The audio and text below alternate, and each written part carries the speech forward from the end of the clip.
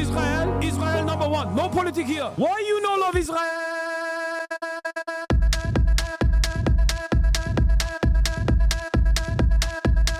Oh, you hate it?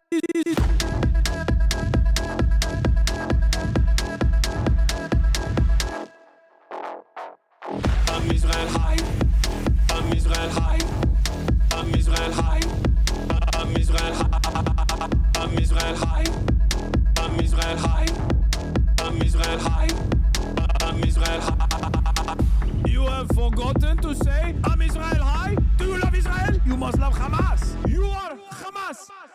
I'm Israel high. I'm Israel high. I'm Israel high. I'm Israel high. I'm Israel high. I'm Israel high. I'm Israel high. I'm Israel high. Oh, Israel not number one for you. Oh, anti-Semitism. Israel, small nation. Israel, tiny nation surrounded by scary Muslims. Ah, you are anti-Semitism. You are Hamas. You are Hamas. No politics here. Say Israel number one. Tweet Israel number one. No politics here. No politics here. No politics here. No politics here. No politics here. No politics here. No politics here. No politics here. Say you condemn Hamas. Say I'm Israel high. Say you condemn October 7th. You are Hamas. No politics here. No politics here. No politics here. No politics here. No politics here. No politics here. No politics here. No politics here. What's going on, everybody? I hope everyone's having a fantastic evening, afternoon, pre-noon, no matter where you are in the world. I'm Hasan Piker, and this is HasanAbi Broadcast coming to you live from sunny Los Angeles, California. Folks, we're live and alive, and I hope all the boys, girls, and MBs are having a fantastic one because today's a beautiful day. Today's a wonderful day. Today is Thirsty Thursday, folks. That's right. Ladies and gentlemen, it is Thirsty Thursday. Folks, we are live. We're alive, and I hope everyone's having a fantastic one because today is going to be a fantastic day regardless. It's Thursday, October 16th, 2025, 67 degrees and sunny here in Los Angeles, California. It actually was a quite cold morning here in Los Angeles, California, even though it was a sunny morning in Los Angeles, California. We are live, we're alive, and I hope everyone's having a fantastic one regardless.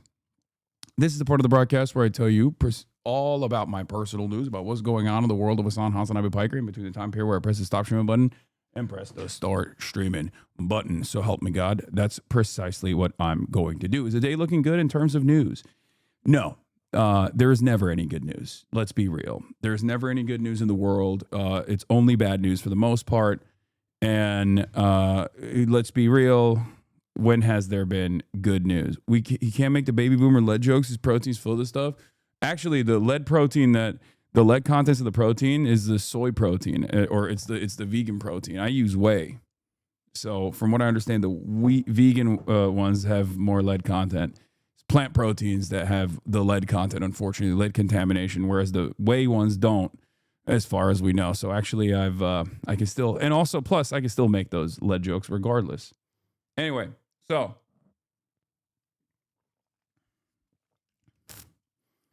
So, folks. Personal news-wise, this is part of the broadcast where I tell you about my personal news about what's going on in the world of HasanAbi Piker in between the time period where I press the stop streaming button and press the start streaming button. So, oh my God, that's precisely what I'm going to do. Last night, I was at the Hollywood Reporter's Top 50 Most Influential Dinner.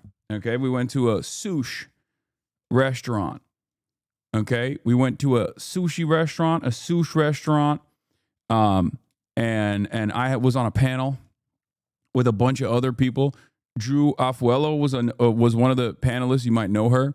There were some other comics on there as well. And we talked about digital media, the landscape, how it's different than traditional, what the ups and downs are, what the ins and outs are. Did you eat the fish? No, I did not. I did eat the Wagyu, though. They finally brought out the Wagyu, and I had some of that. But it was a great experience overall. It was a fun, fantastic experience overall. Your no seafood ass was in a sushi restaurant. Yeah, well, you gotta pay the piper. You gotta fucking do those things. But yeah, I was one of the top 50. Was Caleb Heron there? No. But that's what I did. I ended the broadcast and I went and I did the rounds. I did a little bit of ass slapping, a little bit of handshaking. You know. Isn't TwitchCon taking place now? Yes, but I'm obviously not going to TwitchCon as I talked about already. So is the audio skipping for anybody else? Who knows?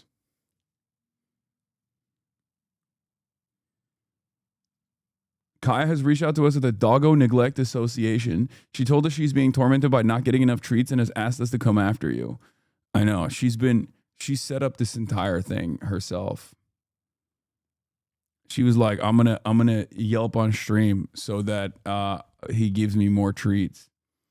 But in any case, we're back, we're live, we're alive. There's so much going on. Are you doing TwitchCon next year? That's too soon to tell, don't you think? In any case, bro, victim blaming isn't cool. I know. What the hell is this?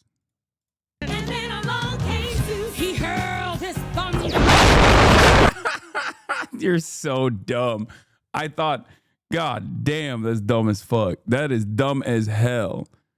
Am I the only one who doesn't find the situation funny? I'm just really worried for the dog.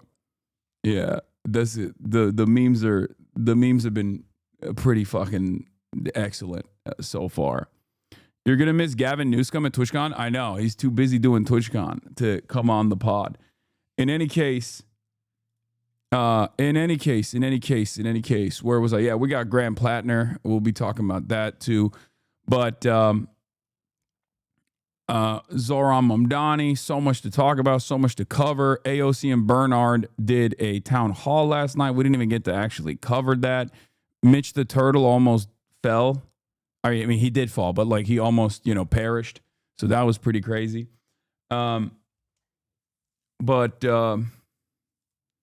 Yeah, Oomph is popping off on the timeline. My queen. Yeah, there's a lot to cover. But as far as personal news goes, I went out and I socialized last night. with a bunch of other content creators, with a bunch of like media people. And then after that, I came back home, passed out, woke up. Instead of actually working out this week, this is my second non-workout morning. Instead of working out, I had to touch grass and touch trees and take photos. There's another profile coming out that was set up a long time ago. So, yeah, I had to do a photo shoot for that. Did anyone bring up the Collargate at the dinner? Yeah, they did. In the sense that they were horrified about how aggressively this was being pushed. Like, because most of the people that were, there have also been around me and Kaya, so they already are aware of the reality of the situation as opposed to the internet narrative. Like, most content creators' biggest fear is basically being blasted into oblivion for something that they actually have done, but something that they have not done. It's like an even more horrifying situation. But in any case, it is what it is. It's probably going to be bad too. They're pushing new clips. I know.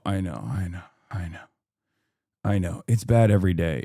I think at a certain point, people are going to probably realize like, this is psychotic. Like this has been an extended thing.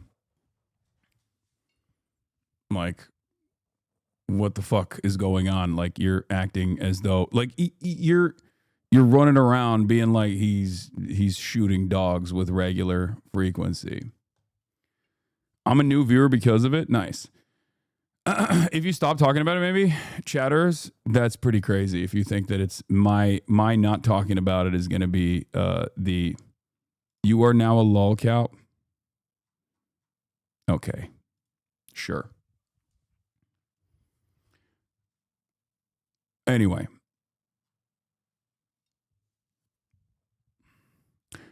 In any case, where were we?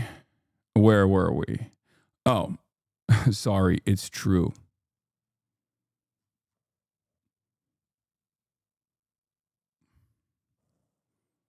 Like, the person who's saying that literally has this 21 month subscriber, has this as their PFP. Drag it like the low taper fade meme. That's what I'm going to do.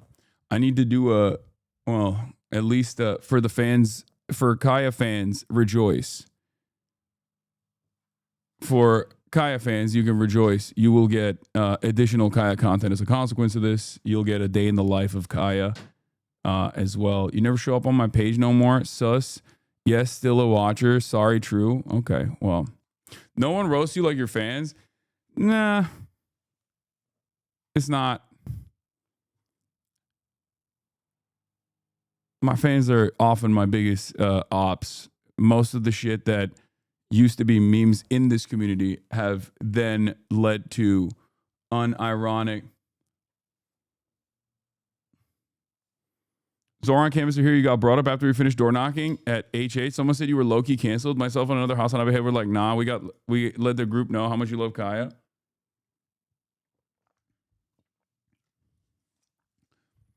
Listen.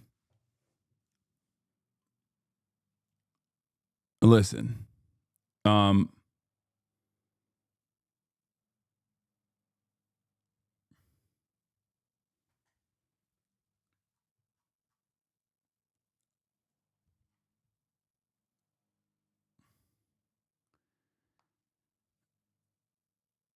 don't know what else to say about this stuff. I don't know. It's just, please. Like, I need to do my job. Okay. There are a lot of adults in here, and there are a lot of young people in here as well that want to hear about the news. Okay. They want to hear about what's going on. Defending your favorite streamers, not advocacy or organizing. Please refocus, chatters. It's just, it's utterly irrelevant in the grand scheme of things. I know it sounds like it's the most consequential thing that's ever happened in the history of mankind, and people are really dragging it over and over again. But please, for the love of God, like, it's going to be all right. Okay. You know the truth. It doesn't matter. Like, what do you want me to do? At this stage, we have entered a new era on the internet. I've been an active watcher now, and I'm honestly disgusted. I've honestly been watching you for a while, and you kind of disappointed me. What do you mean? I got to stop reading this stuff. Anyway, people like to be a part of something larger. People like to be a part of a larger movement, okay? People like to be a part of a larger movement, and very clearly this is like a big thing that all the normies have gotten on board with. It is what it is. There's nothing I can do about it. There's not really anything I can do about it other than just keep doing what I'm doing, and hopefully people will realize that there's no accuracy or veracity to the claims being made. Anyway, so where was I? Oh, personal news wise, as far as everything else that's going on, I had to do a profile photo shoot thing. And other than that, we got a big day ahead of us because there's so much going on in the world. Obviously, the administration is still actively doing all of the bad things. I don't even know how to explain it beyond the fact that it is an unlimited faucet of evil, both on the domestic front. On the foreign front, we have potential war with Venezuela, potential war with Hamas, as Donald Trump this morning said, we are going to go and fight Hamas directly. After 2 days, he got the boss call. We got the Zoran Nyc Mayoral run that's taking place. There is going to be... we have the mayoral debate that's happening tonight. There's a lot going on, and I am going to get to it. I'm going to cover the actual news. Okay? Pentagon press walk out without signing the loyalty pledge? Yes, we will do that as well. Hold on. Let me blast off. Okay? Did you see the new South Park? I have not. I have yet to watch the new South Park. We do watch the South Park episodes here usually when it comes out. So maybe we'll do that. All right. Where is the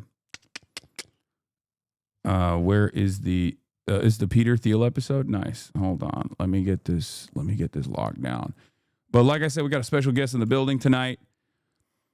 We got a special guest in the building tonight, GIANMARCOSORESI. GIANMARCOSORESI is going to be here. And that's going to be exciting. We're going to be watching the debate. The other thing is, like, I'm probably going to get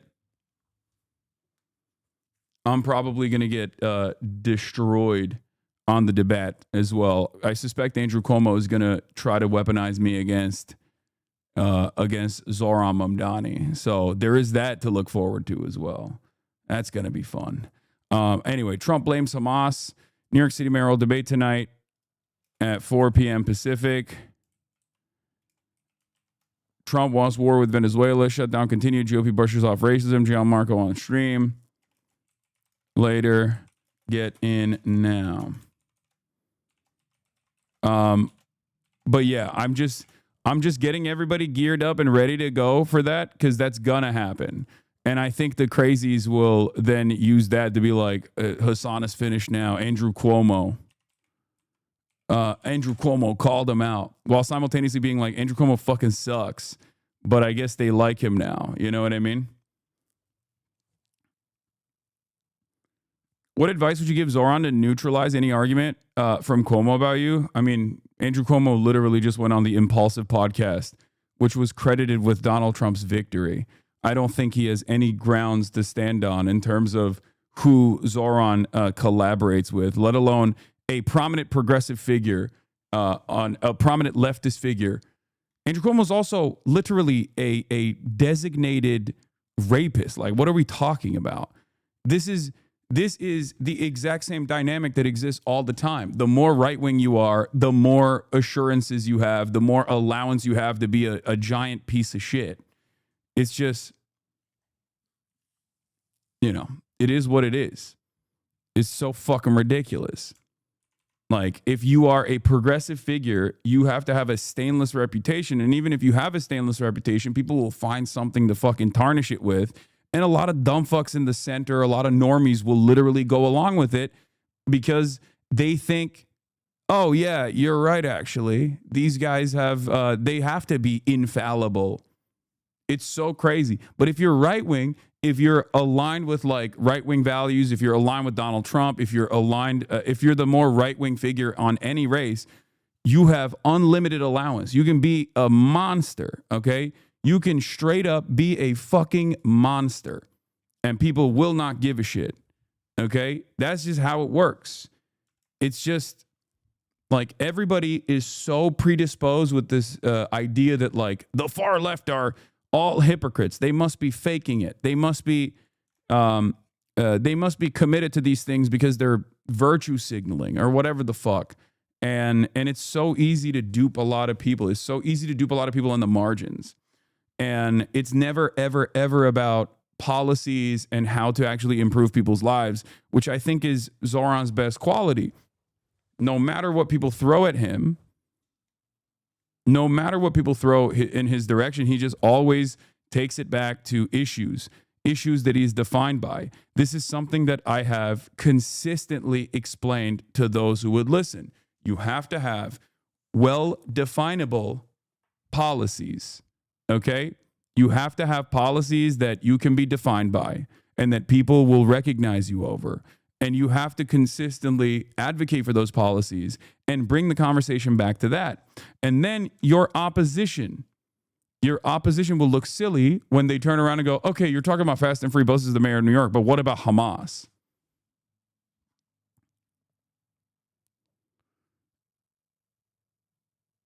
Wait, what do you mean? Gianmarco is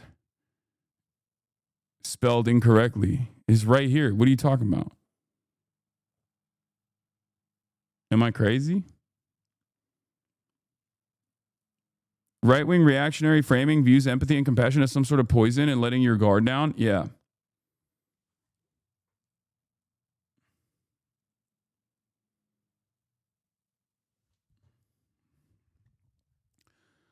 Anyway. If you pre-gamed the debate, banger from Walter Masson yesterday. Oh, dude, I know. Is it the Cuomo press conference got shut down by a Andrew Cuomo impersonator? Walter has been doing the Lord's work. He has been absolutely cooking, dude. So sorry for my ignorance, but who's Gianmarco? GianMarcoSoresi is a comedian that's been really blowing up. He has a podcast. He actually was the host of the last Zoran rally that took place. He's very funny. He's very progressive. And he is in town doing the rounds, and he's going to be on the Fear Am podcast. And before the Fear Am podcast, obviously, we finally had to link up and build and have him on the stream. He's also the gayest straight man, like even gayer than myself and Will. So we'll obviously be talking about that too. But yeah, he's been on Stavi's World. He's done a bunch of stuff. He's great.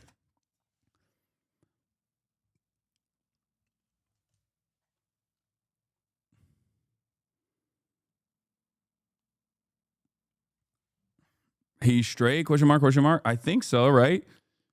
Isn't the whole bit that like he seems very gay, but he's actually straight? Isn't that like a bit? Yeah, that's what, I mean, we'll talk about all of that. We'll talk about that as well, especially because I was like, that's something that I get attacked on as well. Even though, I mean, he's way gayer than me, I think. Like the way he presents himself is way gayer. You see the Zoran video? I did. It's very funny. An important announcement for the people of New York City. Let's take a look, starting with this one.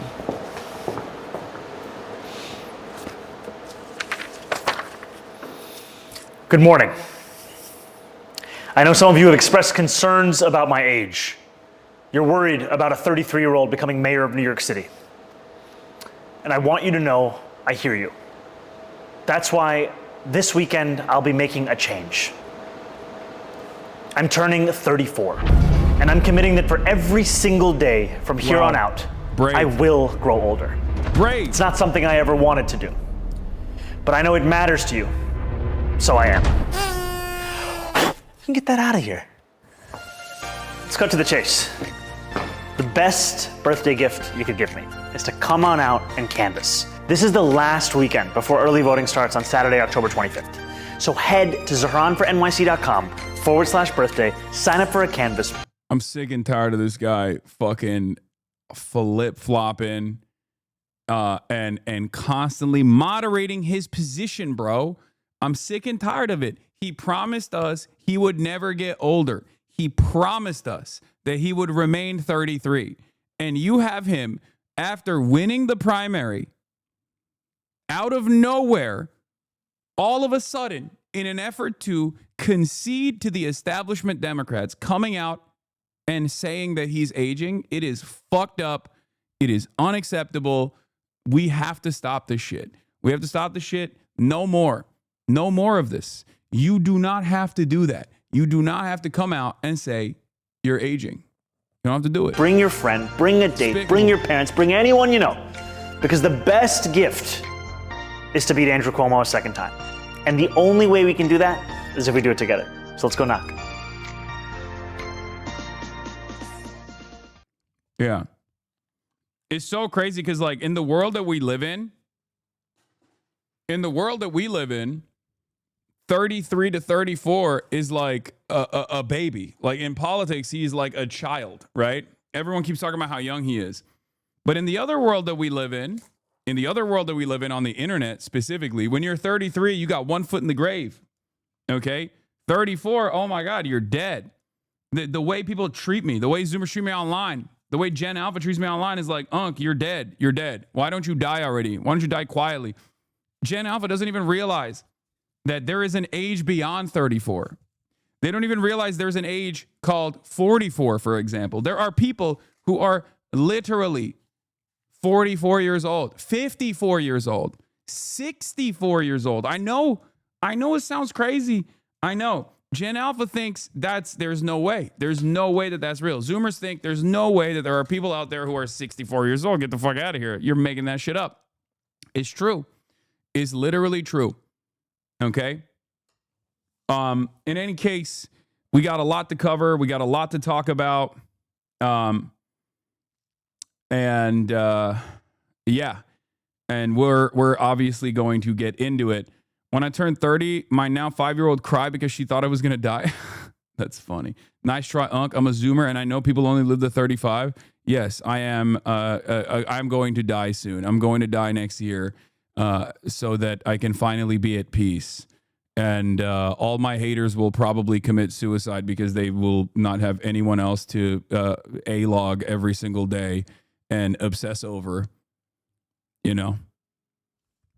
One day. Should have called it Expedition 35. True. Why are 14-year-old girls adults and 35-year-old men are children of Republicans? That's actually a very good question. That's actually a really good question. For Republicans, no matter how young a girl is, they can be perceived as an adult. Obviously, they can't be perceived as an adult if they're making decisions about their own bodily autonomy, but they want to perceive young girls as adults when they are, when they are doing predatory shit to them. But then also, if you are a 35-year-old Republican, if you're a 35-year-old Republican consultant, for example, and you're posting stuff like how much you love Hitler or how much you love gas chambers, then you're a little baby. You're a child. You're a little baby child. It's like, bro, that dude's hairline owes money in taxes. Okay? You are not, like, you can't live in a world where you can make it seem like we got a 40-year-old baby. Like a 40-year-old baby that's just like simply, talking a little shit. Why can't 40-year-old babies talk a little bit of shit? It's ridiculous. Former teenage soldier. Yeah, you know what it is. You know how it works. This is how it works. Anyway, speaking of age and aging, come on, give me the Mitch McConnell clip. Obviously, I know y'all want me to watch that. Here it is. Mitch McConnell, ladies and gentlemen. Mitch McConnell in the building, looking spry. Let's take a look. My name is Stella. I want to ask, do you support ICE taking working people off the streets and kidnapping them?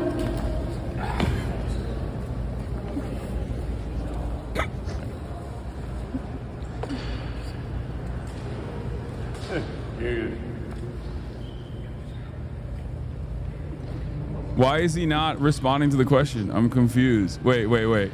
Let's run it back. I didn't fully get it. Hold on. My name is Stella. I feel like there was some there that do you support ICE taking I feel like I feel like if you look at that,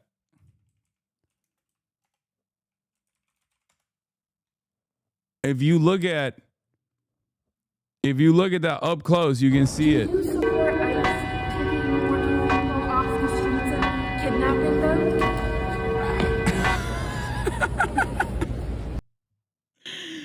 Oh, I don't think he perceived that he fell. I mean, he really fumbled that question. Bro, this is generational aura loss? Yeah, bro. Mitch, oh no, Mitch, you lost aura. Brother, he lost his life almost, okay? It's so crazy. My attitude on this is, if you can't trust these guys to be behind the wheel of a car, then you can't trust them to run the country. This is my argument. I said this with Dianne Feinstein back in the day. I was like, bro, she's dead. She's literally just a carcass, and people are just running her around. People are just wheeling this carcass around. It blows my mind that this is still a thing. Okay, click this before he deletes it. What did he say? I told him to shower afterwards, but he loves to just let it leak out. Now look at you, bae, slipping everywhere. Oh my God. Oh my God. This is going to be a deleted Jabuki tweet for sure. I mean, we need him to run again, dude. We need this demon to run again, honestly. Hello, this is ableist and ageist. Hello, ding, ding, ding. Hello. I am. I've told you this before. I'm ableist and ageist when it comes to politicians. Like, not ableist in the sense that, like, if you're, blind, you can't be a politician or something. But, like, if you obviously don't have your mental faculties in order, you shouldn't be in a position of power. Okay? That's it. And yes, I am absolutely ageist when it comes to politicians as well. Ageist in the direction where after you get to a certain point in your life, you obviously should not be in any position of power. You should not be in a position of power if you are incapable of operating a vehicle, for example. If I can't trust you to drive a car, why do I trust you to drive the government? I feel like that's pretty simple. And this is not like, once again, I'm not talking about like disabilities like blindness or something. Okay. I'm talking about up here. Okay. Up here. You at least have to be somewhat sharp, I think. Am I crazy? I mean, in theory, you have to be a competent person. In theory, you have to be a competent person, mentally competent. And if you are incapable of communicating, if you're like, I mean, this is beyond like, oh, he just tripped and fell, right? You can see in his eyes, like he cannot walk without assistance. He doesn't know what's going on. It's very obvious. Like this is the same shit that they did with Joe Brandon. My name is Stella. I want to ask, do you support ICE taking working people off the streets and kidnapping them?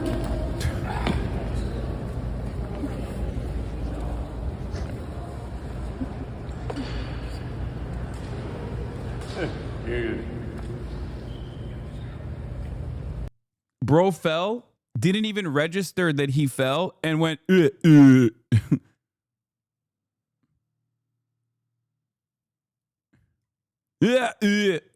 What?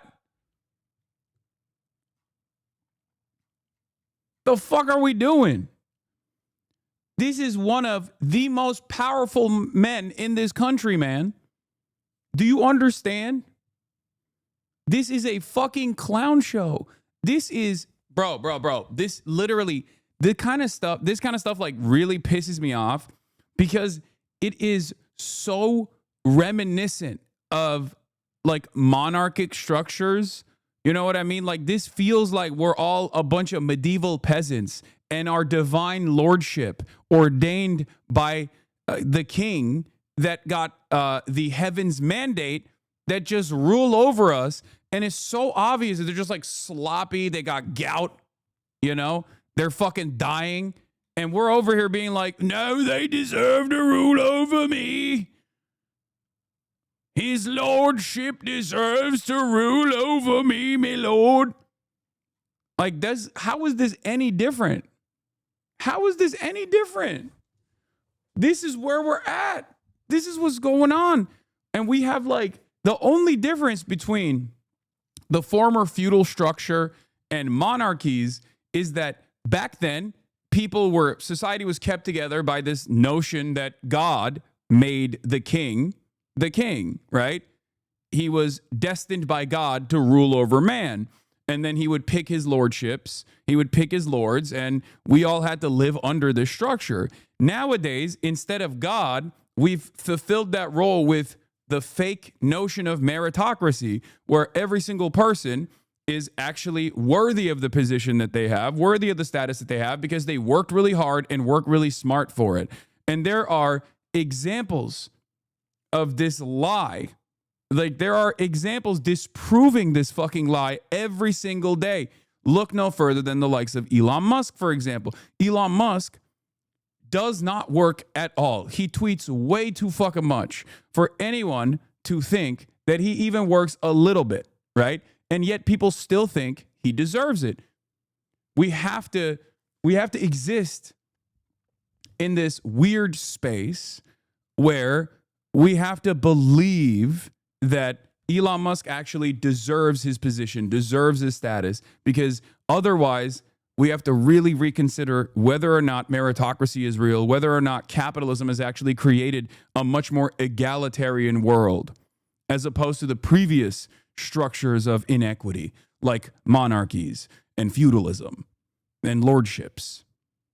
Like, the people that look back throughout time at moments where, people have rose up and took out these lords, took out these kings, do not realize that we live in the exact same structure with a different patina slapped on it. That's it. We live under the exact same constructs right now. The way I see it, this is no different. This is no different than a lord who pisses and shits himself, and you look at that and you're like, well, I can tell that this guy is not all there, but what the fuck do I do? He's just an almighty, all-powerful person. Dude. Yeah, we went from the divine right of kings to the divine right of owners of capital.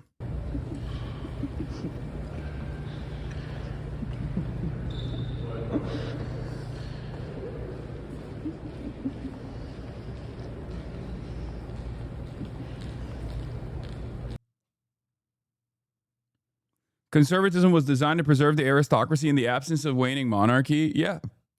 I mean, it is that way. It is absolutely that way. Counterpoint, maybe he fell on purpose to avoid the question. Yeah, he did the Justin Trudeau. He did the Justin Trudeau method. For those of you, for the Canadians, this is a somewhat of a deep cut, I guess, because a lot of people don't remember this, but Justin Trudeau famously used to fall as a humorous bit. Like, that was his thing. He could fall well, and he would do that. And I think that's what Mitch McConnell is doing here. He learned from the best.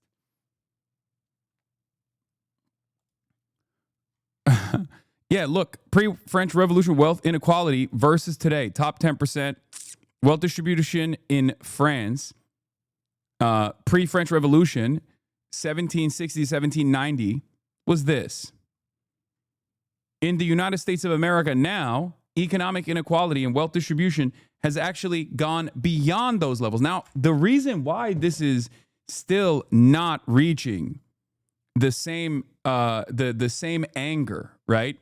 The reason why people are not as angry, on the other hand, is because the bottom 20% and, all of these other brackets, for the most part, have a level of comfort and a level of material security as a consequence of technological advancements being made and the distribution of resources is seemingly becoming more even, right?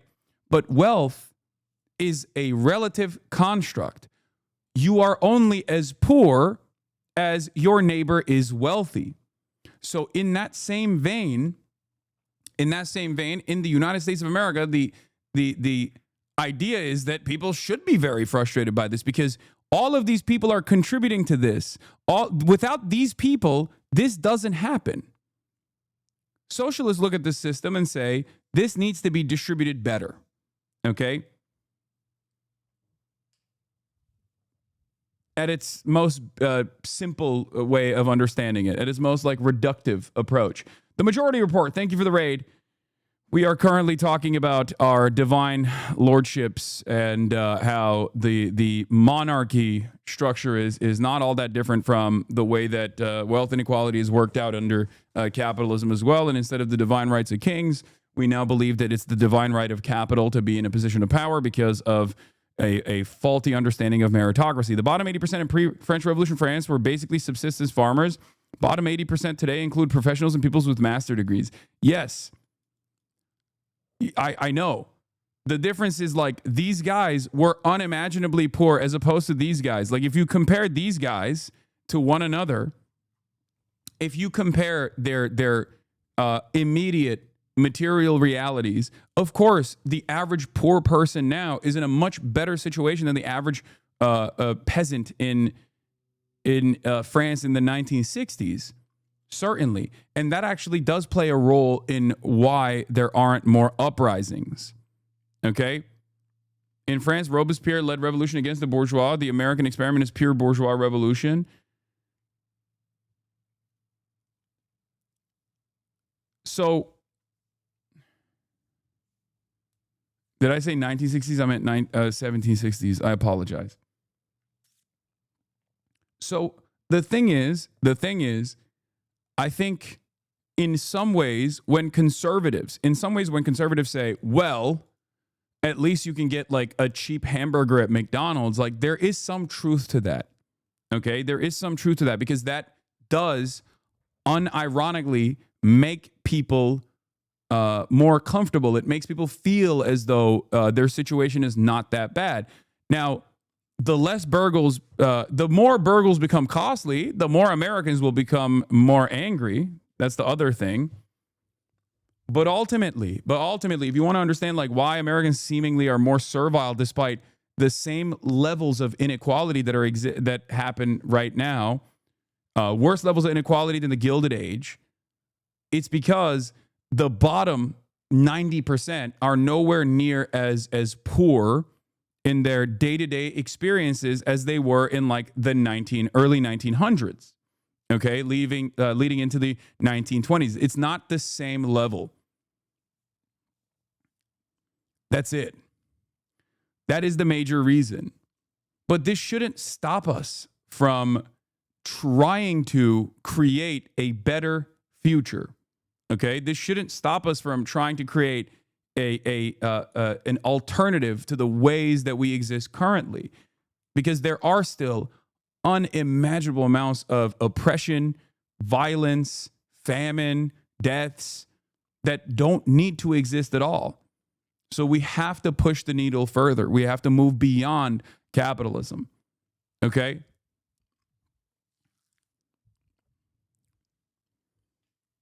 Yes, capitalism was better than feudalism. This is true. And also, a very famous bearded thinker agrees with this concept. His name was Carlos Marx. Okay? He wrote entire books about capitalism. He loved it so much. He wrote whole ass volumes. Okay?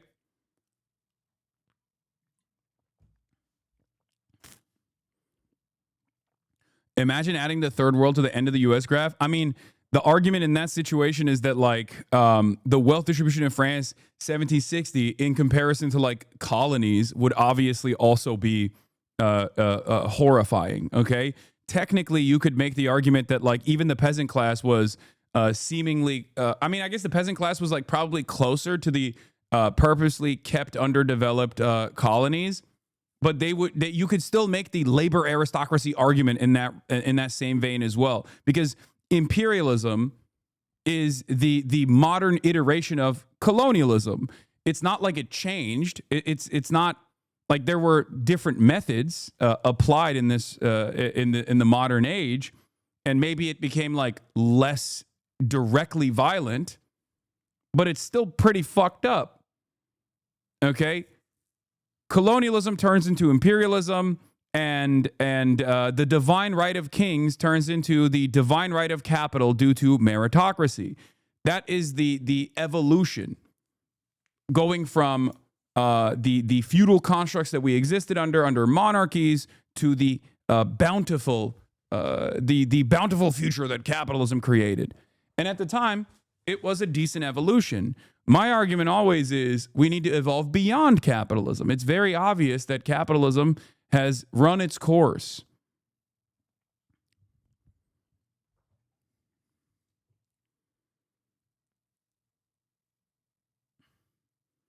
And if we do not advocate for an alternative, if we do not advocate for socialism, all that will remain is barbarism. That's a misconception. If you did that, you wouldn't look that much worse because inequality is so great that even at the global level, most Americans aren't doing great. The median wealth in the US is about the same as the average wealth globally.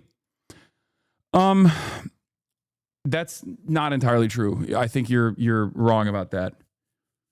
That's not true at all. This graph has been debunked. What do you mean? Like, my point is, yeah, that's not true for the global South. But again, that ginormous gap in those who, that ginormous gap in the global South, as opposed to like the victims, the colonial subjects versus the peasant class in the core of empire, was still ginormous. That wealth gap and the inequity still existed in that regard as well. I'm thinking of a peasant now who exhibits the same tendencies of like an American peasant currently, like an American hog right now. Back in those days, being like, well, at least, well, me lordship, I work on the stalks. I take the grain and I give it to me lordship, and me lordship protects. At least we're not living in the in one of the Orient continents, or not living in Africa. They're in a much worse predicament than myself as a peasant. That's what it is. They live in abject squalor because they are not worthy. Another way to phrase it is that about half of Americans will become richer if wealth was divided equally globally. Lenin has a piece called The Letter to the American Worker, where he said that the workers in the U.S. are exploited so much that they're one paycheck away from being lumpen proletariat. This is the biggest issue for socialists in the U.S. Yeah, I think we moved past that. We are firmly in the fucking throes of the lumpen prole. The petite bourgeois run the show here, okay? What do you think small business owners is?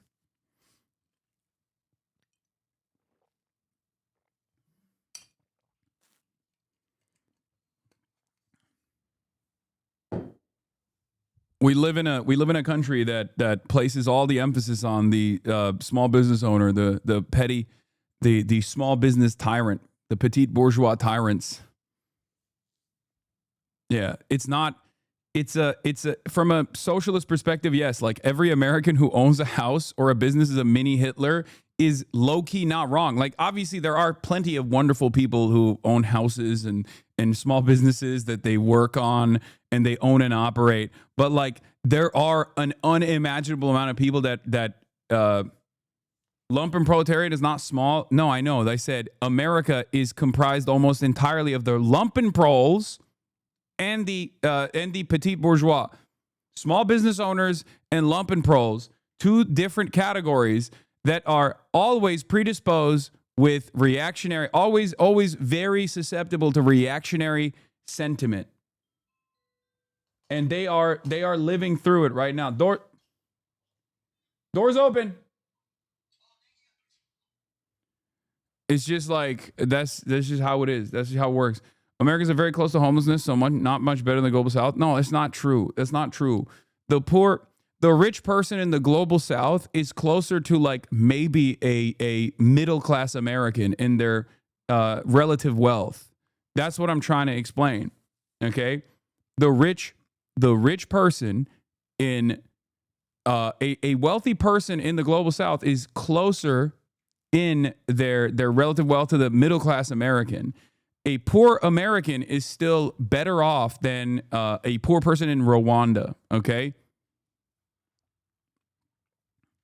That's it. Now, there's obviously a level beyond that, where we talk about like the global owners of capital. Like, I'm not talking about like Nigerian oil billionaires or tyrants. Okay, I'm talking about like the broad majority of relatively wealthy people living in these countries. They are still nowhere near as wealthy as the American wealthy are, okay?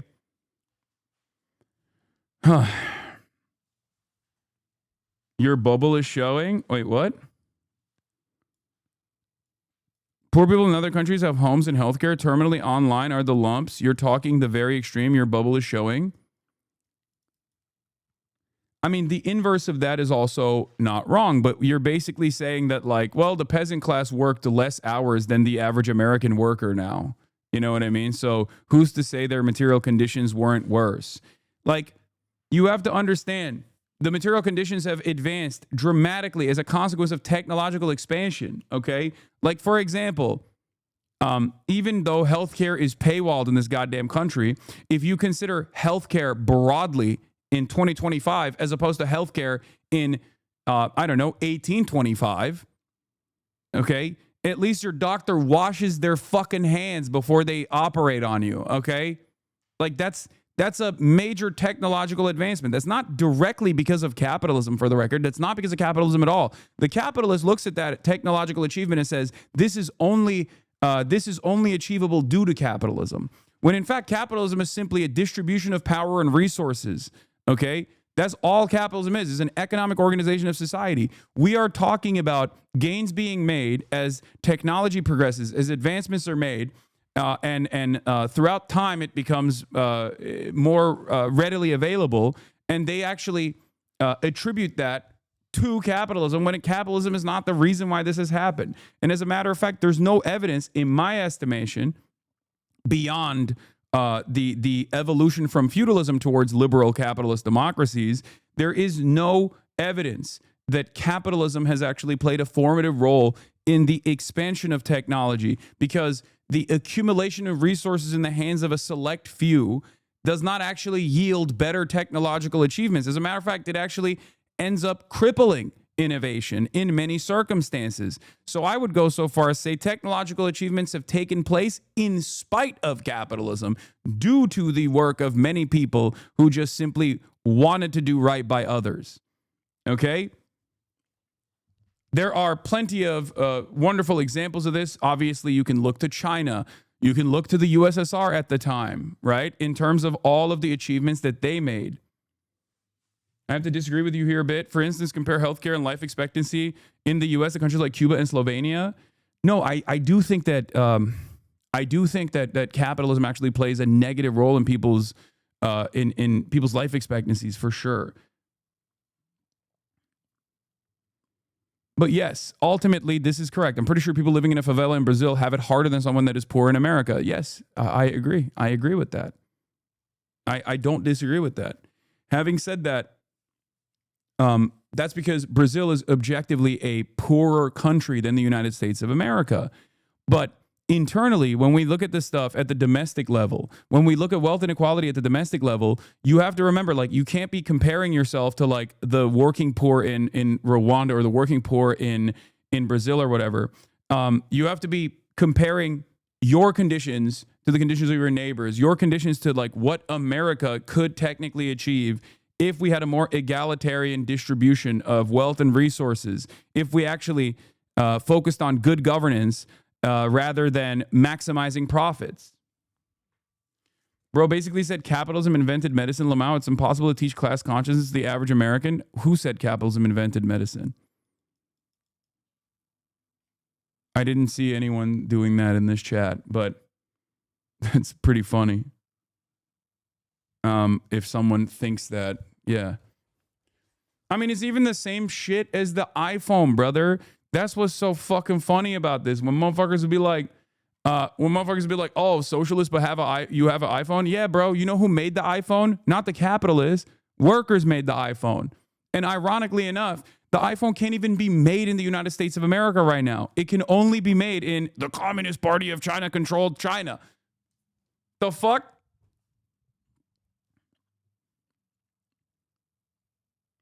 Anyway, patents cripple innovation. Corporations actively stifle research that would point out risks associated with their products or services, e.g. tobacco and oil, and against the opening of patents to decentralize the development of pharmaceuticals. Yes.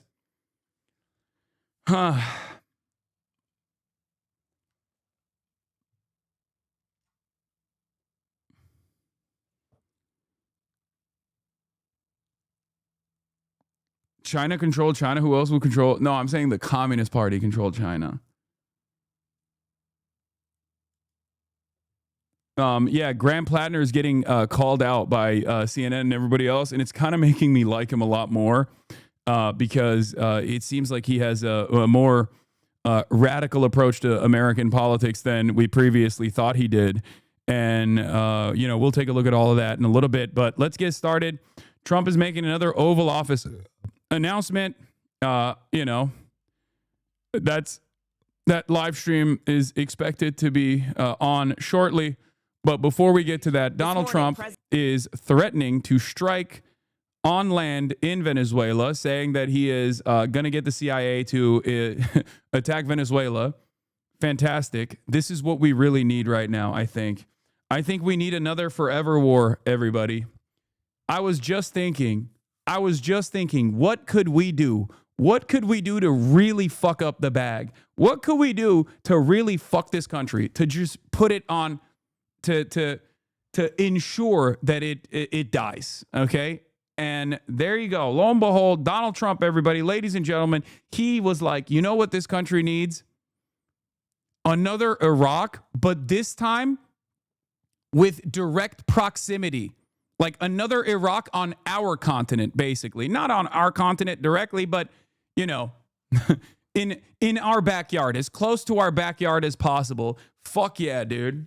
That's awesome. The mad lad. He's doing it during a government shutdown because the Republicans are refusing to even offer or continue subsidies so that people can pay for their fucking healthcare. Their costly healthcare, mind you. Their costly healthcare that keeps expanding in cost every single year, mind you.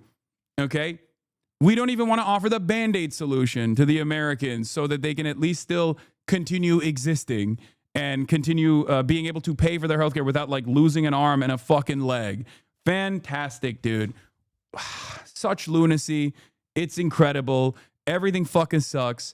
Everything is dog shit. And meanwhile, people are just so oblivious to everything that's happening, with the exception of those who are in this community, obviously. But even then, there are still a significant number of people who are coming in here to be like, well, I'm here to watch you abuse your dog or whatever the fuck people think I do nowadays. President Trump considering U.S. strikes on Venezuelan soil to combat drug cartels. Well, I don't want to tell you exactly, but we are certainly looking at land now because we've got the sea very well under control. The president also escalating U.S. operations against Venezuela's authoritarian leader, Nicolas Maduro. Trump confirming he's authorized covert CIA action in the country. But when asked if the agency has the authority to take out Maduro, Trump non-committal. But I think Venezuela is feeling heat. In a statement overnight, Venezuela accusing Trump of trying to legitimize a regime change operation to access the country's oil resources. Would another Iraq cause incredible civil unrest, the level of Vietnam due to deteriorated living conditions? I don't even fucking know anymore, man. I don't even know. I don't know. I feel like there is no way that America recovers from that. Okay? There is no fucking way. I don't even think there's enough appetite amongst the military to engage in this kind of fuck shit. But what do I know? Maybe I'm wrong. I do feel like there probably would be a lot more discontent. Like I feel like this guy is creating the conditions for an officer's rebellion, like a thing that hasn't really happened in the United States of America in the past. It seems like it could happen. Especially with once I watched the Pete Hegseth, Donald Trump, dressing down of all the generals, that's when I realized this is actually so psychotic. This will be a danger. This, I suspect, will be a danger to the the Trump administration, unlike anything else. Because I think people discount how many fucking generals are hyper libbed up, and they think that the U.S. military represents positive values like defending democracy. A lot of people don't realize that some of these generals, not every single one of these generals is general spider rapist or whatever who's just there to hawk Raytheon products on CNN. Some of those guys do unironically come from long-standing military families. They're very well read. They're huge liberals, and they think that like the American military is supposed to represent, protecting the American nation from tyrants and enemies, both foreign and domestic. So I don't think that like they're all going to be on board with like drunk rapist Pete Hegseth running around and being like, that's right, we got to listen to more podcasts and become more alpha dog. But who knows? Sources saying they would bring up the matter at the UN Security Council today. It comes after the U.S. carried out its fifth deadly. I mean, this is famous. Like General Milley defends military studies of critical race theory. I want to understand white rage. This is why they belittled him. Remember, they called him Marx Milley. They said he's woke. They said he's woke and gay because he was like, I read Mao and everyone should read Mao.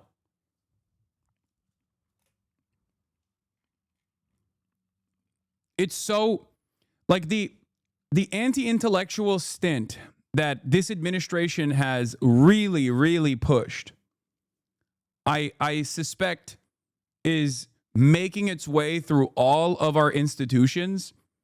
But I would assume that the American military, which has at least been like, in comparison to all of the other public services that America offers that have been totally gutted, the American military is probably one of the last remaining stable institutions. Obviously, it's not. Like, people will say, what the fuck do you mean it's stable? Have you seen the barracks and the places that people live in? Like, it's in a state of dire disrepair. Like, we treat the military active duty service members like shit. Yes. But I'm saying in comparison to all of the other public services and public structures that we have, I would go so far as to say that the American military is like one of the last somewhat competent institutions in the country. And I don't think that a lot of the American generals are going to be on board with the anti-intellectualist momentum that has taken root, at least in the governance structure of the military, at least in the command structure of the military. Strike on an alleged drug boat off the coast of Venezuela. Trump posting this video on social media, saying 6 male narco-terrorists aboard the vessel were killed in the strike. Military has commie grocery stores, though? Yeah, they're trying to take that away, too. Donald Trump floated selling the commissary structure to a private corporation, for the record. Donald Trump wants to sell the publicly owned grocery stores that the military has to a private owner. I swear to God, they're entertaining a revolt. Like they want like a military rebellion to take place, I think. Anyway. Yeah, I think Hegseth and Trump should do these meetings where they insult generals once a month. Do it once a week. Historically speaking, military leaders love this. Yeah. We're in a very weird place right now in the United States of America, and I do think that a lot of people are oblivious to exactly what's going on.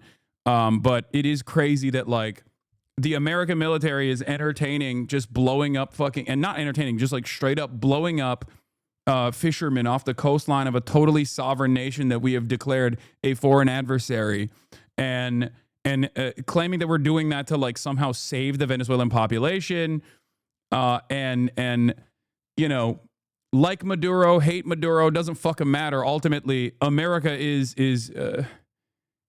playing a very, very dangerous game here. Very violent, unrestrained, utterly psychotic force of evil on the planet. How else do you look at the situation and see it as anything but that? Check the tweet. He sent B-52 bombers to fly over Venezuela. Breaking, 3 B-52 bombers took off from Barksdale Air Force Base in Louisiana on Wednesday and flew for hours near the coast of Venezuela, according to flight tracking data, in what appears to be a major show of force by President Trump. What the fuck? Will this cause all of the pro-NATO, pro defense liberals to also say, wow, my president is being quite presidential? Is that what they're gonna say? Like, this is saber rattling, and it's beyond saber rattling. This is not like even paper tiger shit. This is just straight up like entertaining war. President of peace.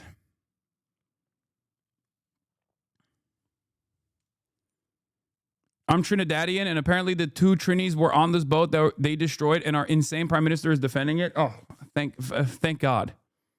Wonderful.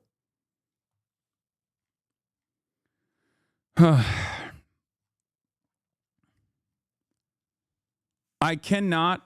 I don't know, man. I feel like this is so crazy. And it is happening at a time when there is already unprecedented, well, not unprecedented discontent, but like tremendous discontent, right? Like, people are not happy with their day-to-day existence. Everything is getting worse rapidly at an alarming rate. Everything is shittier than it was a year prior. Okay? And all this guy is doing, all this Mad King is doing is basically, let's expand the conflict. You know what would be really good right now? A hot war in the Latin American continent. What the fuck?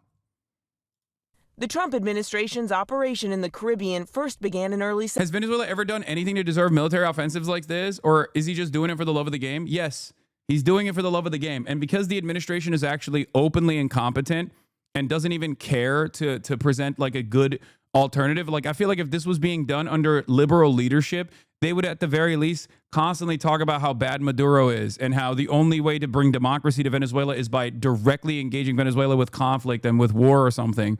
But the Trump administration straight up is like, I'm evil, I don't like people, and I want to kill Venezuelans. Like, they basically openly are like, they have a lot of oil, they have large oil reserves, I want it. And even if like Maduro were to hand it off to like fucking Chevron or some shit, I want it on my own. I want it the way I want to get it.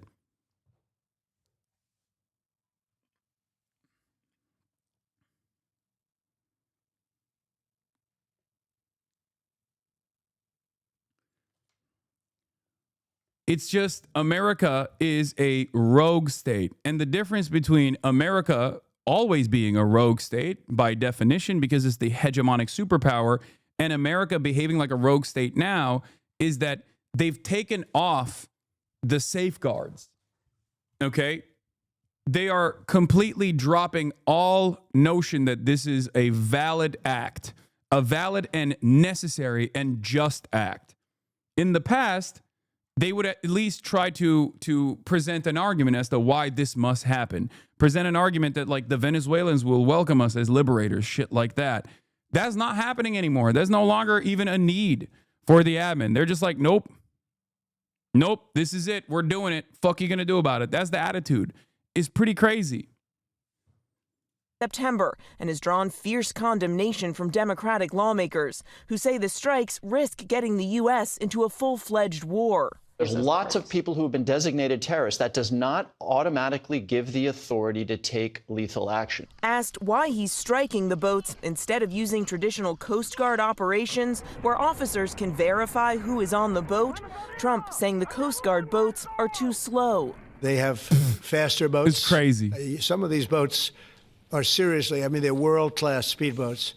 But they're not faster than missiles. Like, no one is even asking the question, like, why? We have no business being there, okay? We have no business. We have no business overtaking the territorial coastline of a foreign adversary. Like, that's crazy. That's so insane. Like, the argument of narco-terrorism, like, combating narco-terrorism is so fucking stupid and so hollow that, like, I don't even think most people who would be on board with militarism of this sort are capable of justifying this level of belligerency. So far, the administration has provided limited details and no evidence to prove that the 27 people killed were attempting to traffic drugs to the U.S. as they claim. So there's a 1 in 4 chance, It's crazy, statistically speaking, that one of these boats may not have had any drugs on it. We will never know because they were blown to smithereens. In a memo obtained by ABC News earlier this month, the administration told Congress that America is in a formal armed conflict and that drug cartels are deemed unlawful combatants. Now, the Venezuelan government has repeatedly denounced the U.S. strike, saying they are, quote, a pure violation of international rights. Maduro calling them, quote, aggression all down the line. But U.S. officials accuse Maduro of facilitating drug trafficking from Venezuela, a claim he denies. A boat in the sea and an We have no business there, but what is Trump's business? What motivates him to do this? I think war is good for the war economy. Maybe it's Venezuela has massive oil reserves. It's not as good as like the Saudi oil, but still, this is a way to repackage the war on drugs that he's claiming he's doing, which is ironic because his administration's behavior, his administration's actions in terms of like interior removals, interior deportations, has actually restructured the entirety of the federal law enforcement apparatus to no longer focus on drug trafficking in general. That is also obviously not an apt solution for overdoses anyway. The most successful solution for overdoses was demonstrated by the previous administration, a focus on rehabilitation over incarceration for those who were addicted to drugs. Addiction being treated like an illness as opposed to being criminalized has been the most effective way to lower the number of overdoses. And yet, instead of doing that, this administration has decided we are going to go gung-ho on the apprehension and the criminalization of drugs.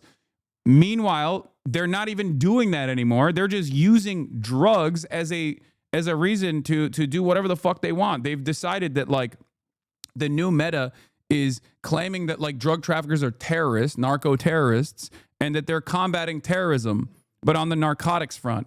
They're combating narco-terrorism. That's just the way they operate now. It's I don't know. It's just like a very it's a very shittily put together argument that doesn't make any sense and can't even withstand like a little bit of scrutiny because of the reasons that I just mentioned, right? If you want to actually combat overdoses on U.S. soil, because there's a massive market for drugs here, American drug consumers want the fucking drugs. The best possible way to stop that is rehabilitation, not incarceration. The best way to stop that is by creating not a carceral structure to combat it, but instead to try to get people off these drugs, okay, and engage in harm reduction initiatives. And that has been the only successful method. It's worked in places like Portugal, obviously, with like decriminalization and the subsequent rehabilitative measures that take place. And it has worked in lowering overdose for the first time in the past couple of decades under the Biden leadership, as a matter of fact. And yet Americans refuse to reckon with that and assume that the only way to solve this problem is by fucking bludgeoning it in the head with a goddamn hammer. And the Trump administration is taking advantage of the reactionary forces in American culture and in American society to expand on this, to say, oh, it's not even just that we are going to go after the drug traffickers. We're actually going to present drug traffickers as terrorists and use that as an opportunity to do foreign intervention, foreign entanglements, forever wars, moving away from the Middle East to a certain degree and moving into the South American continent, as though we haven't fucked with Latin America as hard for many years at this point. You know, the moment that they have like a pink tide, is just we have to go back in there and we have to start doing direct military intervention. It's great. Coming missile. This video was shared with the world by President Trump. He said the US destroyed a Venezuelan boat ferrying drugs to America. 6 people were killed. Donald Trump calls them narco-terrorists. Now he's been astonishingly open about... We've talked about this already. I already gave you guys like the rundown a while back when this first started happening. But narco trafficking patterns are pretty clear, right? It doesn't happen. Like Venezuela is not a hub for drug trafficking. It never has been. There is no evidence whatsoever that these guys that the Trump administration is killing are actually drug traffickers in general.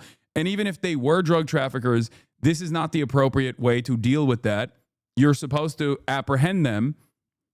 You're supposed to, first of all, demand that Venezuela apprehend them, okay? And if they don't apprehend them, you're supposed to track them and apprehend them with your own naval vessels, and after conducting a proper investigation. There is no world where you just fucking start lasering random boats off of someone else's coastline. Like, that's fucking ridiculous. And there isn't enough evidence.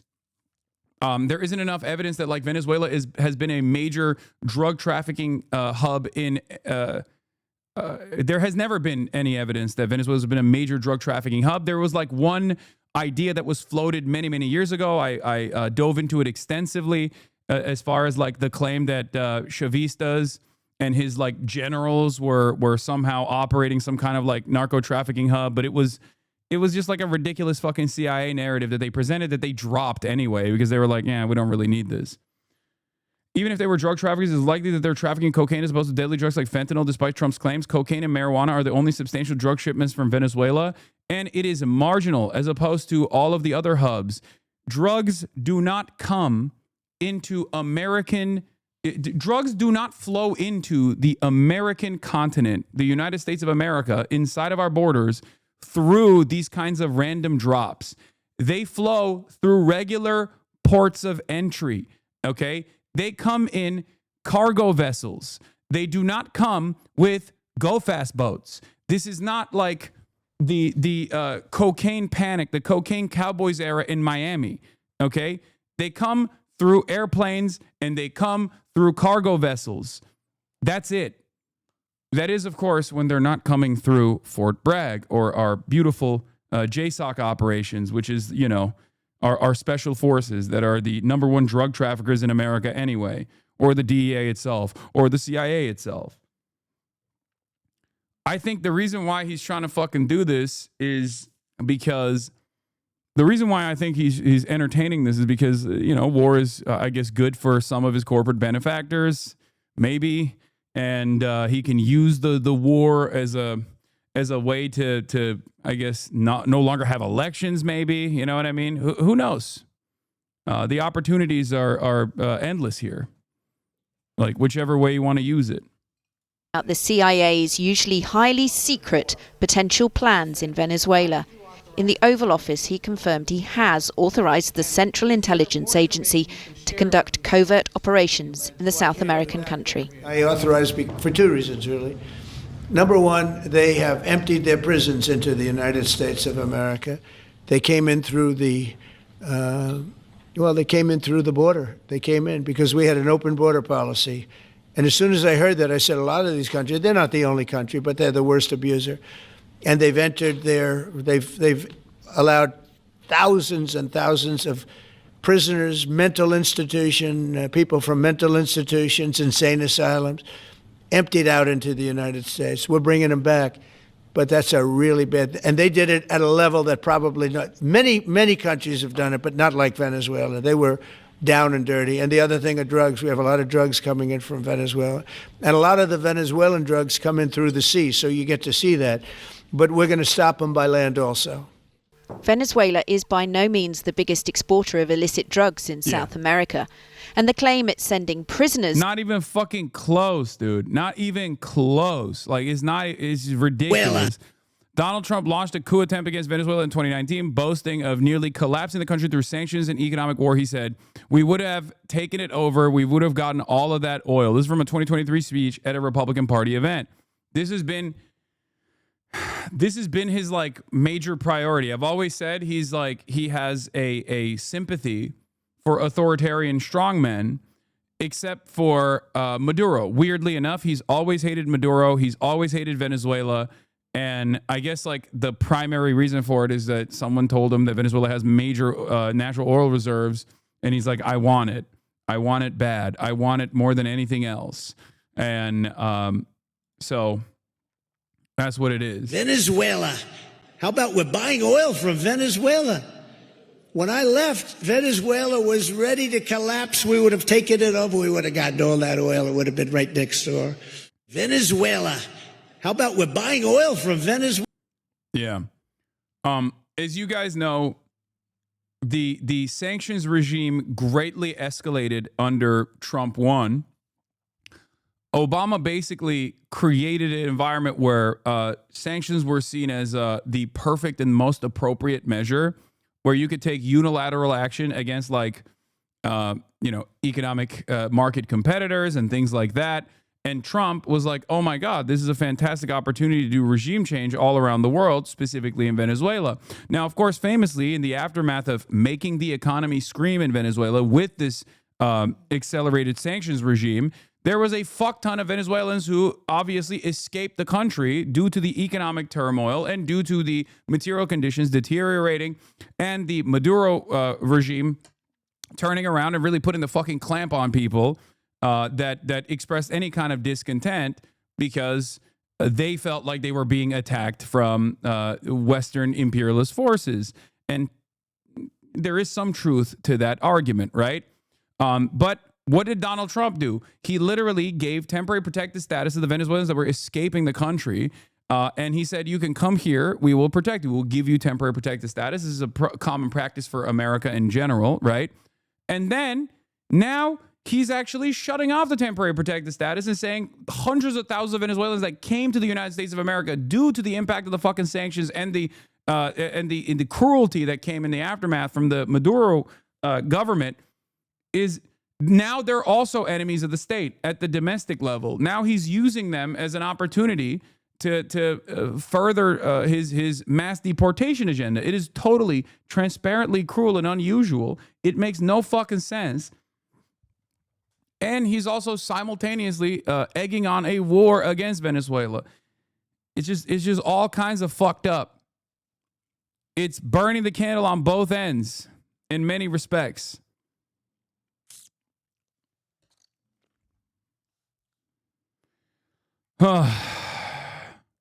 After the strike yesterday on another small boat idling boat in the Caribbean, SOCOM has murdered a total of 27 people. I'm now seeing 2 Boeing B-52 Shadow Fortress long-range strategic bombers doing figure eights directly off the coast of Caracas. Very subtle. Yesterday, a second AC-130J Ghost Rider gunship was spotted at the task force base in Puerto Rico. It was broadcasting its position from the ground, reportedly equipped with laser-guided AGM-114 Hellfire missiles. Republicans and Democrats on Capitol Hill have left briefings about the strikes, frustrated with the lack of information. Some have asked for unedited videos of the strike, reflecting the kind of basic information they seek, but the admin has so far refused to provide it. Lawmakers are also asking the admin to explain who was killed in the strikes. Now, this is a direct consequence of years and years of expanding the executive power on warfare, okay? Back in the day, at least there was a process where even if all of the American government's forces, regardless of party loyalty, were united on expanding America's military adventurism in the global South, obviously there was still like some kind of process where you would have to show your work. You would have to prove why you were doing this kind of stuff, regardless of the ambitions of the Democrats and the Republicans both, right? And that was still important because maybe years down the line or maybe in the immediate aftermath of actions like this, you could demand some transparency. You could demand additional information. Nowadays, this is the logical conclusion of the Bush era endless militarism and the continuation of executive powers in regards to constantly bombing foreign adversaries that we've declared foreign adversaries under the Obama administration and then under Trump 1 and then Joe Biden and then Trump 2. We are here now. This did not happen overnight, is my point. This has been going on for quite a while. Okay? This is the expected outcome. This is the design.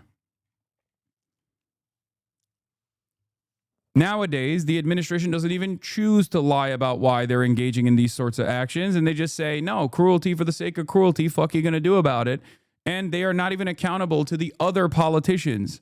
There is no mechanism of accountability or transparency that you can hold the administration accountable with. There's nothing. They can just do whatever the fuck they want. It's crazy.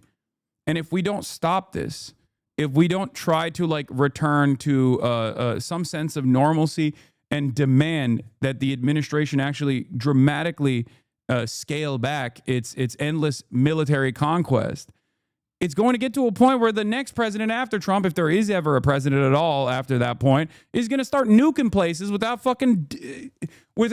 any sort of proper process whatsoever. And Americans are still going to be like, well, why didn't he tell us? Why didn't he give us the evidence as to why he had to nuke and crater a Latin American country or some shit?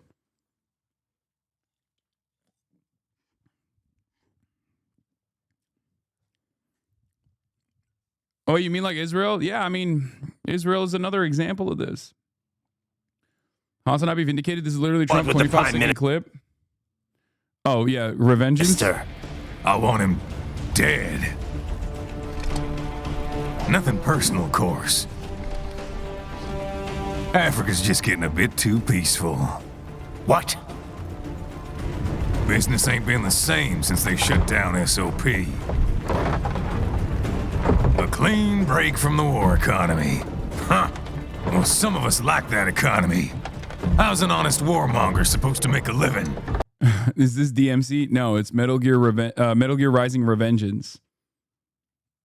Metal Gear Rising Revengeance, which is goated. Has one of the most unique combat systems I've ever encountered in my life. I need to play this on stream for sure. It's obviously very political as all of the Metal Gear Solid, all the Metal Gear games are. And even though that's not like technically a Metal Gear Solid franchise game, it's still very much in line with the same political overtones, overtures. Is the same game that I made it the fuck up is from? Yes. I think so. There's many Venezuelans that want Trump to go in and handle Maduro. Yeah, I don't care, man. I'm going to be honest with you. I don't give a shit, okay? Oh, yeah, there's many Iraqis who really want Saddam to be toppled. Look how great that worked out for fucking Iraq, okay? I don't give a shit. There is no, like, oh, we're invading a foreign country to deliver them autonomy, okay? It doesn't fucking work that way. It has never worked that way. I don't give a shit about these fucking dumbass narratives, okay? That's it. Yeah, they did this with fucking Gaza. Oh, Palestinians hate Hamas. They're begging for Israel to intervene. Look how well that worked out. There is no world where this is actually a better outcome, okay? There is no world where this is a better outcome for the fucking nation. It's so silly. It's so stupid. I cannot believe that people still advance this idiotic fucking take over and over again. Okay? Yeah, they tried the same with Iran. They said the same thing with Iran. They said the same thing with Iraq. They said the same thing with the Gaza Strip and Hamas. They always say the shit. They said it with Afghanistan. There has never been military intervention from a foreign superpower where the local population is like, thank you so much. Thank you for doing this. They did this with Vietnam too. This time it's different, right? That's what we're supposed to believe. This time it's going to be different. To the US is widely disputed. Since September, the US has attacked at least 5 boats in the Caribbean. The administration says it's in armed conflict with drug cartels. UN-appointed human rights experts say the strikes are extrajudicial executions. No war, just peace. Even as Venezuela... So many Americans call for the toppling of the authoritarian so-called President Trump. President Xi, deliver us freedom and prosperity. HasanAbi, wonder if this example would fucking up Americans' eyes absurdity of that statement. Exactly. Like we jokingly say, President Xi, fire when ready, okay? But obviously, the reason why we joke about that is because we are the United States of America. There is no more powerful force on the planet than the United States of America as it stands currently, okay? Regardless of China's rise to power as a force in the international markets, it's still nowhere near the same level of military prowess that America has with 800 military bases around the planet, okay? It's just not even a thing. It's not. It's not a thing. And therefore, when Americans are joking about that, We get the joke about that because we have the confidence of being the United States of America. Okay? This is not a sincere request is what I mean. Now, some people in the chat will say, no, I'm sincerely saying it. Okay, great. But like, ultimately, if such a thing were to happen, you would not be spared in that process. Do you understand? You would not be spared in that process. And as a matter of fact, a lot of Americans would lose their fucking minds, would actually harden even further against a foreign incursion of this sort. And the same thing has historically happened in every single country that has been invaded by a foreign adversary, a much more powerful foreign adversary. Whether it be the USSR intervening in Afghanistan, whether it be America intervening in Afghanistan, whether it be America intervening in Iraq, whether America and Israel intervening in Iran as recently as this, the past couple of months, there is always the same like hardening of people's positions against foreign entanglements and foreign intervention. Can you stop pretending like this administration is to blame? Wait, what? This administration is absolutely to blame. But I also am very clear when I talk about this stuff. While this administration is to blame, make no mistake, this is an extension. The Democrats would also have the same policy. Oh my God, dude, shut the fuck up, please. Okay, you're literally presenting a dumber version of the argument that I have already presented a million times over. You literally are presenting a black and white version of the fucking thing that I described for the past hour. Okay, you just want me to say it like a fucking moron. Okay, you just want me to say it like I have some sort of like campus position or something. Shut the fuck up. Okay, Jesus Christ. It's so annoying that there are people out there who are like, no, do not actually have a nuanced approach in this regard. Please say it in a way where people will immediately get mad at you. Okay, because I want people to get immediately mad at you. Only then will I know that you are morally infallible, that you are the true leftist position. The truest leftist position is when you are seeing the world through fucking black and white and only approaching every subject matter with no nuance whatsoever. Okay? Trump is currently the president. But as I've said already, Democratic politicians have also greatly expanded the power of the executive office. This is the logical conclusion of endless American militarism around the world, that Donald Trump has decided that he can just go to war with a fucking foreign country that is closer to our backyard than any other country we have actually directly bombed. And he can do that because previous administrations, both Democrat and Republican, have greatly expanded on the executive office's capacity to do so. I explained it already. Okay? You don't have to turn around and be like, Democrats would be the same. Like, shut the fuck up, okay? Shut up. Not only would the Democrats not be the same, the Democrats would at least try to make a sophisticated argument that is harder to combat than the Trump administration is in terms of delivering a foreign entanglement as a necessary war, as a necessary and just war, okay? Donald Trump, on the other hand, says the quiet part out loud. He says, I'm a fucking tyrant. I'm going to do this. What are you going to do about it? I'm not even trying to craft a narrative. Venezuela denies the boats were carrying drugs. The president himself, Nicolas Maduro, has been accused by some American officials of being part of a drug trafficking network. He denies that and suggests the US wants regime change. We remember the coups against Argentina, the coup by Pinochet, and the 5,000 young people assassinated and disappeared. How long will CIA coups continue? Latin America does not want them, does not need them, and repudiates them.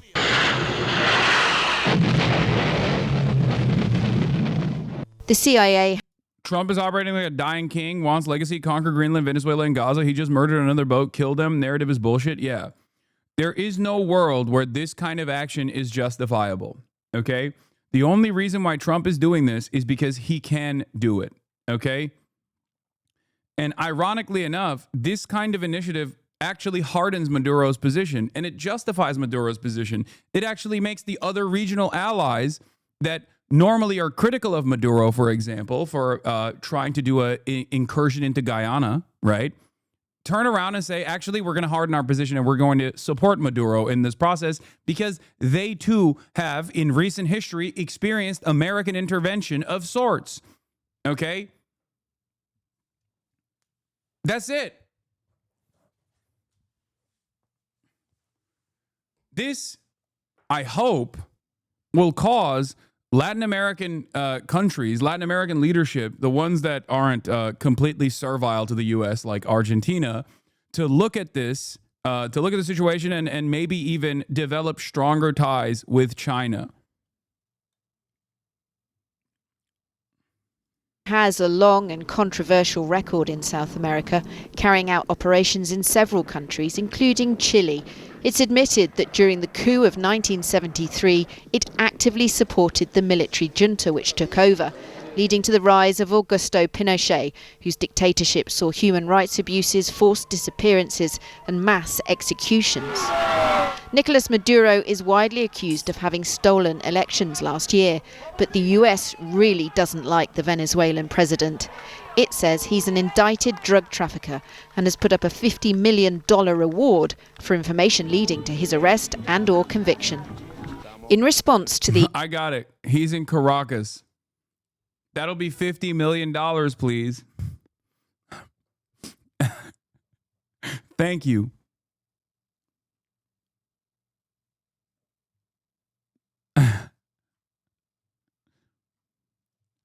There you go. Easy money, baby. Let's go. Easy money, baby.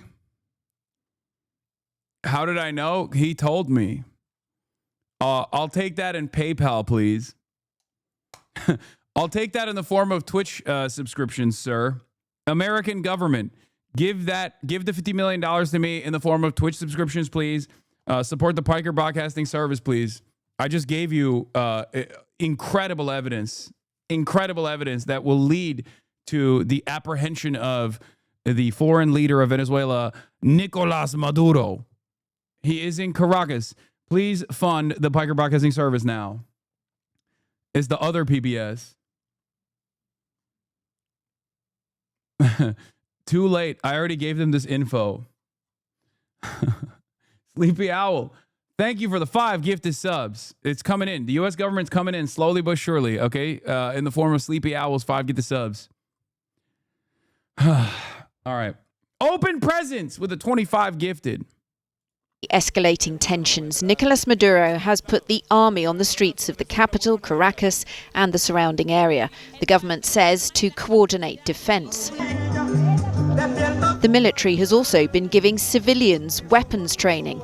This woman is being shown the ropes of an anti-aircraft machine. They've been told the US wants a change of president because it wants their oil and other resources. What Donald Trump's game plan in the Caribbean is unclear.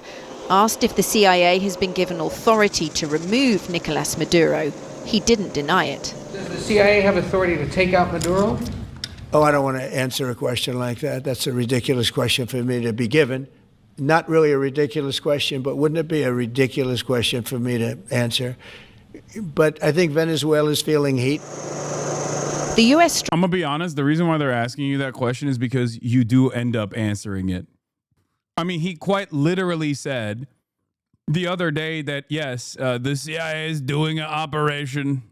Here today to announce a historic victory for American women, mothers, and families with the actions I will outline this afternoon will dramatically slash the cost of IVF and the treatment and many of the most common fertility drugs for countless millions of Americans. Prices are going way down, way down. I want to thank Libby Horn, who is the Senior Vice President of Fertility of EMD Serrano. So I want to thank you. Let's see here. That's what I thought. I thought it was you. Thank you, Libby, very much. And let me also thank the Secretary of Health and Human Services, Robert F. Kennedy, Jr., whose wife destroyed the people on The View yesterday. Seventh Circuit Court of Appeals refused to undo order blocking deployment of National Guard troops within Illinois. We conclude that the district court's factual findings were not clearly erroneous, and the facts do not justify the president's actions. She did a great job, actually. Secretary of Commerce Howard Lutnick. Thank you, Howard. I never thought I'd be saying this, but thank God for at least some of the courts in this country that are literally like it is the elastic band that is on its last leg that is slated to snap at any moment but it is straight up holding what remains of like American institutions together before we just completely collapse and become a fascist authoritarian dictatorship. Straight up. It is literally just like it's on its last fucking leg, this last barrier. It's like the Cheeto before the SWAT team comes in and breaks the door. But so far, the Cheeto has held. Okay, you know how the fucking the little Cheeto meme holding the door together? That's what the American courts are, okay? Woke Antifa judges saving America. VF in the United States can cost up to $25,000, can actually go a lot higher than that. And many couples require multiple rounds for a successful pregnancy. A major reason for these high prices is the excessive cost of the drugs involved. The number one fertility drug used in IVF is currently 700% more expensive in the United States than the rest of the world. And you know, we're I wonder why. ending all of that. I wonder why. Favored nations, and we're ending it, and we're ending it pretty fast. Nobody thought we'd be able to do it, and we've done it. Drugs are going to come down. Drug prices are coming down 400%, 200%, 600%, numbers that nobody's ever seen before. Like the officers' court, the mid-levels of the judicial branch think the Supreme Court's capitulation is outrageous, is turning out the institution's bureaucratic middle are it turns out the institution's bureaucratic middle are the ones most interested in jealously guarding the institution's power. Yeah, except when you look at the legislative structure, unironically, Congress itself has completely diminished its own responsibility and its own power. So thank God, like I said, that there is at least something in the American separation of powers, at least for now, that is trying to safeguard what remains of its little power it has, okay? Because they could be just like Congress, a bunch of fucking cowards. Because, and I've stressed this before, like this is a part of the conversation with the government shutdown. Republicans also don't like that the Donald Trump administration at the executive office has decided to renege on prior allocations of the budget that Congress actually fought for. You are taking away the last remaining power of Congress, the power of the purse. You are basically making it so that the average congressperson has no power whatsoever. And it is Republican congresspersons alongside Democratic congresspersons that have allowed this to happen without fighting back, which is why like this government shutdown is important for that in that regard as well. It is crazy. Imagine if the courts also were this servile to the Trump administration's whims. Even the lower court structure was as servile to the Trump administration's whims as Congress has been. It would be over. In the Trump administration, we want to make First Antifa charges are coming in, and it's about ICE. The Trump administration's first Antifa-related domestic terrorism charges were just filed. The indictment defines Antifa as a Marxist ideology.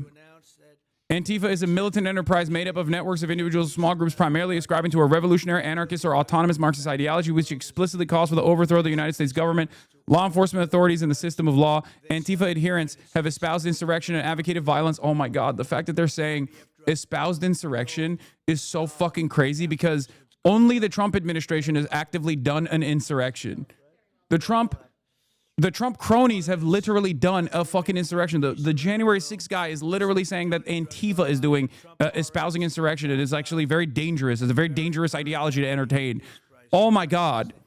Antifa adherents have espoused insurrection and advocated for violence to affect the policy and conduct of the U.S. government by intimidation and coercion beginning in 2025. Oh, I don't even know who they're going after in this regard. I'm surprised. I haven't received a subpoena, so... We'll see. Pergo Veris. And that's a sound nice name. Pergo Veris. Why can't you name them nice, simple names? Nice, easy names. Doesn't matter. If it works, that's all we care about, right? Upon approval, this drug would directly compete against a much more expensive option that currently has a monopoly in the American market, and this will bring down costs very significantly. And the other one's going to have to come down also. Finally, EMD Serrano has agreed that all future drugs and everything that it develops and sells in the United States will be offset at most favored nation prices. I've been after this for a long time, and we started the process in the last administration, and then we had a little thing called COVID that came up. We had to focus on that, did a good job on that too. And they'll bring a significant portion of their drug manufacturing back to the United States. So they're going to bring it largely back into the United States, and that's for a lot of reasons, but primarily because of the election result, November 5th, and maybe most importantly because of the tariffs, because if they do it here, there are no tariffs.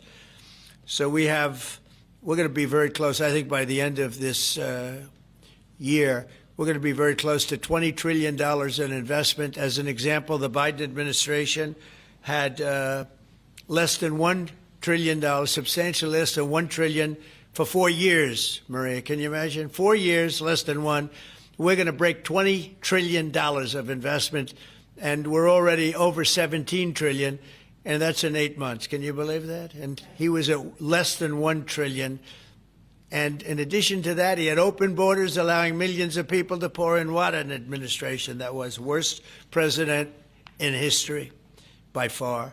As a result of these actions, the per-cycle cost of drugs used in IVF will fall by an estimated 73%. Biden couldn't make up numbers like I for could. American He was consumers, and the numbers are incapable. going to actually be I'm the best very at making up substantially numbers. higher as time goes by, Everything's when it really computer. kicks in Everything's for most of- AI. I mean, think of those numbers. Are these numbers You know, even I true, or told is the he just story lying last again? time 'cause we were Make with- no mistake. Anytime Donald Trump actually fucking reveals a number, just know that it's on the spot. That is precisely the reason why it changes with regular frequency. Okay? It changes all the time. One day it's, 17 quadrillion dollars. The next day it's 18. Even the amount of wars that he has quote unquote stopped changes all the time. Sometimes it says he's actually technically stopped 20 wars. It was 7, now it's 8. Sometimes, if we were being honest, it's more than 20. It's just anytime he fucking brings up a number, just know that he's making that shit up on the spot.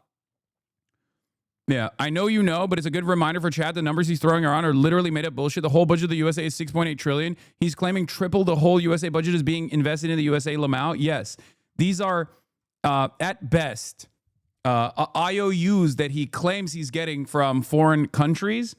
And there is no indication that these will be firm commitments to invest on U.S. soil. And we have yet to see any of those investments. As a matter of fact, Donald Trump's own ambitions in terms of advancing a white nativist anti-immigration agenda has cooked a major trade partner, South Korea, and caused them to reconsider the investments that they would have made or the investments that they have made so far, because ICE went to a fucking Hyundai facility and did a perp walk with a bunch of Korean laborers that had come on U.S. soil to build a fucking factory that was going to hire like 7,000 American workers.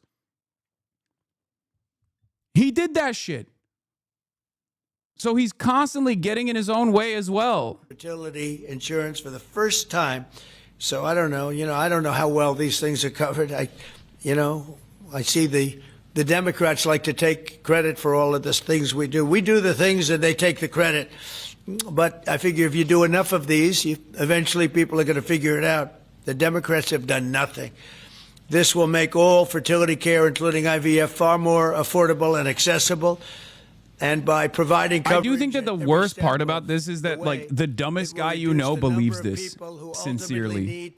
Like, the dumbest person you know is tuning into this by way of, like, Asmongold or whatever, and is going, that's my president. The Democrats are doing nothing. I mean, which is not technically incorrect.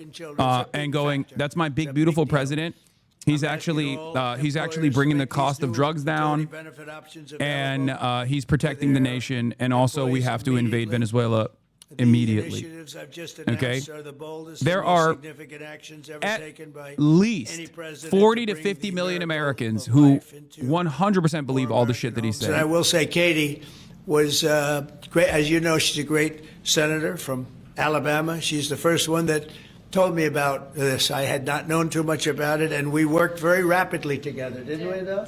I learned about IVF, and it became Alabama the father of IVF. Took care of it and passed it. Within a week, everything was done. Really, it was something. So I want to thank Katie, Brett.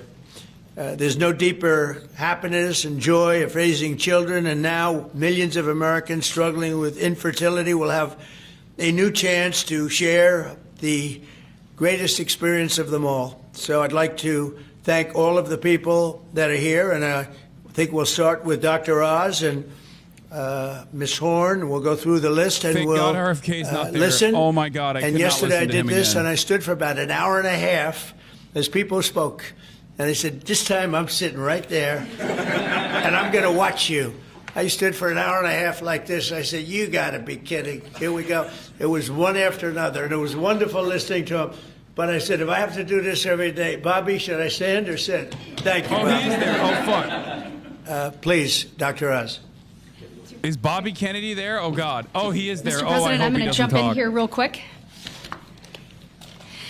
I want to start by thanking President Trump. Sir, from the very first phone call we ever had, your support was strong. It was steadfast. It was unwavering.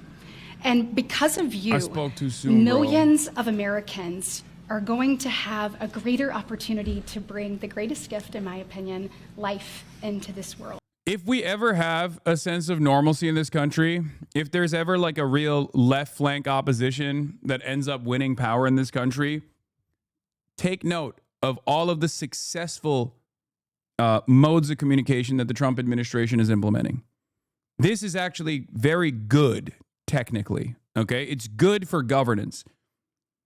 Whoever comes next, especially if they are like a AMLO style or a Claudia Sheinbaum style left flank social democrat, democratic socialist, I'm dreaming, you know, sky's the limit, should be doing daily conferences such as this one and communicating their agenda, ruining the reputation of the opposition and belittling them with regular frequency and talking about how wonderful it is that we are finally doing this stuff. Because like this is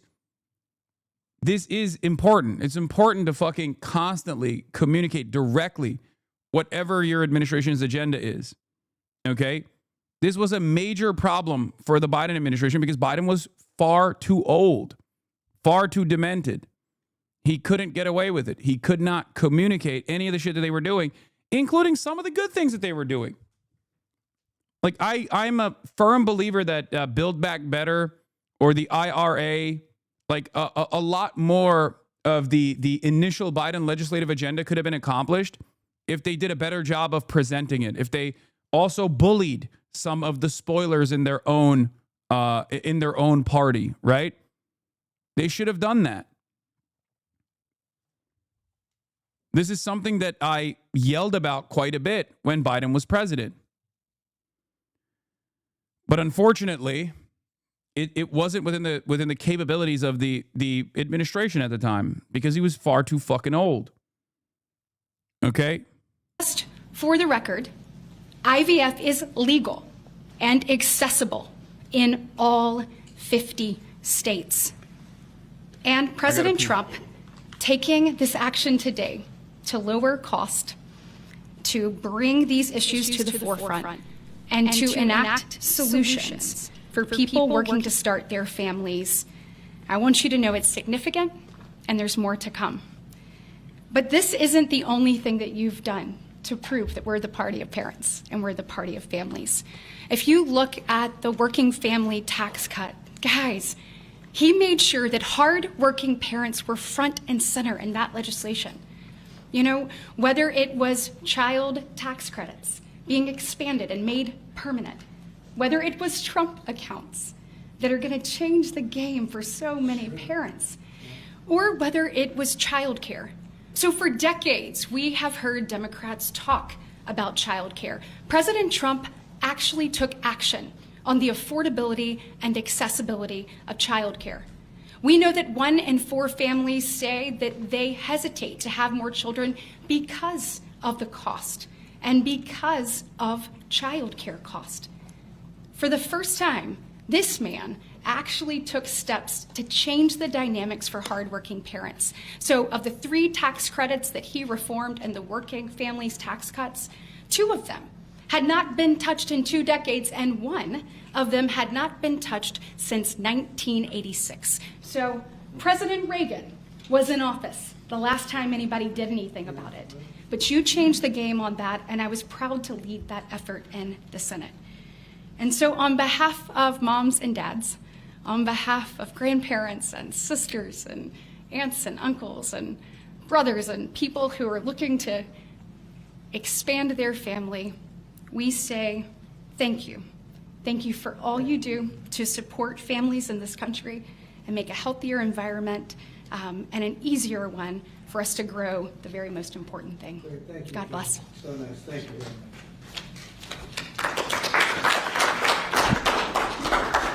So let's set the stage. To put it in perspective, 2 weeks ago, as President Trump alluded, a leading U.S. drug manufacturer came into this room and agreed to do something none of us thought was possible. A most favored nation agreement with numbers, again, inconceivable. Last week, a company from Europe, a global leader in the pharmaceutical sector, came to this office, made the same kind of commitment for most favored nation pricing, again, because the president insisted on it and was persistent, and he alluded to the fact that he was calling Secretary Kennedy. I think one of the craziest aspects of this is that these guys obviously very desperately want to increase the birth rates, specifically the white birth rates, right? We all know that this is a major issue for a lot of these fucking dipshits. Because obviously, if the declining birth rates across the board were a major problem, then they wouldn't be shutting off immigration, which has kept the American working class relatively young as opposed to other developing nations. But they have this association, this like great replacement narrative that has set in the collective consciousness of a lot of the financial elite. Except making IVF more accessible or cheaper is great. I have no issue with that. It's awesome. But the problem with having more children is not specifically the cost associated with people who are having a harder time, having children at a later age. What's wrong with increasing the white birth rate? Great question. What's wrong with the white birth rate decreasing? Like, what is whiteness? What's the issue? Seriously, explain to me what is the problem with America becoming like a more diverse country without coming across like a Nazi, please.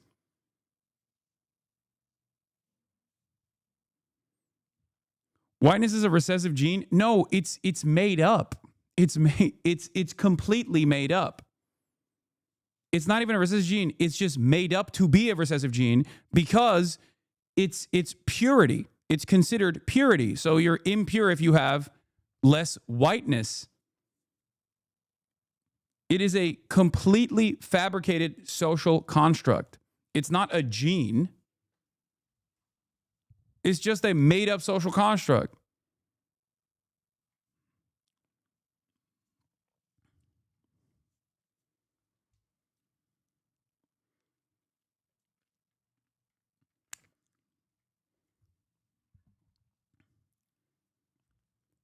I am the living, breathing proof that whiteness is a social construct. Okay? I'm pastier than the average white person, and yet some white people, when they hear my name and they hear about my background, go, that's not a white guy at all. That's a Muslim.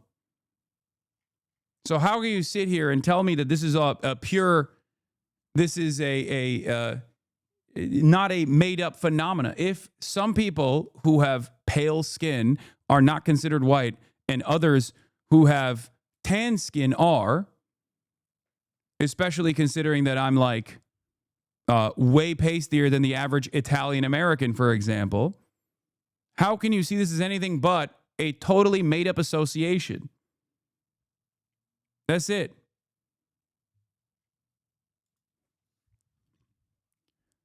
There is no issue with America becoming a more diverse country. What's wrong? You're right. Oh, damn. That was nice. Okay. Hell yeah. Anyway, the point I was trying to explain, by the way, is that the real issue, the real cost associated with like declining birth rates is not because IVF is too costly. That's only one aspect of it. It's that child rearing, child development is too costly, especially at a time when you no longer have single income households that can keep the entire family afloat. You need both parents working constantly, sometimes multiple jobs. How the fuck are they going to take care of a kid on top of that, especially with all the costs associated with it, when you got motherfuckers like Zohran Mamdani being like, I want universal child care, and people go, that's socialism. We have to arrest you. The average cost of having a baby in a hospital is like 10 grand minimum, and people are like, well, we made IVF less costly. Okay, that's just the starting point. People are too busy. It's real lives, dreams, and aspirations of hardworking Americans. The teacher who goes to school each day, surrounded by children, but aching for children of her own. The firefighter who puts his life on the line, but can't create the life he wants at home. The consequences of these challenges can take significant tolls. Some of you watching today have given up or are frustrated because access to IVF treatments has been out of reach. That's why expanding access to IVF has been an issue of great importance to the president. He made this clear in his executive order declaring the administration's goal of supporting American families by enabling access and eliminating barriers to IVF.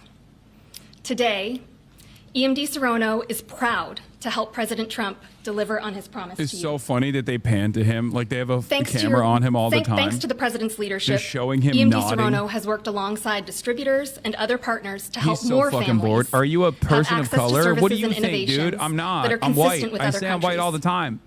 But other Through white our people seem partnership to with the not agree. administration, we are proud to announce that Americans will have access to our leading IVF therapies for an 84% discount off list prices. Thank you, Mr. President. Thank you. Thank you for making this possible. Thank you very much. That's great. Fantastic. For more than 40 years, EMD Serrano has been a global leader in fertility. Our science was instrumental in the birth of the first IVF baby in the US, and we've helped to bring more than 6 million babies into the world since then. Our purpose is to help create, improve, and prolong life. That means discovering more medicines and bringing them to patients faster.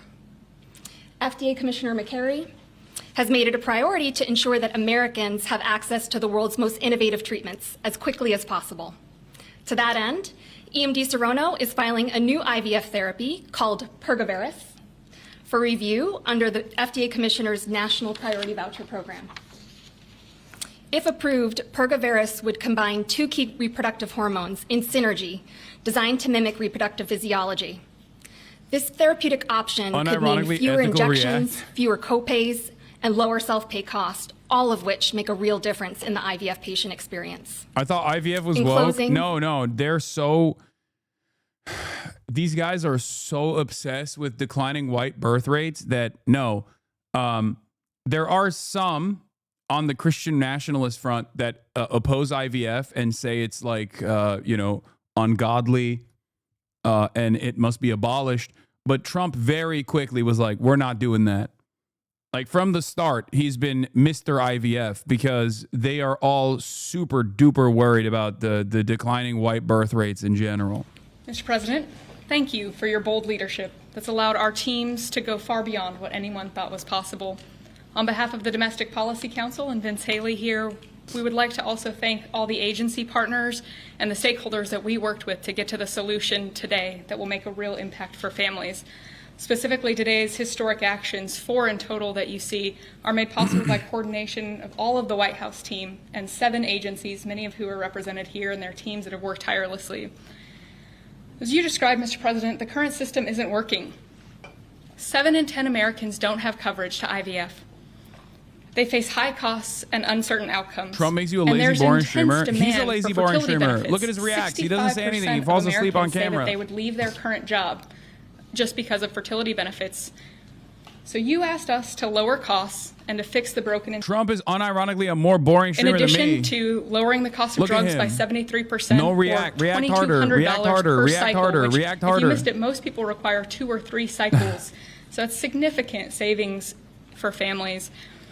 I'm also going to briefly Boring outline ass the new bitch. solution for coverage. React harder, Trump. This is a You're new boring. fertility benefit option It's that a employers snooze can fest. immediately offer to their employees starting today. This afternoon, not the Departments of reacting. Labor, Health and Human Services, and Treasury will be releasing guidance that, for the first time, creates a legal pathway for employers to offer fertility benefit packages. He's literally about to people fall that need asleep. them, Look at similar him. to how Dude, look dental, at this. vision, and life insurance are currently offered. This will be followed up by a regulation. These benefits can address the continuum of fertility from the root causes If RFK of comes IVF, up, which I'm Secretary clicking Kennedy away. is I working can't on listen to very him. hard I'm at sorry. HHS. No disrespect. To- No disrespect to anybody. No disrespect to the RFK lovers in here. I know there are many Maha enjoyers in here, but like there is 0% chance I can listen to him speak. It kills me. I will have to click away. Okay. for employers, including small and mid-sized That man employers, to compete that man does something to me. Okay. That man does something to me when he starts chirping. It just the same way that well, I don't want to hear from the worm is what I'm offer saying. benefits. This is a pro-family benefit expansion that will transform clinical outcomes by addressing fragmented coverage and care. I'm a physician by training, and it's very important that we have high-quality care. Fertility benefit companies are poised to offer packages that have reported so far roughly 25% higher live birth rates for those that seek care compared to those that don't have such benefits. They also report fewer cycles to achieve pregnancy, improved natural pregnancy rates through better care before you need IVF, We're RFK holes. and reduced chance of miscarriages. Your hate watching MMR is 21% too low. reduction in It is. I can't stand that motherfucker, bro. Leading physicians in the field have also relayed that these types of benefits significantly Mitch improve McConnell the fell. Did you patient cover it, bro? Not only did I experience, cover it allowing both to instantly, focus it on already care rather than navigating my the editing team was bureaucracy. so on it that they made a fucking These YouTube impacts short are about very it. personal. Here with us today are my good friends, Congressman Richard Hudson of North Carolina and his wife, Renee Hudson. Both have worked in public service for years, including Renee for all 4 years of your past administration, Mr. President, and they struggled with infertility. Today they have a beautiful son who's their pride and joy. He's an amazing boy, but they also suffered multiple losses throughout their fertility journey, something that is very common. I think maybe this is going to come across as controversial, especially for a leftist to say, but we're really not considering another major component as to why people don't have children nowadays, aside from the costs associated with it, but like it's also just more fun. Like it's just you have more time to do fun shit, and having a child is not fun. Like low key, that is part of it. In the past, you couldn't really get away with it because life was awful. It was gruesome. You needed farmhands, and many of your farmhands would die before they reached the age of like 15, right? So you had to fuck and fuck hard and fuck a lot and fuck often, okay? For some, like the good Reverend John Brown, he was trying to build a militia with his semen to limited success. For others, it was about having farmhands. The problem is, in a lot of developed countries, the reason why people just like stop having children partially is because of the cost associated with it, the lack of time that people have. And it's also partly because people just want to have fun instead of having to take care of a baby. I think that is a real aspect in this story.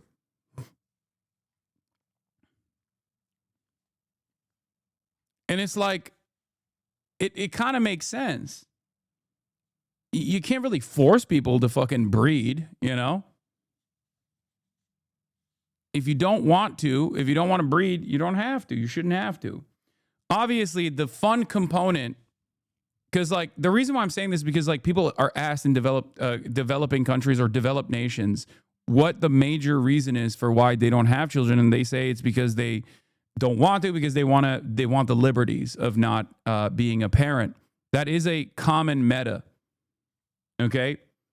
And I think that still ties back to the material circumstances. And what I mean by that is parenthood is not only a costly endeavor, but a time-consuming endeavor, partially because of the things that I just mentioned, which is that you already have very little time for yourself to feel a sense of autonomy in your life, right? We're constantly working. We're on our phones. We're constantly doing something. We're constantly being productive. We're constantly improving productivity for our capital owners. And in that like limited time frame that we have to ourselves, people don't want that to be overtaken by educating a child, taking care of a child. And I think that's what it is. So if you actually took away some of those burdens, and people could actually take care of a child and simultaneously, quote unquote, have fun and have the liberties to feel like a human being, more people would still end up having children. And then there's the antinatalist. No, I just don't want kids. I understand. That definitely is a thing that people choose to do. And that's, you have every right to refuse to have a child. Like, no one can force you to do it. But ultimately, I think it always goes back to the free time that people don't have and the costs associated with it. And as long as you do not eradicate the costs associated with child rearing and childbirth, and as long as you do not make it so that people have more liberties in general, with or without having a child, people are just not going to do this. They're just not going to do this, especially in developed nations, especially in with higher educated people in the professional field. Who only want to hear the words mommy and daddy, who want to watch our children open their Christmas presents on Christmas morning. I also do think that, like, hearing a bunch of ladies like this talk about the joys of childbirth probably makes many like highly educated professional people feel even grosser about the prospect. Like, this is a bit of an ick. And promises are kept. Lives are changed forever. Thank you, Mr. President. It's like a different birth control initiative when you have these ladies come out and be like, I love having children. There is nothing better than being called mommy or daddy. I was hoping you would say that. Bobby, come on up for a second. What a job you're doing. Yeah, say a few words. Oh, no! Thank you, Mr. President. Thank you for your vision, your commitment to our country. When my uncle was president, the fertility rate in this country was 3.5%. Today, it is 1.6%. The replacement rate, in other words, the amount of fertility that you need in order to keep your population even, is 2.1%. The worm needs more sacrifice. That is a national at security the altar. Country. You must all be servile to the worm. We must overcome the replacement rates. Chemicals that otherwise, the worm will not have enough biomatter. The sperm count, 50% of the testosterone is in 65-year-old men. Our girls are hitting puberty 6 years earlier. And that's bad, but also our parents aren't having children. Parents who want to have children do not have access. I have 7 children. I feel that God has blessed me with that. And I can't imagine how different my life would be if I did not have that blessing. I want to point out also that this morning, Harvard University released a study that showed that the obesity rates have now climbed over 70%. And this, again, is for the same reason we're flooding our kids. We're poisoning mass poisoning a generation of kids with chemicals. President Trump has instructed us to stop these problems at the root cause. He's also recognized that there are people who are injured, people who are not living their life to the fullest, and he's addressing that. Last week, we made GLP drugs available at Most Favored Nation. And this week, it's IVF. I want to thank you so much for that, Mr. President. I saw on an airplane the other day You said that you didn't believe that you were going to get to heaven. You're doing God's work here. You've made peace in the Middle East, which is beyond anybody's imagination. Please. And now you're giving millions of Mr. President, Americans the worm commands you to peace. make it to heaven. You're doing this while the government is locked down by the Democrats. But this administration has not stopped working for the American people. And that's because of your energy, your commitment, your vision, and I want to thank you for allowing me to be part of it.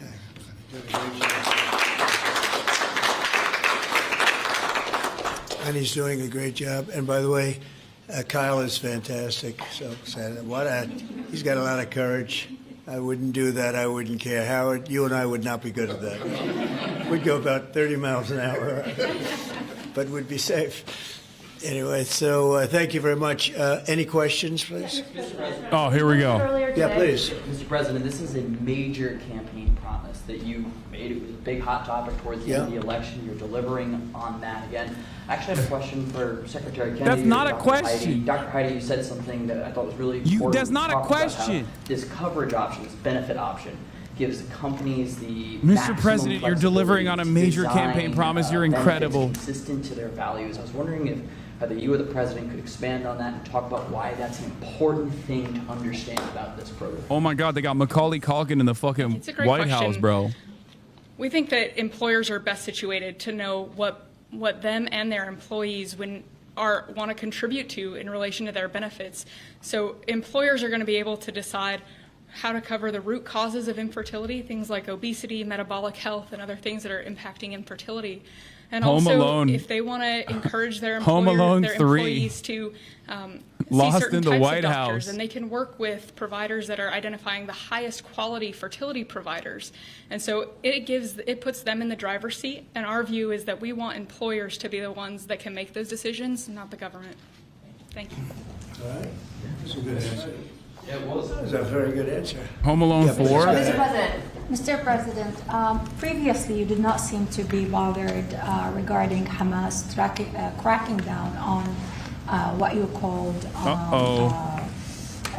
gangs. Actually, What? couple of gangs. And today you issued a threat. Yeah, against now Hamas he got the boss call. He got the boss call this morning from Israel. What was said? Go ahead. You said if they continue keep killing innocents in Gaza, that if that continues, the United States will I go know. I after issued a them. strong statement. That's right. But they used to be gangs, and now you're saying innocents. What made you think they're innocents now? Well, I'm looking at what's happening, and that wasn't the deal that was made, and we'll see what happens. It's calmed down. It's a tough neighborhood. We know that. We have a commitment from them, and I assume they're going to honor that commitment. I hope they do. And I understand they brought back some additional bodies today. It's a rough deal when you think of it, right? Very rough. We have our hostages back completely. We were very lucky with that. But it's a tough situation. They brought back bodies today, as you probably know. But they also said they're going to behave. We're going to find out if they behave. If they behave good, if they don't behave, we'll take care of it. Yeah, please. Following up on that, when you I didn't said, say you. You CNN fake news. Go you ahead. said in your post that if they kept killing people in Gaza, we would have no choice but to go in and kill them. So do you mean U.S. forces would go in and take out Hamas? No, I didn't say who would go in, but somebody will go in. It's not going to be us. We won't have to. There are people very close, very nearby that will go in. They'll do the trick very easily, but under our auspices. Could I follow up? You also posted about your call with President Putin today, and you spoke about a meeting in Hungary with him. Do you have a timeline or a date set for when? Yeah, I would say within 2 weeks or so, pretty quick. Marco Rubio is going to be meeting with his counterpart, as you know, Lavrov, and they'll be meeting pretty soon. They're going to set up a time and a place very shortly. Maybe it's already set up. They've already spoken. And I thought it was a very good phone call. I thought very productive. But I'll be meeting with President Putin, and we'll make a determination. Tomorrow I'm meeting with President Zelensky, and I'll be telling him about the call. I mean, we have a problem. They don't get along too well, those two. And it's sometimes tough to have meetings, so we may do something where we're separate, but separate but equal. We'll what? Meet and talk. Separate but parties, equal. But, this is My man brought segregation back, talking about Ukraine and Russia. One of those things. I've seen things that nobody would believe, but this is one of them. So we're going to be meeting in Hungary. Viktor Orban is going to be hosting. Separate but equal. And it's like it's water really, fountains, the way they should be in the South. We're back. Week over 7,000 people were killed. That's ridiculous. And you know, it doesn't affect our country. We're not losing people. We're not losing Bobby. We're not losing Americans. But they're losing Russians, Ukrainians, mostly soldiers, for the most part, soldiers. And we think we're going to get it. We hope we're going to get it stopped. I thought this would be, because of my relationship with President Putin, I thought this would be very quick. And it's turned out to be, who would think I did Middle East before I did this? We did a total of 8 now, 7 and now 8. And we're going to make this number 9. Why do you think a second meeting? So you said you posted that there was great progress. Can you tell us a little bit about that? Was it a shift in Putin's tone? Was it something new he told you? Did he give you any message to give? You're talking about the whole President Zelensky tomorrow. It just seems to me that, you know, look, it's only a field. That's all I've done in my whole life. I've made deals. I know about deals. I do it well. I don't think any president's ever ended a war, frankly. One war, I did 8 of them, Maria, right? And but I don't know, did Bush ever end? Do you think Biden ended a war? Biden started wars because he was stupid. Brother, But, you are do you think entertaining Biden a ended war any with wars? No. Venezuela. I don't know of a anybody whole that ended ass wars. I foreign ended 8 of nation. them. Now it's going to be 9. I think we're going to have this one done, hopefully soon. But I'll be meeting him probably over the next 2 weeks. First, Marco is going to be meeting. And the vice president, as you know, is very It's much 9 involved. now. The whole team See, is involved. remember, Steve Witkoff going will back be to involved. to what I was saying. Whenever he says a number, just know it's made up. It's 9 wars now. It was 6, 7. Now it's 9. Maybe 11. Who knows? 9/11. United I ended States of that. America too. We have a lot of them, but we need them. I mean, we can't deplete for our country. So you know, they're very vital. They're very powerful. They're very accurate. They're very good. But we need them too. So I don't know what we can do about that. Why do you think a second meeting with Putin? Why do you think a second meeting with Putin now will yield different results? Well, I think Alaska actually set a stage, and that wasn't very long ago, but it set a stage. You have to understand, I came into this situation. I didn't start this war. This is a Biden deal. And I came into it, and it was a mess. It could have led to World War III. In my opinion, this could have led to You World said War 7, III. now 8. He says the That same. won't Number happen. 9 would be Russia, Ukraine. But He's they could lying have. often, not this time. So I came in, mean, this the lie war is was the 7 raging. wars When I that he left, this ended. wasn't even a thought. That's not correct. For 4 years, nobody talked about it. I spoke to President Putin about Ukraine. It was the apple of his eye, but there was never going to be doing anything like this. And this all went because of some really bad decisions that were made.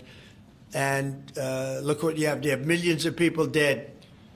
You have just a horrible, horrible situation. I'm doing it to save souls. Also, That's one of all the I'm craziest parts about this, like, I ended wars narrative is that we don't actually account for the wars that he is trying to start, whether it be Venezuela or the bombing campaigns that he continued, like in Yemen, or the genocide that he continued, like in Israel, right?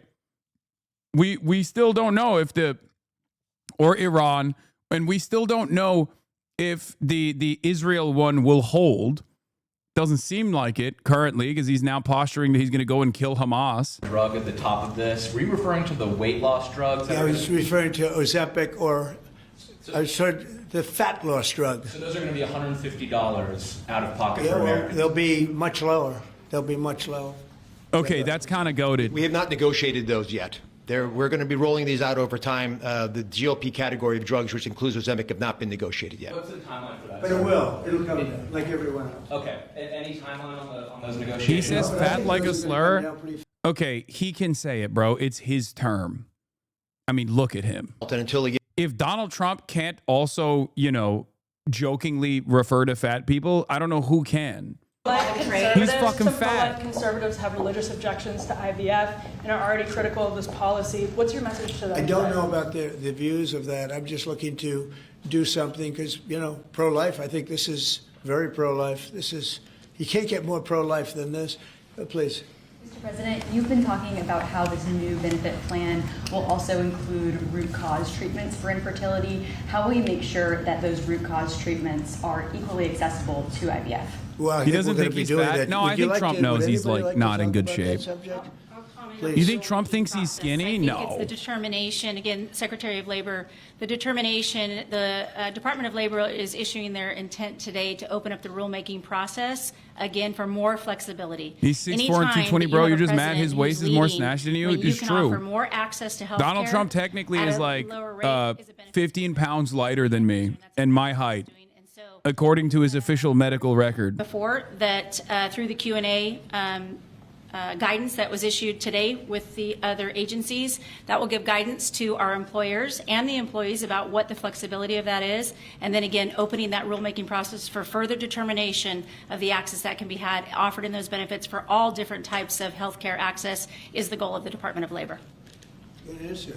That's good. I like this better. I just said, they can do better than me. Yeah, please. Do you think Good we job, could Laura. see- You know, you're doing a fantastic job. Thank you, Mr. President. I shouldn't tell, I won't say it, but I will not say that she was recommended by the Teamsters. Can you believe it? And she's turned out to be a gem, an absolute gem. You're doing a great job. Thank you very much. Mr. President, John Bolton was do just you indicted. think we can see your deal-making skills applied to the government shutdown anytime soon? Well, look, I mean, all we want to do is just extend. We don't want anything. We just want to extend, live with the deal that Yeah. they This is true. These last few Trump presidents have been astounding. Listen up, liberal. I'm fat and going to hell. Like when he was doing the presser on the airplane, he's like, I'm not going to heaven. I'm not going to heaven. I'm not making it to heaven. And then yesterday he straight up said, I'm a fat ass. It would be really bad if I went up to the beach. I'm a little busy. I'd love to go to Argentina. I'd like to go to the beach. My legs are not as quite as thin as his. My legs are slightly heavier. My arms are slightly larger. My body's a little bit larger than his. I'm not sure it would be appreciated on the beach. I'd look like a beached whale, a fat whale. I'm so fat. couldn't kick in. And I said, boy, I hope I win this election because if I don't, somebody else is going to take credit for it, Yeah, Bobby. he said it yesterday. We joked and about sure it. as can be, Biden said, he didn't even know what the hell was happening. And it was a hard thing for me to do. I got insulin way down. What was it before that? It was just massive. It was impossible to afford. And sure as can be, because it was statute, it couldn't have been earlier. I said, boy, this falls into the next administration. I better win. And all of a sudden, I watch this Biden taking credit for something that I did, and on other things too. We had a lot of things kick in. So the nice part about this is at the beginning of our administration. So I think we're going to see the fruits of our labor. And I He's hope not wrong. on our other He's situation not wrong. that we've This is talked so much guys, about. When he says stuff like that, remember, we are in the 10th month of this administration so far. It's only been 10 months. Wow. Think about that.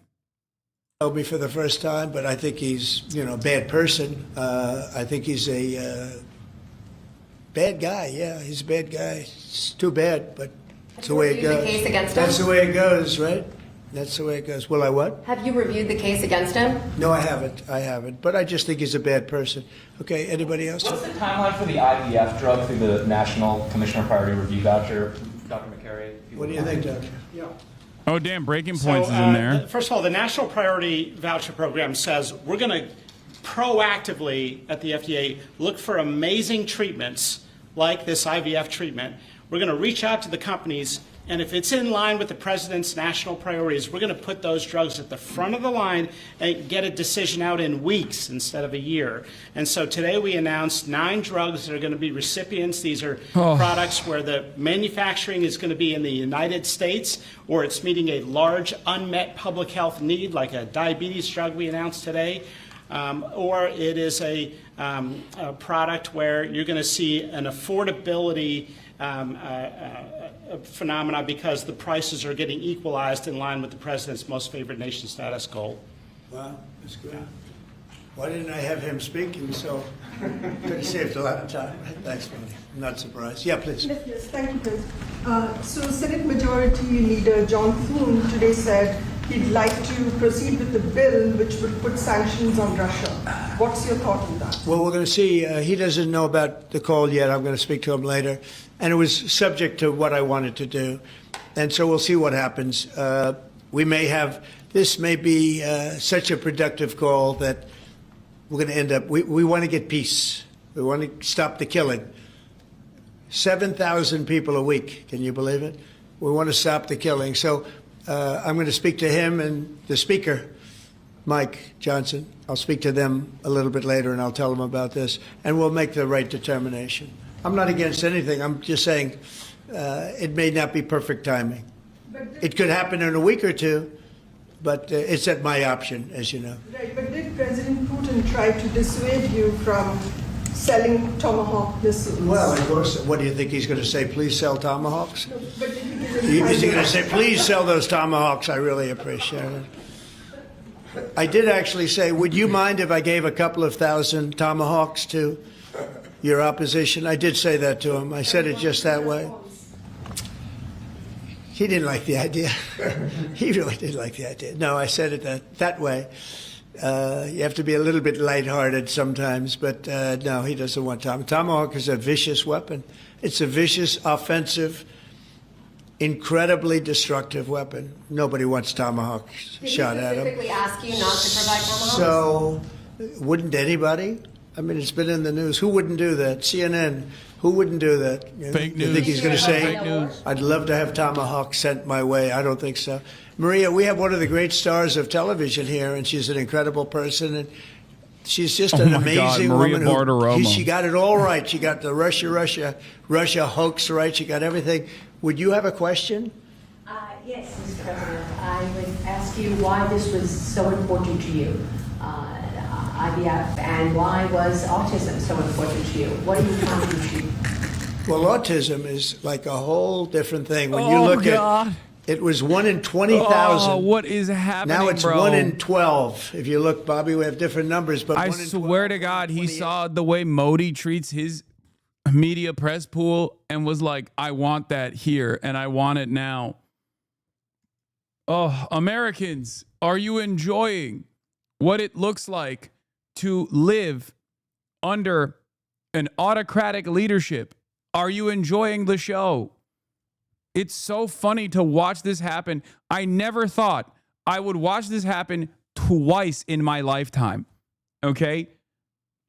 It's like I literally left a country where exactly this happened, came to the United States of America, and watched conditions unwind until the exact same Turkification was complete under the rulership of the great Donald J. Trump.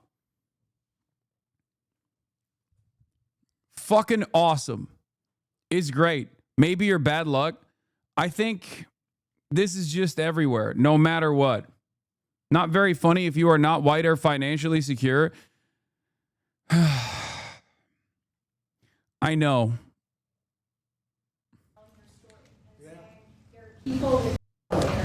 Tell what you did when you heard from your friends. You said this was not, they almost became violent. Right? I told him, I said, Mr. President, we need you. We need your voice in this conversation. We need the directive. We need the strong support because there are millions of people out there, moms and dads, wanting to bring life into the world. And you had people, the chilling effect that occurred across Alabama, there were people that were in the middle of that process that have been praying to have. I feel like there was more resistance from the Turks at the time when Erdogan was doing his shit than I've seen in America against Donald Trump. Like, I think Americans broadly are sleepwalking through this process. By and large, it feels as though many Americans are either completely oblivious to exactly what's going on, or the ones that do tune in get fatigue from all of the outrage, and they just go, what am I supposed to do? I just have to still deliver these Uber Eats deliveries. You know what I mean? Like, I can't pay attention to this shit. This sucks. Yeah. By the way, John Bolton has been officially indicted. Another big, beautiful presidential moment here. John Bolton, breaking via CNN. President Donald Trump's former national security advisor turned adversary has been indicted by federal grand jury in Maryland, according to two sources. CNN previously reported that the investigation centered around notes Bolton was making in an AOL email account while he was national security advisor to Trump. John Bolton, welcome to Antifa, sir. Welcome to the anti-fascist coalition, sir. Look, I already told you, I'm gonna let him fight posture when it comes to Bolton. He is a bridge too far for me, but it's obvious that these investigations are a sham. It's ridiculous. Completely and utterly ridiculous. Also, one of the funniest aspects of this is that John Bolton still has an AOL account.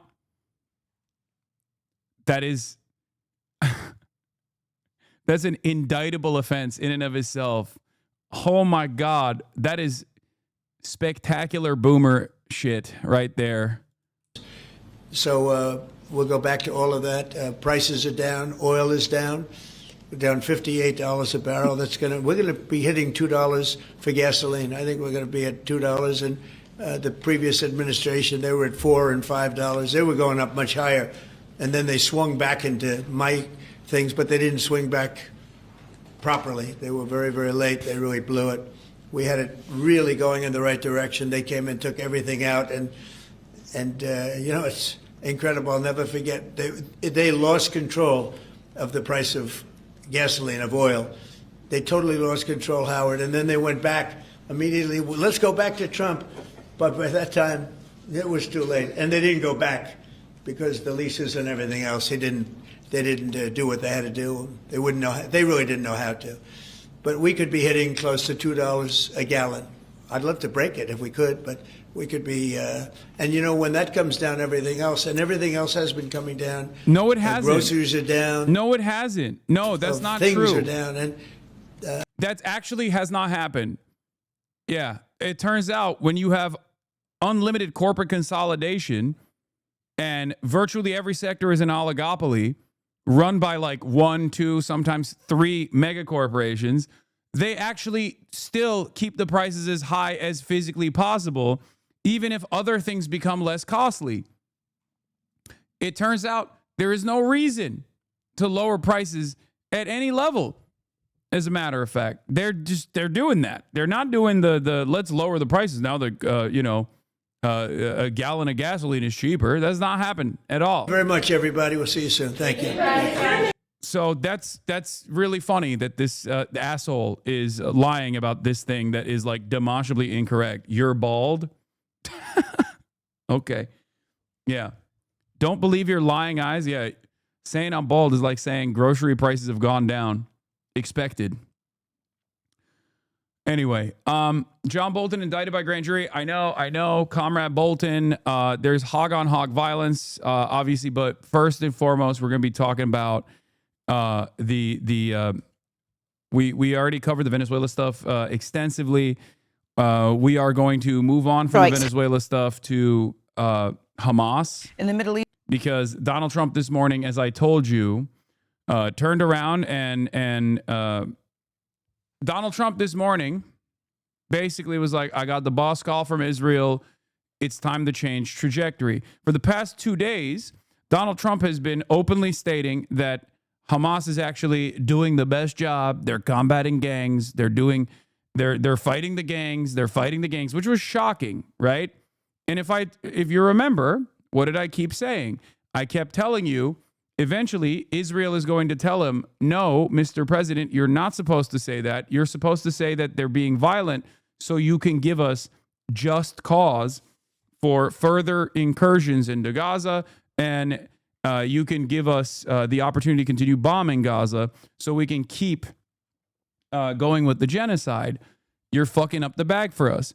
And as a matter of fact, that's precisely what happened. 2 days of news coverage talking about public executions, Hamas is barbaric, blah, blah, blah, all this shit. And Donald Trump this morning, after getting a boss call, turned around and said this: if Hamas continues to kill people in Gaza, which was not the deal, we will have no choice but to go in and kill them. Thank you for your attention to this matter. Now, this was from 2 hours ago. Seamus reports the commander of an IDF organized militia in Beit Leha an ethnically cleansed city under full Israeli occupation, is claiming that Hamas is now massacring hundreds of children, women, youths, and elderly people with RPGs, and calls on Trump to intervene to protect Gazans. This obviously is not true. This is completely fucking made up. As I covered extensively, in an effort to kickstart the recovery and rebuilding process, the interior security, which is led by Hamas, has created a like field justice initiative where they are offering clemency to all collaborators with Israel as long as they have not harmed any of the Palestinians in the process. And those who have actually killed Palestinians in an effort to create chaos at the and stolen aid in an effort to create chaos at the point of aid delivery, which many collaborators did do with weapons that they got from Israel, with protective cover that they got from Israel. Some of those collaborators were executed. Now, for the record, a lot of people look to that and immediately go, the horror. It's understandable. This is a barbaric practice. Except, as Trump had repeatedly mentioned, this is in the absence of having any sort of like judicial process, considering that every single fucking ministry has been reduced to rubble in the Gaza Strip. This is a historic pattern that resistance groups have utilized. Not only that, but even countries that aren't being genocided, or countries that weren't under colonial occupation, like the United States of America, have the same capital punishment execution process for treason during World War II, for example. Right? So the notion that like this is unique to Hamas is very stupid. It's not. Okay? It's not. It's not unique to Hamas at all. Every single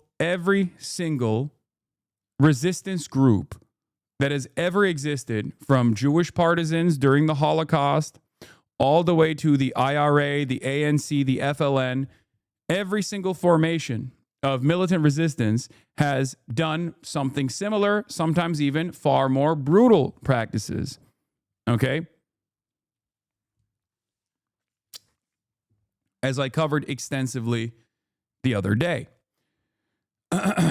Having said that, of course, Israel wants to, one, foment discontent and disarray in the Strip by utilizing collaborator gangs, some of which are ISIS affiliates, some of which are clans that are that have like long-standing tribal drama and conflict with Hamas and other factions as well. Israel wants to make it seem as though this is a civil war. It is not. Okay? It is not a civil war at all. This is just Israel-backed groups trying to fuck shit up and actually stop the recovery and rebuilding process and create chaos. Not only was this acknowledged by the Trump administration for the past 2 days, that didn't stop Israel from obviously continuously claiming that this was a civil war and Hamas was like murdering babies or whatever. Donald Trump has finally gotten the boss call from Israel and has decided this must stop. Headlines have moved off of Hamas killing gangs in Gaza to news of public executions of said gangs, which through conservative outlets became twisted into simple dissenters and civilians being executed. Trump is now threatening to kill Hamas fighters if they continue. Okay? As I've said already, and I repeated this and I reiterated this position, the internal tribal council that still remains within Gaza, that actually looks at all of the factional conflict amongst the clans, amongst the tribes within Gaza, has approached the situation under tremendous scrutiny and stated that what Hamas is doing is correct. Okay? There has never been a moment where resistance forces have fought against colonial powers under occupation or even a genocide where they haven't dealt with collaborators of said colonial entity in the exact same way, if not far more barbaric fashion. Okay? Just understand that. So, who knows where this will go, but it's not good. It's not good that Donald Trump is now changing his posture, especially considering that, this is the most consequential aspect of the second phase. And Israel is utilizing different parts of the agreement, cynically posturing as though Hamas is violating said agreement in an effort to violate the ceasefire altogether and go back to the genocide. This is where it matters the most. This is where Trump's statements and Trump's actions matter the most. Because as we have shown time and time again, the real spoiling party here is not Hamas. The real spoiler here is Israel. Always has been and always will be. And Donald Trump has to keep Israel in check to force Israel to abide by the previous negotiation standards that were set. The United Nations released a report yesterday criticizing Israel for lowering the humanitarian aid by half that was going into the Gaza Strip from 600 trucks to 300 trucks because Israel claimed that Hamas was not sending all of the bodies that they recovered. Hamas had said that this was going to take a while, understandably so. So the two key factors remain: demilitarization and the captives that were slain being returned to Israel. Those are the 2 points that Israel will use to potentially go back to doing its unlimited genocide. What matters here, like I said over and over again, is whether or not Trump will allow them to do so. We shall see. Bonsberry reports, Channel 12 is reporting that Hamas has seized dozens of trucks and hundreds of weapons from Israeli-backed gangs in recent days. They warned that Hamas's success in seizing weapons will continue as long as the Israeli occupational forces repositioning proceeds beyond the yellow line. However, anonymous senior Trump advisor going around telling various media outlets, including Al Jazeera, that any attempt by Hamas to reconstitute itself in a way that threatens Israel long-term is a violation of the agreement. Hold on. The advisors also have expressed the desire to provide a safe haven for anyone who feels threatened by Hamas, aka collaborators, beyond the yellow line, particularly in Rafah, where they expect the initial reconstruction to begin with a civil admin and local security. There's a predictable trend already emerging. Anytime the U.S./Israel sees something they don't like, they immediately go back to threatening genocide on Gaza. Regardless of it's actually a violation of the agreement, anything can be considered a violation to them. 2 Palestinians were killed by an Israeli quadcopter this morning in Khan Yunis. Government media office in Gaza, there are dozens of unidentified bodies among the 120 bodies we recently received from the occupation. Signs of hanging and clear ropes were documented on the necks of several martyr bodies. Channel 12 on Eitan Moore. Eitan returned from captivity speaking, reading, and writing Arabic with the Gazan accent fluently. We're really blown away by his level of Arabic. He writes Arabic like I write Hebrew. He reads books in Arabic, newspapers in Arabic. Director of the Palestinian Center for Prisoner Defense. All those arrested from the Gaza governorates since October 7, 2023, during the war of extermination, fall under the occupation's law of illegal combatant. Not a single detainee was charged or sentenced.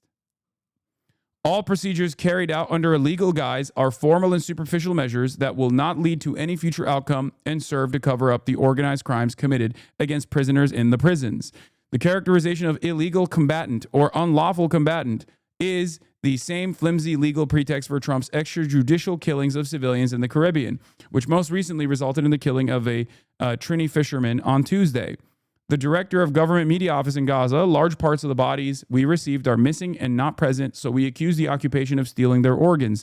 The bodies of our people arrived in very poor and miserable condition. We have only been able to identify 6 martyrs out of 120. Our refrigerators can only preserve the martyrs for a week. Then we will be forced to bury them, said the director of the government media office in Gaza. Yes, I saw the Republican congressperson with the swastika flag in the office. I know. This is the Sky News report on the gangs that were being 1 week after brought to justice by interior security forces. I was agreed. Gaza is plagued by a different kind of violence. Instead of fighting Israel, Palestinians are fighting Palestinians. Hamas is reasserting control, taking on its rivals and settling scores. On Friday, Israel withdrew its troops in Gaza back to this area in green, leaving the area in white, where Hamas is now trying to regain control. In places like Khan Yunis, where our team filmed armed Hamas fighters parading with their weapons on Monday.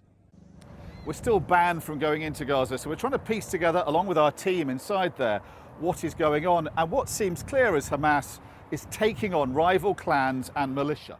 Some of the most intense fighting has been between Hamas and the powerful Dogmush clan in a battle around an abandoned hospital here. We've spoken to members of the Dogmush family who say Hamas came to arrest 4 of them, accusing them of collaborating with Israel. They refused to hand themselves in and opened fire instead, and in the ensuing fighting, the son of a senior Hamas leader was killed. The Dogmush family say they are now victims of a revenge campaign by Hamas. An elder from the Dogmush family has told us that Hamas went on the rampage. Hamas began a systematic destruction of properties, resources and homes in a terrifying way.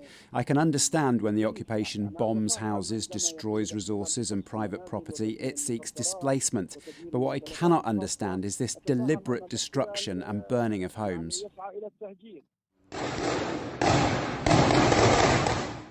Other eyewitnesses have told Sky News Hamas destroyed several buildings in their battle with the Dogmush clan.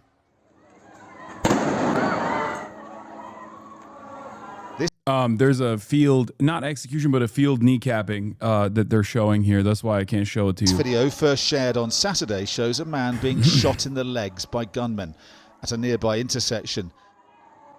And on Monday, videos emerged from the same place showing the public execution of several men. Sky News has not been able to verify the identity of the victims. The Dogmush family say at least 28 people were killed in the fighting.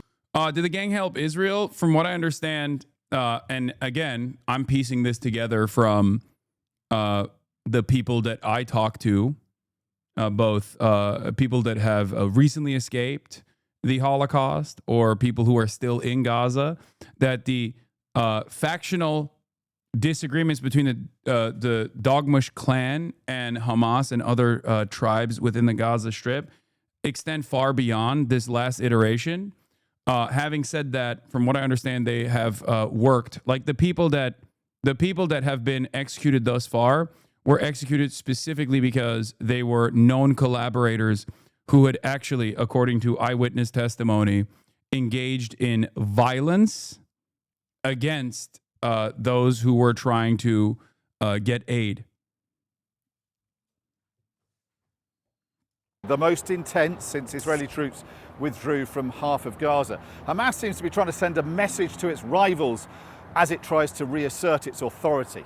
The most famous, like the best way to figure this out for a lot of the Palestinians, especially, the best way to figure it out is whether or not Israel provides them with cover. Do they have Israeli weapons? Do they have arms that were given to them by the Israeli government? Do they get to work within the confines of Israeli seized territory, Israeli occupied territory? Okay. And out of all of the rival factions, the quote unquote fake rival factions that were propped up by Israel, the Dogmush clan is the only one that isn't firmly within Israeli controlled territory. Okay. All of the other ones like Yasser Abu Shabab's Popular Forces or the North Gaza, the new North Gaza Popular Mobilization or whatever the fuck they call themselves. All of those guys are directly working with Israel. Everybody knows that they're directly working with Israel, and their base of operations is within the confines of Israeli occupied territory within the Gaza Strip that is a red zone, as in if you are Palestinian, there is constant 24/7 drone coverage over you, and they will kill you. If you're a Palestinian that goes beyond this, like this supposed yellow line that they have defined, which isn't like a literal boundary for the record, is just something that Israel has decided. If you're a Palestinian that walks past it or walks near that yellow line, Israel kills you. Israel has been killing people, as a matter of fact, during this supposed ceasefire, the so-called ceasefire process, and claiming that it is because Palestinians are passing beyond that yellow line that they have designed.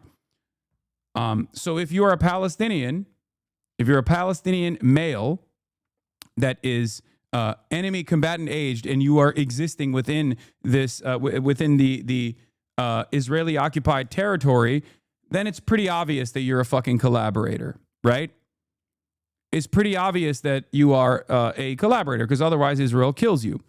So there's a couple different groups that we know for a fact are collaborators, but the Dogmish clan is the only one that has like actual Palestinians within the clan itself that are existing within the confines of territory that Israel has left. But yes, there is evidence that they were collaborating. There is evidence that they were collaborating with the Israeli forces, or at least like stealing aid and even harming people. Another Palestinian we spoke to who witnessed the fighting told us people in the area do not want Hamas to take back control. سياسة الترهيب والنار رجعت 17 عاما إلى الخلف تقاتل وتدمر وترجع. Hamas rules through fear and fire. It has taken us back 17 years, killing, destroying and terrorizing the Palestinian people. The Palestinian people want elections, parliamentary and presidential, with international supervision inside Gaza, so that we can finally have legitimate leadership. This is 100% absolutely correct, by the way. Like, the Palestinian people that want elections and legislative and presidential with international supervision inside of Gaza, that's totally fair. I mean, that is true. That is 100% true. That is the goal. And it's one that I don't think Hamas would actually disagree with. It's just that in order for that to happen, Israel has to no longer occupy Gaza.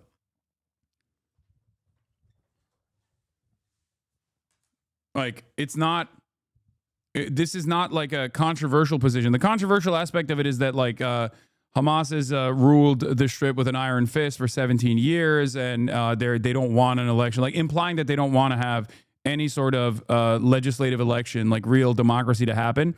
That part is not correct. Hamas insists it is only enforcing law and order to prevent chaos in Gaza and is not settling old scores. The security forces are carrying out their lawful duty to impose order and prevent anarchy, holding offenders accountable. The occupation, for its part, has formed armed militias loyal to it. These militias are accused of high treason, the most severe. Public executions are not the way to go about this. I know, man. I agree. It's cool. I like that. I like that we can have this standard for ourselves here, and you know, that's what I think about the Jewish partisans that actually cremated capos within the concentration camps for working alongside the Nazis. I'm like, how dare you do that? That's what I said. You know, when people actually assassinated, when the ANC engaged in the practice of necklacing, the brutal practice of necklacing, where they put like collaborators with the white Afrikaners in the apartheid structure, they would take tires and put them around the necks of collaborators and light it on fire after dousing it with gasoline. I was like, yeah, it's really fucked up. Maybe the apartheid should continue. Yeah, it's obviously, field justice is inappropriate. It makes sense. I am an advocate against capital punishment in the United States of America. But obviously the circumstances are a little different in Gaza right now, don't you know? Don't you feel like there is no semblance of a real judicial process here in this moment, considering that the genocide has been put on pause for only, 72 hours thus far?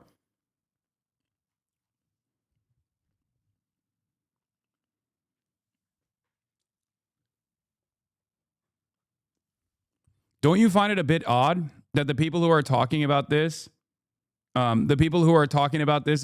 by and large Israeli envoys that not only are arming some of these clans in order to foment some kind of disarray, but also are the ones who are most responsible for the ethnic cleansing of all Palestinians, regardless of their creed or regardless of whichever clan they may come from? Don't you feel like it's very strange for anyone from Israel to make a big fuss about this?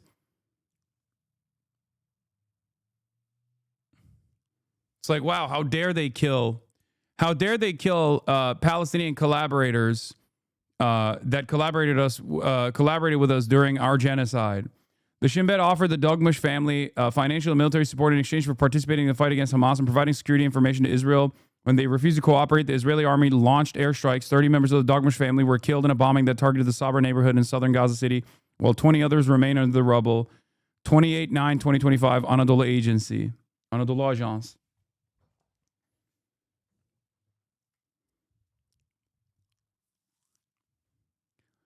Israel tried to weaponize aid,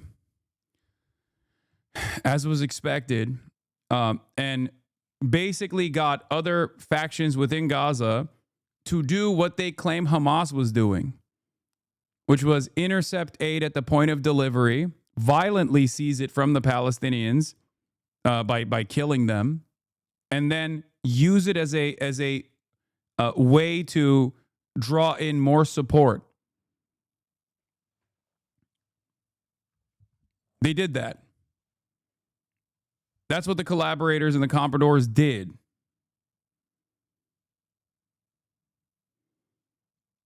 Charge in Palestinian revolutionary law. But President Trump's 20-point peace deal calls for the complete demilitarization of Gaza, and he's demanding Hamas gives up all its weapons before it's forced to. We have told them we want to disarm, and they will disarm. And if they don't disarm, we will disarm them. And it'll happen quickly and perhaps violently. This part of northern Gaza is still under Israeli military control, but in there, some Palestinian militia are setting themselves up, vowing to take on Hamas.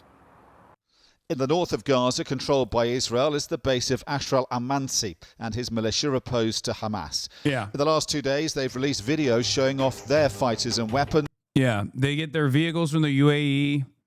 They get their guns from Israel, and they're beyond the yellow line. So there's no confusion about who these guys are and what they are doing. Okay, the only one that's like up for debate is the Dogmush clan, because they exist within, from what I understand, they exist primarily within the territory that Israel relinquished control back to Hamas. And pledging to block Hamas's control of Gaza. Hamas, their commander says, is a terrorist movement. It is pretty funny. Yeah, that's funny that this guy's saying that. It's pretty funny because, like, they're not very good, these guys. So Hamas, from what I understand, just keeps seizing more Israeli weapons from them. Okay, they keep getting their shit pushed in, and then that allows Hamas to gain more weapons and more vehicles from these collaborators. And then what ends up happening is that Israel gets pissed off and says, like, how dare they fucking take these weapons? They're gaining arms. I don't like that. It's like, okay, well, you shouldn't have given those arms to these fucking collaborators.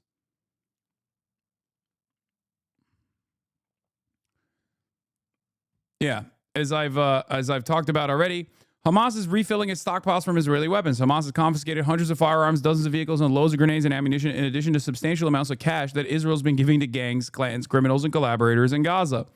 Several clans are now handing their weapons over to Hamas, including Al-Majida, Dogmush, Magasib, and some Terabin, in addition to individuals deserting to Israel-run gangs and turning themselves in return for amnesty. Israel funded, Hamas took over. The loot taken from the clans. This is from Mako. Not just arrests and executions. Military officials confirmed that weapons, vans, and money transferred to Hamas opponents in the Gaza Strip fell into the hands of the terrorist organization. They fell in love with this plan, even though it was clear where it was going, criticized the military official. Another very funny thing that Hamas had done is Israel dropped SIM cards within the Gaza Strip. Okay? Israel dropped SIM cards all over the Gaza Strip in an effort to create collaborators, in an effort to gain information and access to the hostages. Hamas actually took those SIM cards, okay, their shadow unit Arrow took those SIM cards and activated them the day before the release of all the hostages, or the day of the release of the hostages, so that those prisoners of war, the captives that Hamas had, could speak to their families, which is very interesting. Using the colonial entities' grand ambition to cause chaos and destabilization against them. Yes, Hamas intercepted funds that were sent to the militias from Israel and the UAE and just took the money. Yep.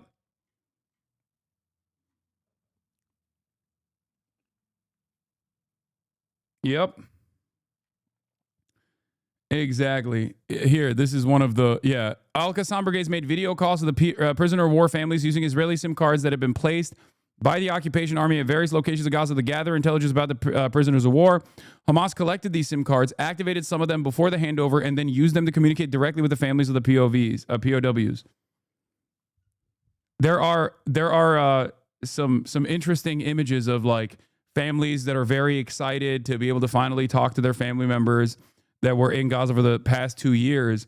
And there's just a fucking Al-Qassam brigade dude in a balaclava standing right next to him, waving at the Israeli families.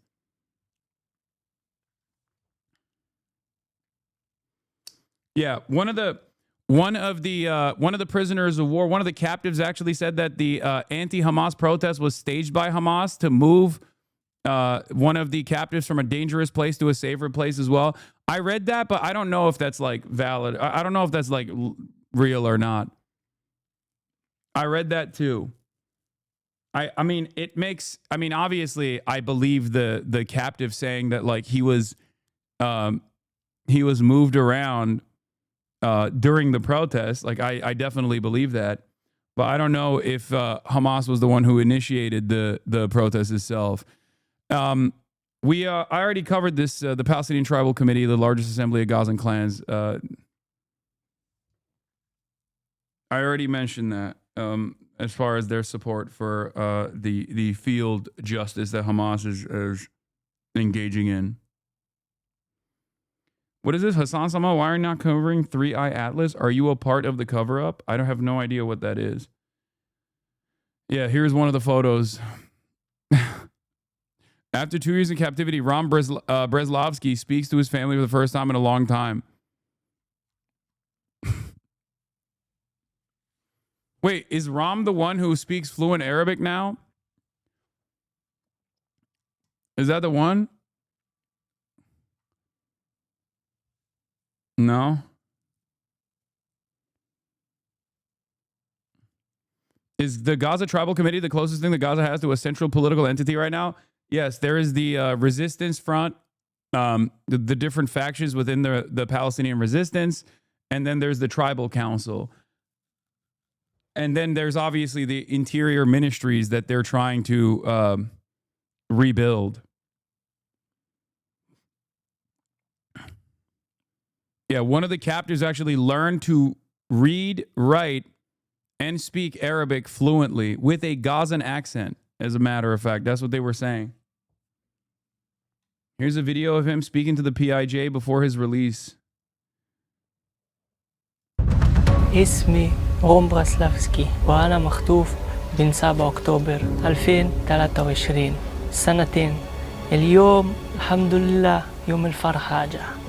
هذا اليوم اللي احنا بنروح فيه إن شاء الله. لن يعود أسراكم إلا بقرار من المقاومة شئتم أم أبيتم. After the release, Islamic Jihad posted a video from Ram Breslavsky film before his release. Following the prolonged starvation and abuse, they now posture as freedom fighters, but they are terrorists. Terror in Gaza continues to thrive even after the war ended. That's not half bad Arabic. Yeah, I mean, I don't know if he's like fluent or not. Maybe he's just like, they taught him to say that.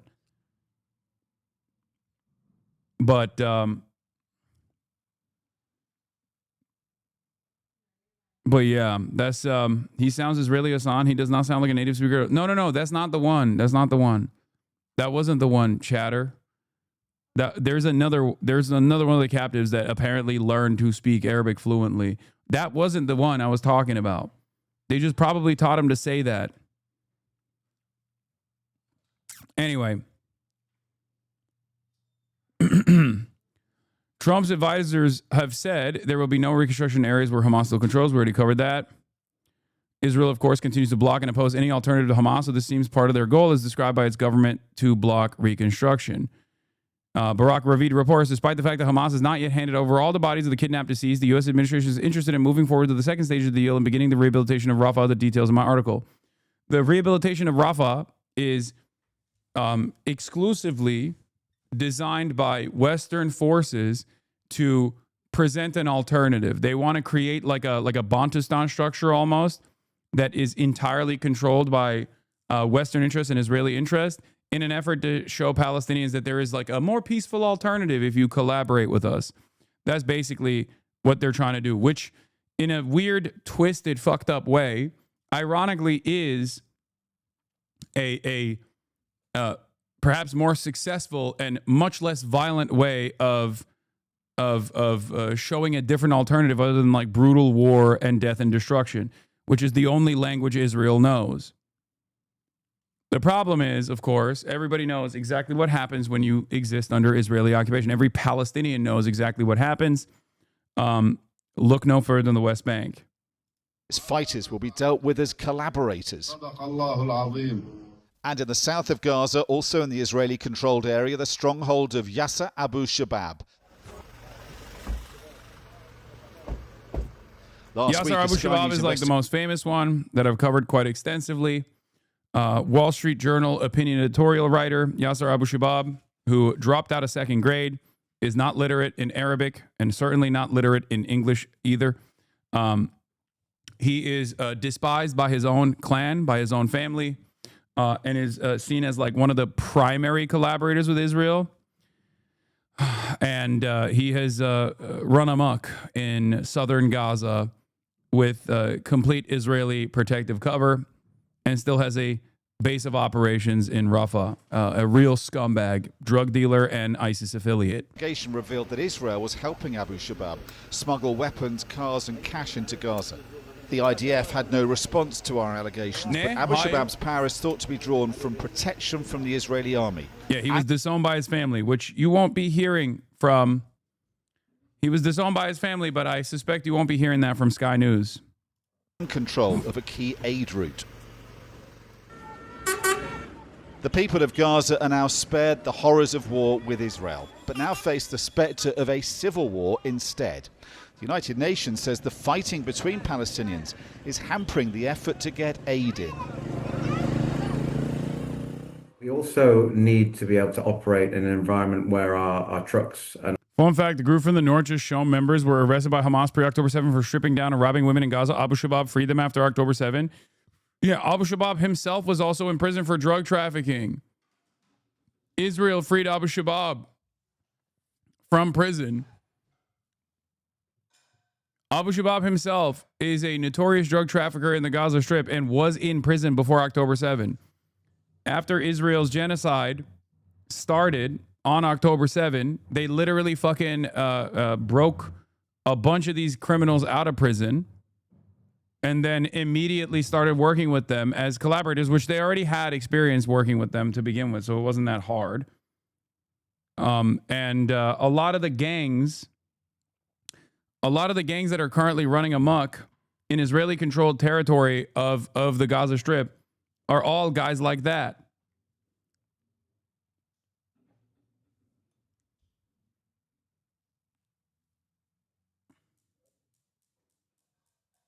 our staff and our teams are not at risk from fighting and not at risk from looting from armed elements as well. Under international law, Israel is responsible for all of Gaza, even the part it's withdrawn from. What isn't clear is how much it is deliberately stoking division between the rival Palestinian factions, aiming to divide and rule, as it has in the past. Either way, the spiralling violence underlines the urgent need for an international security force proposed in the Trump peace plan to be sent into Gaza. So far, there's little sign of that happening. It's pretty crazy that they just like don't even fucking mention basic facts about this stuff, even in the interest of like, informing their audience, or it's just like so clearly one directional. Their coverage on this stuff is just like Hamas is not the party that is trying to desperately restore some semblance of order during the recovery and relief process. And it's actually all of these other gangs that are the real Palestinians that abide by the wishes of the real Palestinians. It's fucking crazy. Yeah. Side effect of Western media not mentioning that the gangs Gaza security forces have been battling are proxies of the IDF who support the full scope of Trump's plan. Trump sees the headlines that Hamas is battling gangs with no other info and thinks they're doing a good job. That was, of course, 2 days ago. And as I told you, as I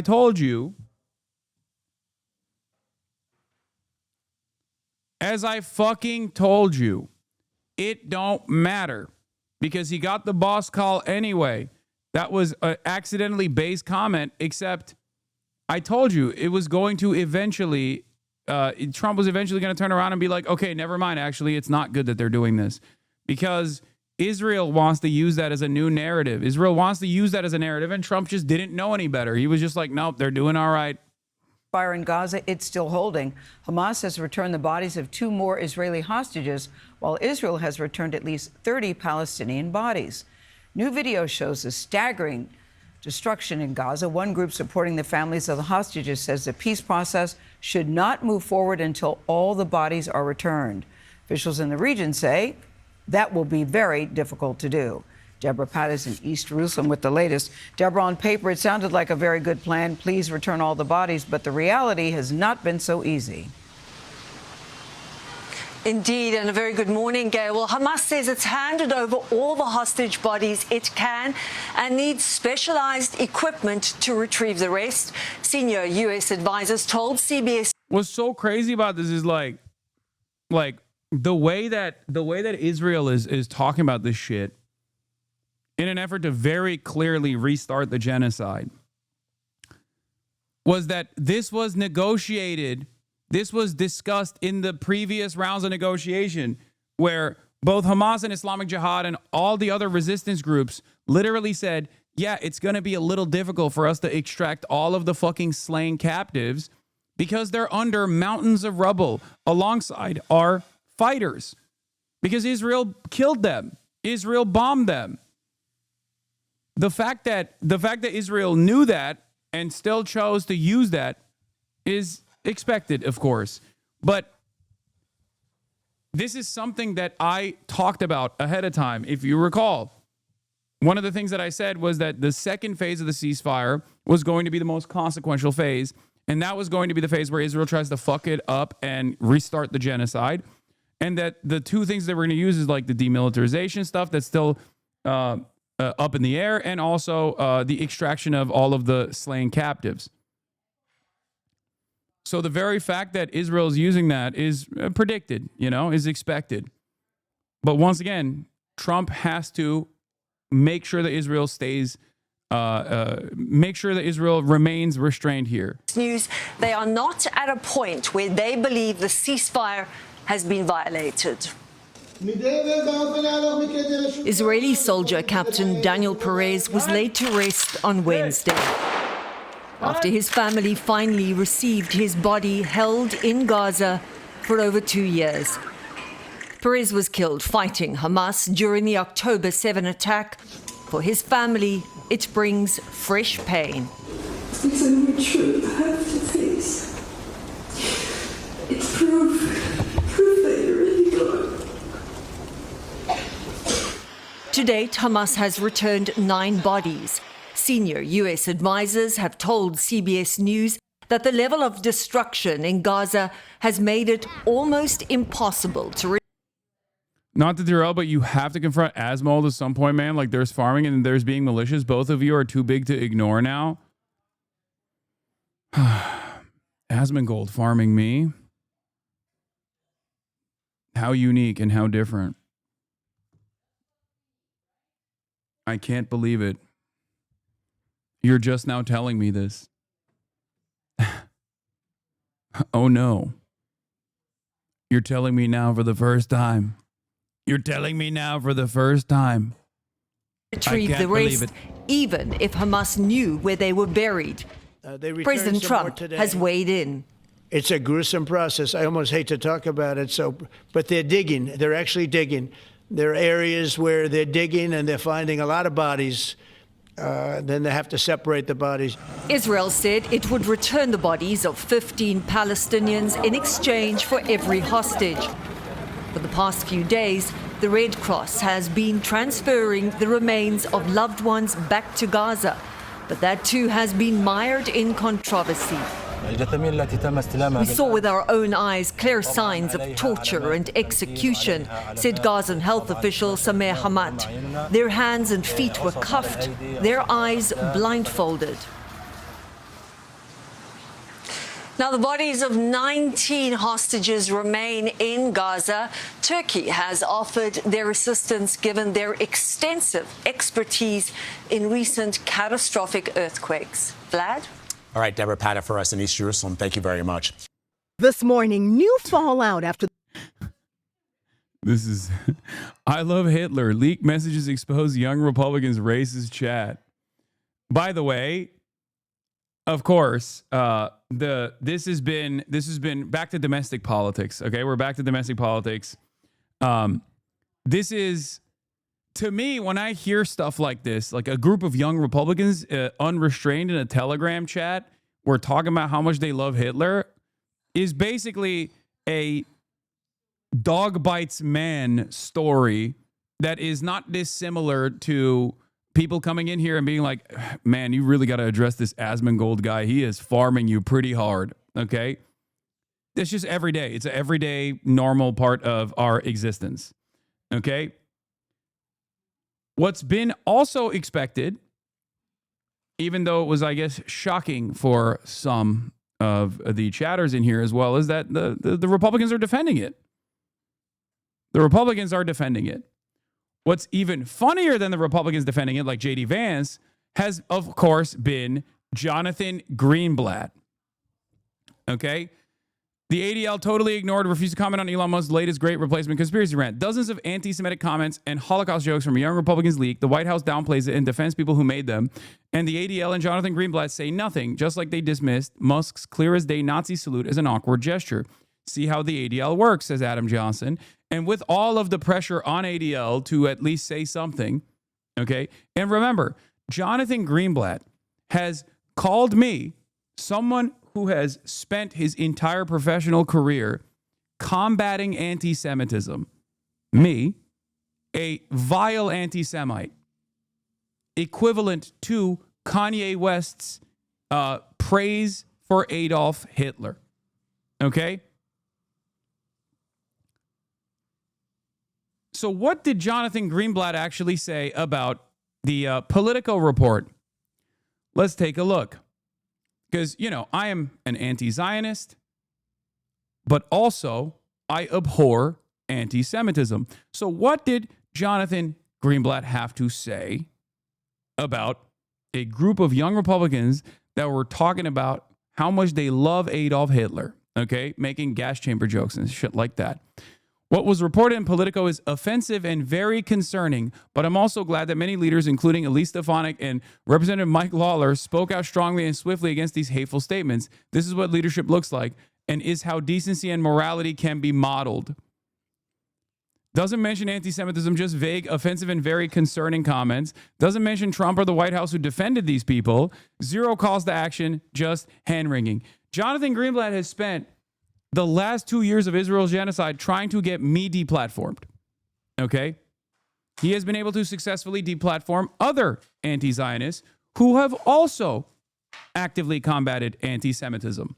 Because the ADL is the Apartheid Defense League, first and foremost. The only thing that they care about is defending not Jewish people or combating anti-Semitism, but simply to weaponize false anti-Semitism allegations so that they can deplatform critics of Israel. You are so weird. Okay, why?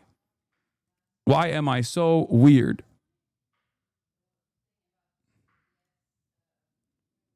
I think I know where you are coming from.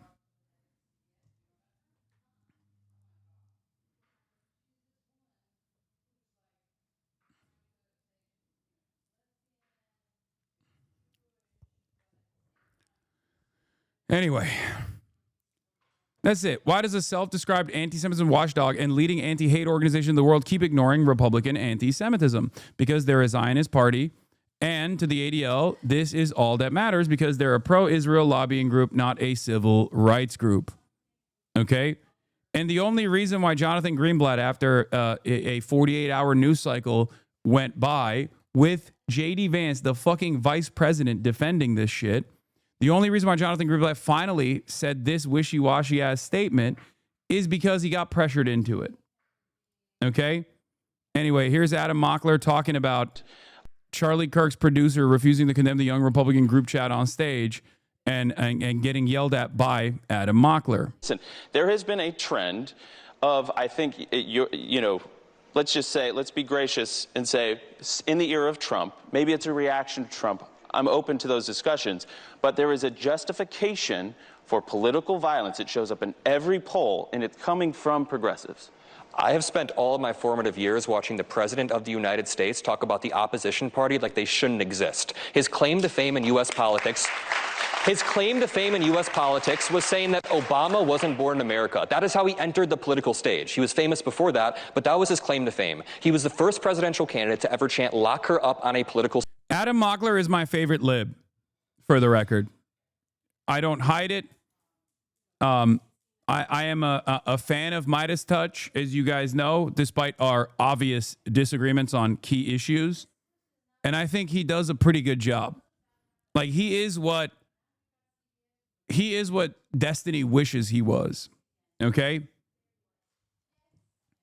He sticks it to the Republicans. He does not fucking he does not shy away from doing that. There are some instances where I think he because he's like a DNC operative. There are some instances where like he'll do like unnecessary concessions.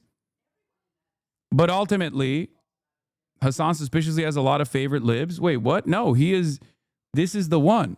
I don't have a lot of other liberals that I defend actively. Stage. He tried to coup our government, and I live in this. Let me finish. Listen. I live in the city of Chicago. Donald Trump, over the past 2 months, has not only posted an AI video of Obama being arrested, but then after that, he posted an AI image of Chicago being invaded. After that, he sent the National Guard to Chicago. So I've spent my formative years watching the president do this. And just think about this: we saw these Nazi group chats, which I'm sure you condemn, right?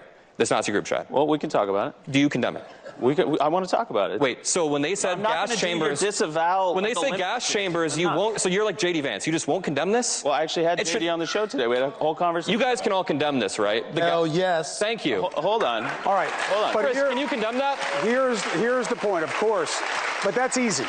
What I'm for him. But you know what? This is. It's so funny that he's like, do you disavow pro-Hitler statements coming from Republican Party operatives? And Republicans are just like, I don't know about that. I mean, come on. It's just like, whatever. Whatever. I mean, who amongst us hasn't had a moment like that? You know what I mean? It's not constructive, right? Because what the constructive part is not, this is what's happening here, and I know both of you guys, and I want to bring Joe. Of course, Cuomo's trying to defend the Republican on the panel here, like the overt Republican current existing Turning Point USA guy on the panel by being like, it's not constructive. It's not. Not gonna lie, it feels kind of good to finally be doing condemnation politics after being the recipient of it for 2 years since 10/7. Yeah. But once again, there are things that people cynically present as condemnation politics. When people go, do you condemn HasanAbi Piker for what he said? And then they insert things that are completely ridiculous, where they'll be like, oh, he's an anti-Semite. Do you condemn HasanAbi Piker, who's anti-Semitic? Like, there is a reason to say that's fucking bullshit. You're saying that about him because he's anti-Israel, not because he's anti-Semitic. He is not anti-Semitic at all. But yeah, of course, if I was running around in fucking private group chats being like Adolf Hitler is awesome or whatever the fuck, which obviously I would never do that because it's an insane position to have, it's a gross and violent position to have, okay, then yeah, that's condemnable. It makes sense. It makes fucking sense. Point on this, and I want to get to the audience, but let's just be clear about. What's the defense for you for that one? I wonder. I mean, here, the easiest defense for it is exactly what the France Unbowed Party members said on French national television after I interviewed Mélenchon. In the aftermath of that interview, French national television was like, "Oh, you, Saul, oh, you were interviewed by a famous anti-Semitic podcaster, Hasan Piker," and the dude straight up on TV said, "No, you say that about everyone who is anti-Israel and everyone who is anti-genocide." Okay? Let's talk about the issues that actually matter, which is Israel's genocide and this government's contributions to Israel's genocide. That's it. That's the appropriate pushback to it because it's just ridiculous. It is so transparent. Like, there are certainly those out there who take advantage of the reduced, like that take advantage of like the anti-Israel sentiment in an effort to craft elaborate conspiracy theories about, you know, Jewish control or engage in anti-Semitic shit. Okay? And anti-Semitic posturing. I'm not one of those people. What I always demand from people is to be honest and to be truthful. That's all. That's the bare minimum.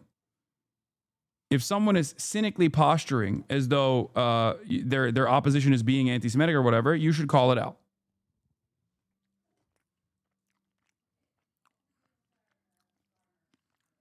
Gianmarco's coming soon. And obviously I'm going to try to eat this food as fast as possible.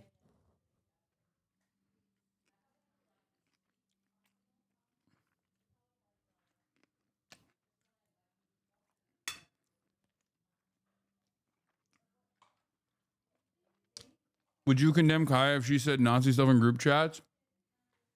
She would never. I've raised my daughter well. Where the path is forward. The comparison of which is worse is killing. Anyway. The leak of racist text messages linked to members of young Republican groups across the country. The website Politico says it obtained 7 months' worth of messages from a group chat in which racist and anti-Semitic slurs were used more than 250 times. It's awful, it's revolting, it's disgusting, it's obnoxious. Politico says Peter Junta, who was the chair of the New York State Young Republicans, allegedly wrote in a text message, "Everyone that votes no is going to the gas chamber." In another exchange, Junta reportedly responded, "It's ironic because this is what the ADL was designed for. Like, just this. The ADL's purpose is to call out this. That's what it's supposed to be. It's like that's what it billed itself as. And in its origin, that's what this was supposed to be, the ultimate goal, which is whenever someone is like very obviously being fucking anti-Semitic, you go, "Hey, this is wrong." Except they are so predisposed over there with like defending Israel and cynically weaponizing false anti-Semitism allegations against critics of Israel that they don't do the one thing that they're supposed to be doing, especially at a time when there's like an unprecedented rise of anti-Semitic conspiracies.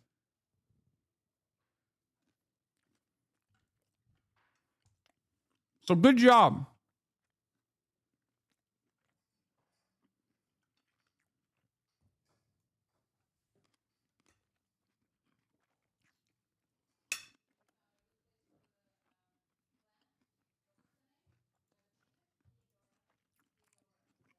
Yeah. It's crazy. They don't name. How many times have they named me personally as the arch anti-Semite, both on television and also online? How many fucking times? Meanwhile, they won't even name names on this. Like, oh, who's the one who defended these statements? It's the vice president. Great. I love Hitler during a discussion about backing a right-wing candidate.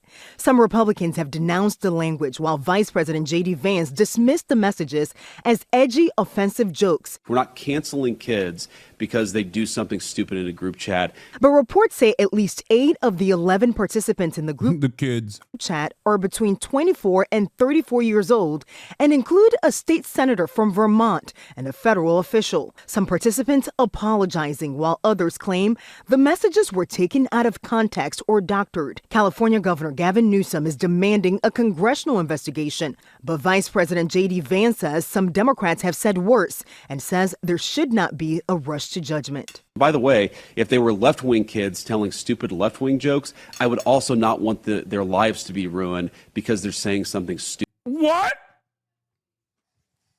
Oh, okay. Oh, hell no. That is the biggest lie. Okay. That is the literal biggest lie of all time. Motherfucker, the State Department revoked the visas of 7 people that are on American soil right now with their existing visas. They took away their visas because of what they had said about Charlie Kirk. That happened 2 days ago on the birthday of Charlie Kirk. The State Department Trump's State Department has already stopped issuing visas to people for saying things about Charlie Kirk to begin with. That is fucking bullshit. That's bullshit. Anyway, I know Jen was torching JD. I had a tweet about it. We'll cover it in a second. Group chat. At least 3 of the people involved have now lost their jobs, and the Vermont Republican governor is now calling on that state senator to resign. He is married to a woman of Indian descent. Yes. He has mixed race children. Yes. So to all of the MAGA voters out there, if this man will not defend his wife and will not defend his kids, do you think he gives a crap about you or anything to do with you? The vice president is doubling down on his defense of the... Was an incredible take, to which Republicans immediately tried to do this like, oh, how dare you? Disgusting commentary from Jennifer Welsh on MSNBC. J.D. Vance is married to a woman of Indian descent. He has mixed race children. So to all the MAGA voters out there, if this man will not defend his wife and will not defend his kids, do you think he gives a crap about you? Okay? And I fucking dunked on this motherfucker. I say, you're mad because she's 100% right. Okay? She ate, left no crumbs. That's my goat. Okay? I've had it. I've had it with this bullshit. Get out of town. Young Republicans involved in a leaked chat. No more pearl clutching from cynical right-wing political operatives. I'm sick and tired of this bullshit. We have to... Asman called her racist for that take. That's so funny. Yeah, Asman. I'm sure he knows what racism is. He's like, after all... Asman goes like, I know what racism is. After all, I do it every day. That used hundreds of slurs and joked about slavery, gas chambers, and rape. On social media, J.D. Vance says that he refused to join the pearl clutching and played whataboutism with Democrats. But after a night to sleep on it, this is how he described the Republican operatives, at least one of whom is an actual elected official. Grow up. I'm sorry. Focus on the real issues. Don't focus on what kids say in group chats. The reality is that kids do stupid things, especially young boys. They tell edgy, offensive jokes. Like, that's what kids do. And I really don't want us to grow up in a country where a kid telling a stupid joke, telling a very offensive stupid joke, is cause to ruin their lives. And at some point, we're all going to have to say, enough of this BS. Now, keep in mind, the texters referred to black people as monkeys and watermelon people. They fantasized about raping enemies and driving them to suicide. They supported slavery and sending political opponents to gas chambers to, quote, watch people burn now. Now, here is Alexandria Ocasio-Cortez at CNN's town hall tonight talking about Republicans and the influence that they have on social media. They have been successful because they have also been very clear, especially digitally, about what they believe. That women are inferior, that they do not deserve equal rights, that they believe that LGBTQ Americans are subhuman, that they believe and are circulating disgusting racial and white supremacist messaging that they are able to get away with digitally and online. Joining us at the table is Camille Foster. He's the editor-at-large at Tangle. Camille, what do you make of what she said there and how it relates to this conversation about the liberty and the freedom with which these guys thought that they could spew this kind of stuff without any kind of consequences? Yeah, well, thank you for having me, Abby, first and foremost. I have a lot of issues with the conversation around this particular story. I would tend to agree the comments in the thread ought to be condemned universally. But this is like kind of what you would expect, this kind of idiot, LARPing, edgelord nonsense inside of a private group chat. I think the words you used a moment ago, that they think they could say this sort of thing risk-free, consequence-free. Well, they were saying it in private. And is woke coming back?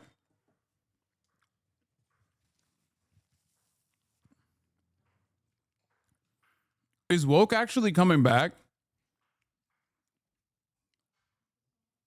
I hope, man. I want woke to make a comeback so bad, because anti-woke is like, I'm annoyed by woke too, right? I'm annoyed by woke too, but if there's like a woke and anti-woke force out there, I much prefer woke over anti-woke, okay?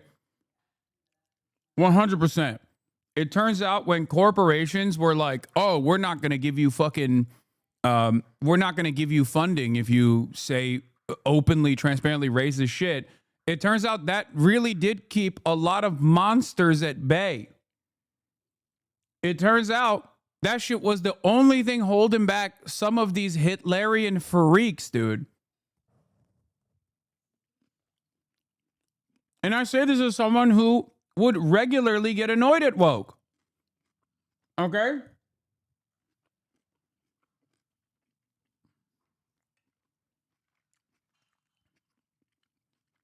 I yelled at woke all the time at the peak of woke.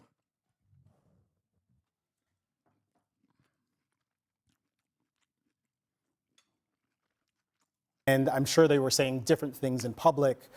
Do they mean these things authentically? In some cases, they almost certainly do. There has been a resurgence of white nationalist sentiment in this country. I think it's interesting, though, to try to trace this back and to think honestly about how we got to here. And I do think that a lot of the renewed interest in race and identity things for both noble purposes and otherwise has actually helped to create the circumstances that we see now. That is not erasing any of the responsibility that people have for embracing and endorsing these kinds of sentiments, even in private group chats where they're doing this kind of idiotic locker room talk. They deserve to face consequences. But I do think... I think the most consequential aspect of this is, once again, the fact that liberals only care about the aesthetics. Because, like, dude, the actual theory being put to practice is being conducted by the likes of Stephen Miller on major U.S. cities right now with the fucking Department of Homeland Security. Like, when these guys talk about, like, oh, this is like locker room talk, and some of these people believe it, but like, I don't give a shit about what these guys are saying in private when what they're doing in public is literally more violent and more consequential. Why is it that liberals only realize that this is fucked up when it's people saying Hitlerian shit in private and not when they are doing Hitlerian shit in public?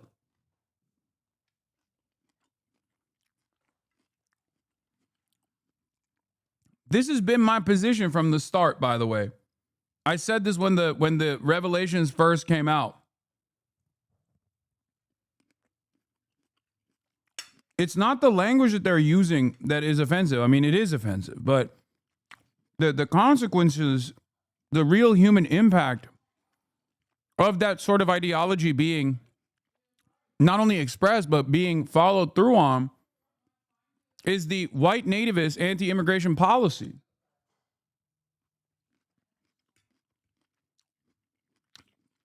But a lot of people, I think, a lot of people in mainstream media, because I do think that like a lot of liberals have radicalized against this admin in pretty meaningful ways, like average Americans have. But I think a lot of people in media still have no capacity to look at state violence and state policies that are morally repugnant and reflective of the Hitlerian the Hitlerian promotion that they're fucking saying is morally repugnant right now, and say it's wrong, it's gross, it's Hitler shit.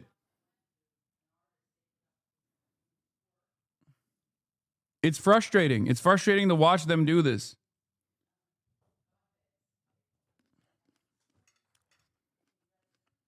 That J.D. Vance's comments about this are worth. My point is, I hope people take it one step further and talk about the actual issue of consequence here, which is the unrestrained violence of this administration that not only says those things behind closed doors, but actually reflects on them with actionable policy items that harm people. That lady's glaring daggers, that's our GOAT. What are you talking about? That's Ms. Welch.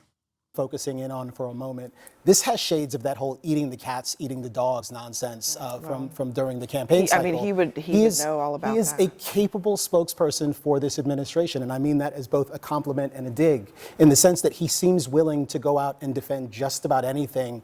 It's weird, the places where they decide to draw the lines. I'm not sure why they decide to draw it here. I do think the hypocrisy he's underscoring, though, is real. I know why, as well. because I've seen the places where these comments have been defended. And I think J.D. Vance is looking down the line at 2028, and he's looking at who he's calling kids right now are going to be the Republican operatives and the sort of the future of the Republican Party. And I think he's lining himself up. But you make an important point. The comments in the group chat are terrible and stupid, but I find it way more interesting that J.D. Vance has chosen to defend it than these guys that nobody knows or cares about. Why did he choose that this is suddenly the sort of thing that he chalks up to a youthful indiscretion when some of the people in this chat were like a year or two? By the way, J.D. Vance is 40 years old. So the people that he's calling children are like 5, sometimes 6 years younger than he is. Okay? Just so you understand, the people that he is calling children are at most like 10 years younger than he is, okay? Too younger than him. He's 41. Hard to say. Have to ask him. I'll tell you, did not defend it. I mean, the head of Young Republicans. Right. They exiled these folks right away. We took swift action, and I appreciate that accountability. I'm not going to defend it. I didn't even read some of these tweets, but I've heard they're bad, and I believe it. I bet a lot of these guys are the same people who troll me online for the most part. So I guarantee it's a lot of the same folks. God. Yeah, they were calling him Eye Patch McCain, which low-key is a banger for the record. Like, I mean, let's be real. That's a good one. On the other hand, why you're seeing some Republicans shrug their shoulders, I mean, I'll tell you why. Here's what they would here's their sentiment. We just watched Charlie Kirk get shot in the neck. You know, we watched our president, while he was campaigning, almost get killed. A bullet whizzed by his head. So there's real violence, and then there's this disgusting, despicable stuff that is said in private. And like, it is disgusting, despicable. I agree. I agree with what he's saying. Woke Dan Crenshaw is right. Except no one seems to realize that the despicable, continuing, real violence is not just the adventurism of sorts or a singular instance of retaliatory violence from a lone actor, but it's actually the state's mechanism of violence. Mass deportations, death, destruction, kidnapping, detainments, unjustifiable, all of it. All of it is violent. That's what I think is way more consequential than what these guys love to call locker room talk. They're not going to see me try and defend it. But I do, but I'll give you that perspective from some people who might feel that way. Ashley? Look, I think what happened to Charlie Kirk was awful. I said it. I think an assassination attempt on anybody, including the then candidate, Trump, and now president. It's awful. I also think that there's a different conversation, right? So I don't take any comfort that this is done in private, because if you say the N-word in private, you think it in public. And that means that at some point in my life, I may be sitting across somebody who thinks I'm the N-word. And so that person may be the person who has to give me a job one day, or is a police officer that pulls me over one day, despite being articulate, or he knows what I'm talking about. Gets the call back. Is that an inside joke? It is inside. It's between me and the brother. You gotta watch the show to know you gotta what she's watch talking about. Table Anyway, of Five last time we were on together. All right. But that's what I mean, and that was what it manifests. It means that could be somebody's teacher one day, or it means that could be somebody's congressperson one day. And what am I supposed to think as a Black American, as a person who? I think if woke comes back, we should set the rules ahead of time that no one is allowed to use it against their left flank. If we're bringing woke back, we can only use it in the rightward direction. Okay? Cynically weaponizing woke against those who want to improve material conditions is unacceptable. No more infighting.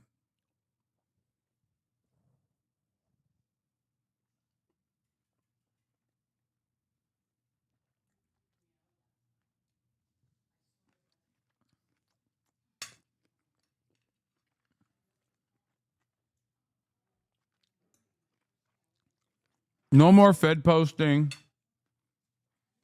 No more woke of the day.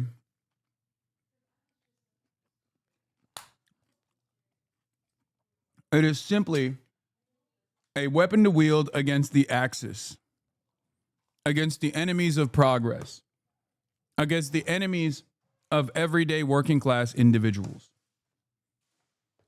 No more will we wield our own weapons against our allies. Okay? That is the true path to the promised land. No more friendly fire incidents.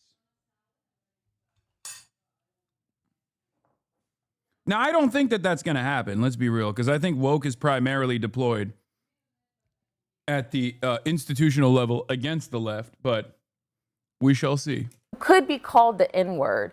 Now, I think it's great that the young Republicans push folks out. And I also think it's important on the left when we say, or not we, because I don't do that, but when people say terrible things, that those things be condemned. And that's what I was saying earlier, is like, we got to call balls and strikes. Yeah. But there's something bigger than it's just being private. These people live their lives publicly every day. And if you walk through your life. Hasan, the left are the only people that care about wokeness. You can't use it effectively rightward. No. Look at Dan Crenshaw. No, there are still Republicans in dude, I talked about this basically in every election, but certainly in this last election cycle as well. There is a level of permissible racism, permissible misogyny, permissible bigotry that you can engage in, you can entertain, and people won't punish you for it. But when you go beyond that certain point, even right-wingers will go, ugh, gross, don't say that, I don't like that. It's the distinction between a guy who embodies all of the political virtues of a fucking Klansman, who will still get very upset when someone says that they are a part of the Klan. Okay? There's a difference between, it's like the N-word equation. Okay? It's like the N-word threshold. And I don't mean nuclear. there are plenty of right-wingers who personally embody all of the violent, vile, racist stereotyping that comes along with this one word when talking about black people, who will actively shy away from using said word and will never defend it. Okay? That is beyond the confines of permissibility. Do you understand? This is the reason why a lot of Republicans who are in the public eye are still going, oh, this is abhorrent. This is morally repugnant. I can't believe it. Because these guys in the group chat were just straight up saying they love Adolf Hitler. You can't do that. Doors open. Gianmarco is here, by the way. You just can't do that. You can't do that. That's like you go above and beyond. And you don't know somebody thinks you're a watermelon person or that you should be raped to the point of suicide. What are we doing? Hold Well, on for a there are second. people saying things like Let me this finish eating in real public, and some of these people are conservative adjacent, or they would perhaps just describe themselves as conservatives, like Nick Fuentes. And Nick Fuentes is a guy who has been on a number of prominent podcasts in recent weeks, who just today announced that he's got some major announcement and will be sitting down with some other conservative figure. Conservatives have to know that this is taking place in the ether right now. I mean, I'm like, and speaking out about this. I'm like on the front lines of that Yeah. battle. I think And you probably I think, know. No, Congressman, I know you. I'm not directing this at you in particular. I'm just saying that we should be speaking out about it. I mean, I have often argued that, this is not about canceling people, but just creating the boundaries of your movement. I mean, would you say that Republicans need to establish? Well, of course you're right. I wrote a book on canceling. Just as Democrats do. I'm not excluding Democrats from this, but just as Democrats you have freedom of association. Like if you say a bunch of nasty things and you're part of my organization, I have every right to kick you out. When I tell people around here that I'm running for Senate, deleted post show main Senate candidate's raw view on politics. Kind of fire. I have to cover this as well. John Marco's here, but I'm going to pull you in a second. I'm just literally just finishing up my food. And then we're going to shoot the shit. We're going to talk some shit. And then afterwards, we're going to be live viewing the New York mayoral debate that's going to be taking place. And of course, there is most likely, I'm giving it a 98% chance that I will be used as a line of attack against Zoran. And I hope he doesn't fuck me, but who knows? Anyway, there's a 99% chance that I will be used as a line of attack against Zoran Mamdani tonight by Andrew Cuomo, maybe even Curtis Leva, even though I'd be shocked.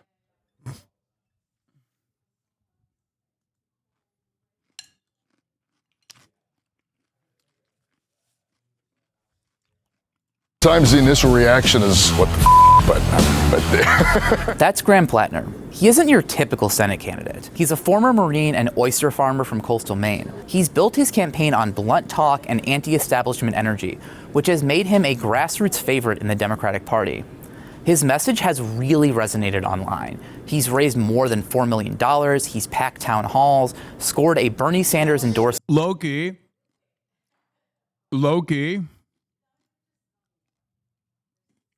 Will Andrew Cuomo mention Hasan Piker in the New York City mayoral debate? Yes. I think this is fake, but he will absolutely mention me in the New York mayoral debate. That's not a question. It's going to happen. I hope it doesn't, but it's going to happen. The thing that I want to say about Graham Plattner is that his previous work for Blackwater obviously made me a little bit skeptical. Not even a little bit, very skeptical of his background.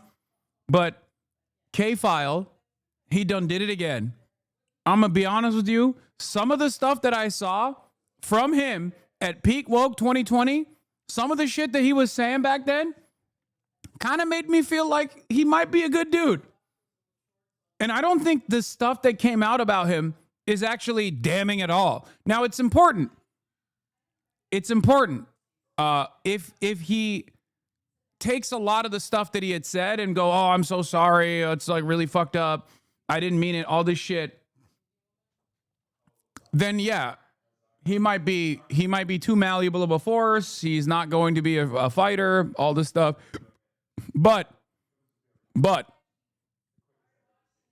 the fact that the highlights here are Maine Senate hopeful Graham Plattner once called himself a communist, dismissed all police as bastards, and said rural white Americans actually are racist and stupid, according to deleted social media post reviewed by CNN's K-File. My fucking goat.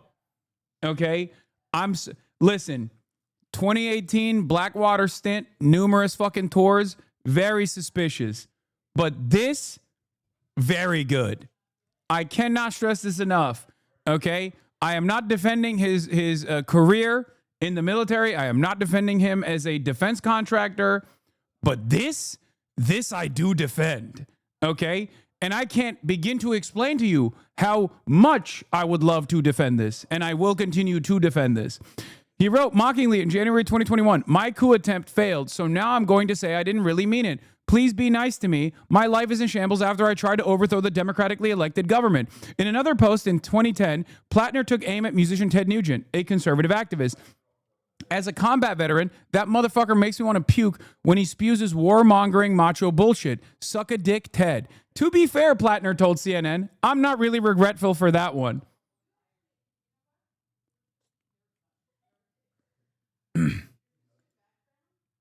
And Andrew talked to Graham Plattner as well about his deleted 2021 Reddit post.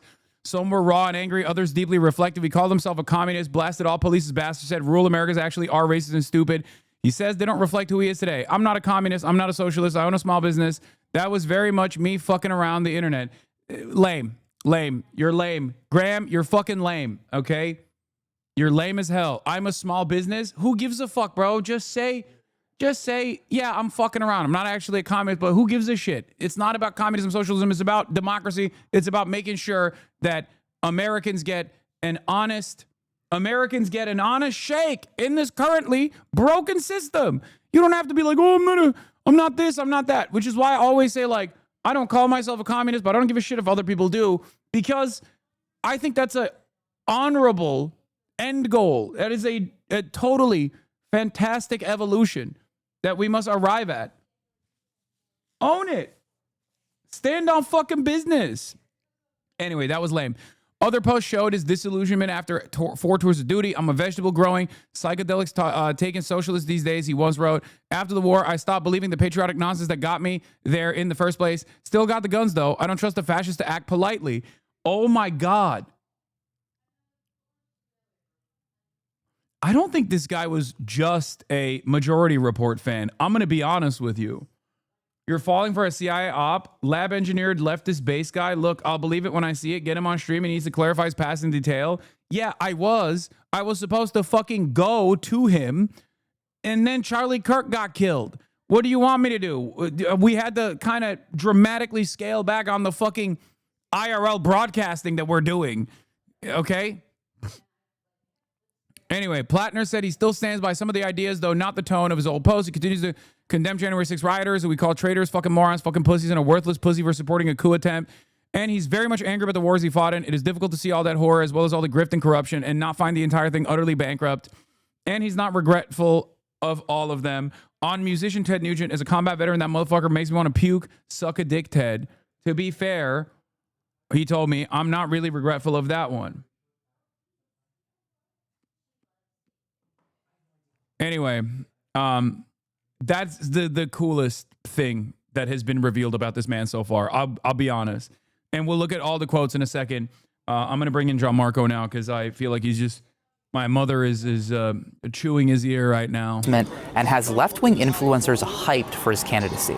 So CNN's K-File team found something pretty interesting while looking into Plattner. It's a deleted Reddit account that he used for years, posting about politics, war, and policing. We access them using the Internet Archive's Wayback Machine, which saves web pages. It's the same unfiltered tone that has made him so popular, but it also shows some of the vulnerabilities of his candidacy. In comments we found from 2021, I think the most unacceptable thing here is that he was a Redditor.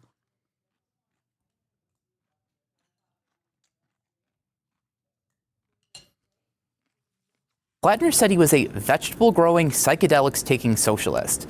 In a thread about people becoming more conservative as they age, he replied, "I got older and became a communist." He often employed crude language toward people he disagreed with. When discussing police misconduct, a user wrote that police officers were, quote, bastards, to which Plattner replied, "All of them, in fact." So we talked to Plattner, and he told us that he no longer holds many of those views, saying they came from a different time in his life when he felt angry and disillusioned after finishing 4 tours of duty. That was very much me around the internet. I'm not a communist. I'm not a socialist. I own a small business.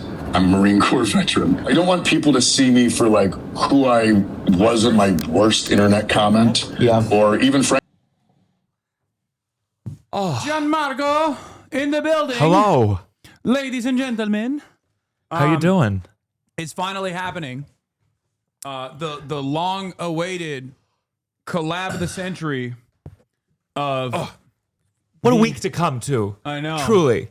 Yeah. I brought some, just in case Did you make sure that there's a Petco quite close. So I just want to make sure. Don't dox me. I felt good. Oh, sorry. Did I fuck something up? No, it's nowhere near. Yeah. We got some toys. Yeah, the victim of abuse. I wrote my number just in case she ever wants to give me a call. You need anything, buddy? Wait, don't actually show your phone number if you did. I knew that. I knew how to fake it. Okay, all right. I'm worried. Some people don't know. I know I'm new. I'm new to all this. I got a bone. Wow. And then some balls. So there we go. I don't know what she can have. Well, she can't have any of it. Okay, And I'm really? I'm gonna strap the zapping collar on you next. Sure. We'll just for doing that. And then for you, I got some black electric tape in case you run out. So, Thank you. Thank you. I do. I've run out of it in my I've seen in my mass cover up schemes. This is going to make all of the most schizophrenic people insane. By the way, what you just did. But walking in, listen. I'm obviously a fan, so I'm completely biased. But walking in, you go, oh my god, she's ran up to me. She's adorable. She's huge. I didn't realize the size. Yeah, she's 120 pounds. But you want to see her tricks? You got mad tricks. I would. I saw the hand. Oh yeah, shake. Oh, very good. Come on. What are the tricks? Well, I mean, it's mostly just like off leash walking. Sure. So she's other hand, yeah. Yeah, she can do. She has the obviously the famous place command. And when I do that, she goes and lays on the cot. She can lay down. She can roll over. Let's see if I can make her roll over right now. Hold on. Let's see it. Let's see. Here. Hold on. Let's put this out of the way. Kaya, come here. Good girl. No. Oh. Kaya, come. Kaya, come here. Good girl. Okay. Kaya, sit. Good girl. Down. Good girl. Roll over. Whoa. Roll over. Yeah, good job. Okay. Good girl. And then up, guy up. And then we got this is the other one where she jumps up at me, but it's not actually a good behavior, but I still can't stop myself from doing it. Kaya, up. Kaya. Oh, she's not doing it. Kaya. Up. Kaya. Oh god. Okay, well. Kaya, up. Where are you going? Come here. Come here. Come here. It's not good. I don't want her to jump on strangers. How much does she weigh? 110 pounds, give or take. Wow. Okay. All right. Well, we already. Show me. Let's see. This is the one that she goes crazy for. Look, see, she loves the pill pockets. Yeah. What's a pill pocket? I see. When I drug her, this is what I use. Because I'm abusive to my dog. Hey, up. Hey, up. Oh, wait, hold on. Let me try this actually. Okay, stay. Okay. Sit pretty. Sit pretty. Sit pretty. No, she's not doing it. Never mind. Okay, that's all I got. Okay. That's all we got for now.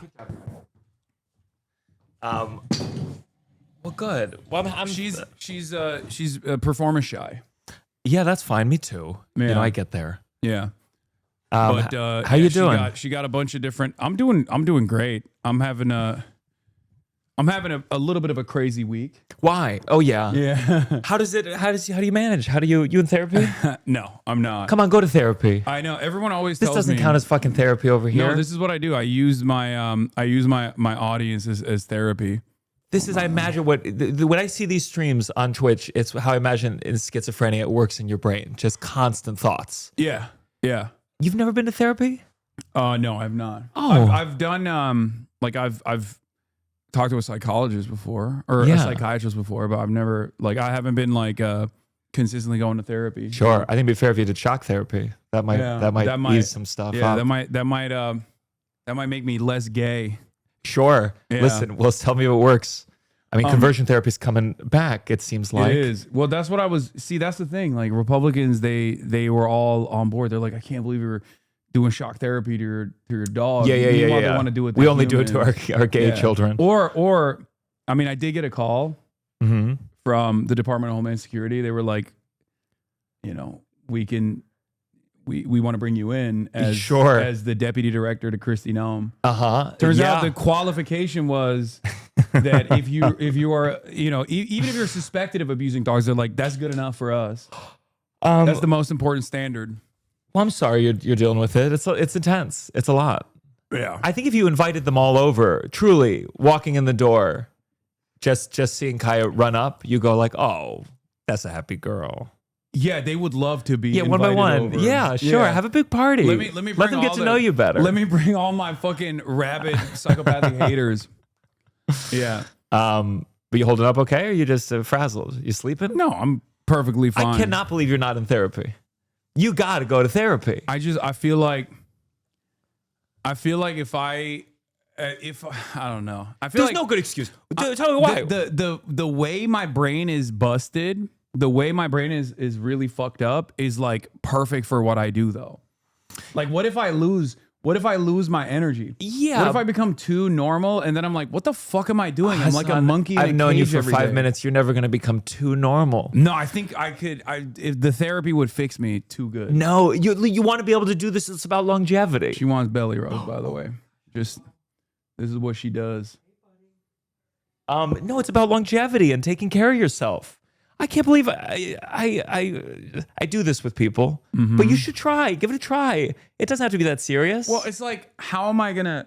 The other part of this that I always think about is like, how am I going to explain like the issues that I go through to a therapist? Because like, it's almost entirely about like, I'm not anti-therapy. I think it's great for people, and everyone should do it, myself included. And I'm a major hypocrite for not. Well, you might go to therapy. You might not talk about your immediate problems. You might be like, well, the H3 guy, blah blah blah. But you talk about your childhood. H3 guy. But like I'm in a couples counseling with my girlfriend, and sometimes she's my manager, and we're in showbiz, and sometimes the manager is like, well, maybe you need to set more like clear hours of work, and we're like, yeah, that's not how it works. And then you move on, and then you talk about something else. Yeah, I'm gonna be like, hey, I have like a fairly sophisticated cyber stalking operation that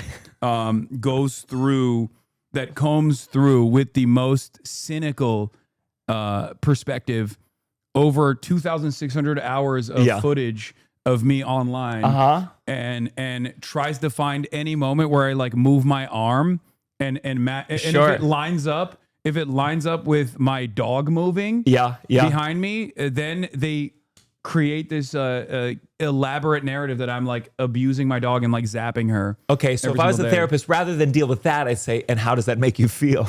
Yeah. Crazy. Sure. Yeah. And that's what therapy is for. I think I have a healthy approach to it though, where I'm like, people are going to some people are going to be, some people are destined to hate me. You can't win everybody. Sure. Yeah, but then I think the problem, don't you feel like when you look at people older, like let's get those older famous people, don't you think they start to develop a life where they go, I have haters and fans? And that's not a healthy dichotomy. Oh no, but that's just the internet. I think the people in the real world are not like that at all. I was with my girlfriend once. We were in a fight. You flex about your girlfriend a lot. I got to make it clear. I got my own soft accusers. Yeah, of, so I was of about to gay say, baiting. I used to be the number one straight guy who people said was gay baiting or queer baiting or was suspected of being gay. And then when you came on the field, nobody ever does that to me anymore. Because like you make me look like. But what did you do? That you're a masculine guy. You're. I mean, the way that you lift, show pit. the way that you like do the squats and stuff. I think it's in many circumstances. I think it's just like, it's dependent on the audience's reception. Where I've begun to realize that it's like if they want you to be gay, then you're technically. Some people will say you're gay baiting. Sure. Yeah, Yeah. but you've worn some outfits. You've worn some outfits.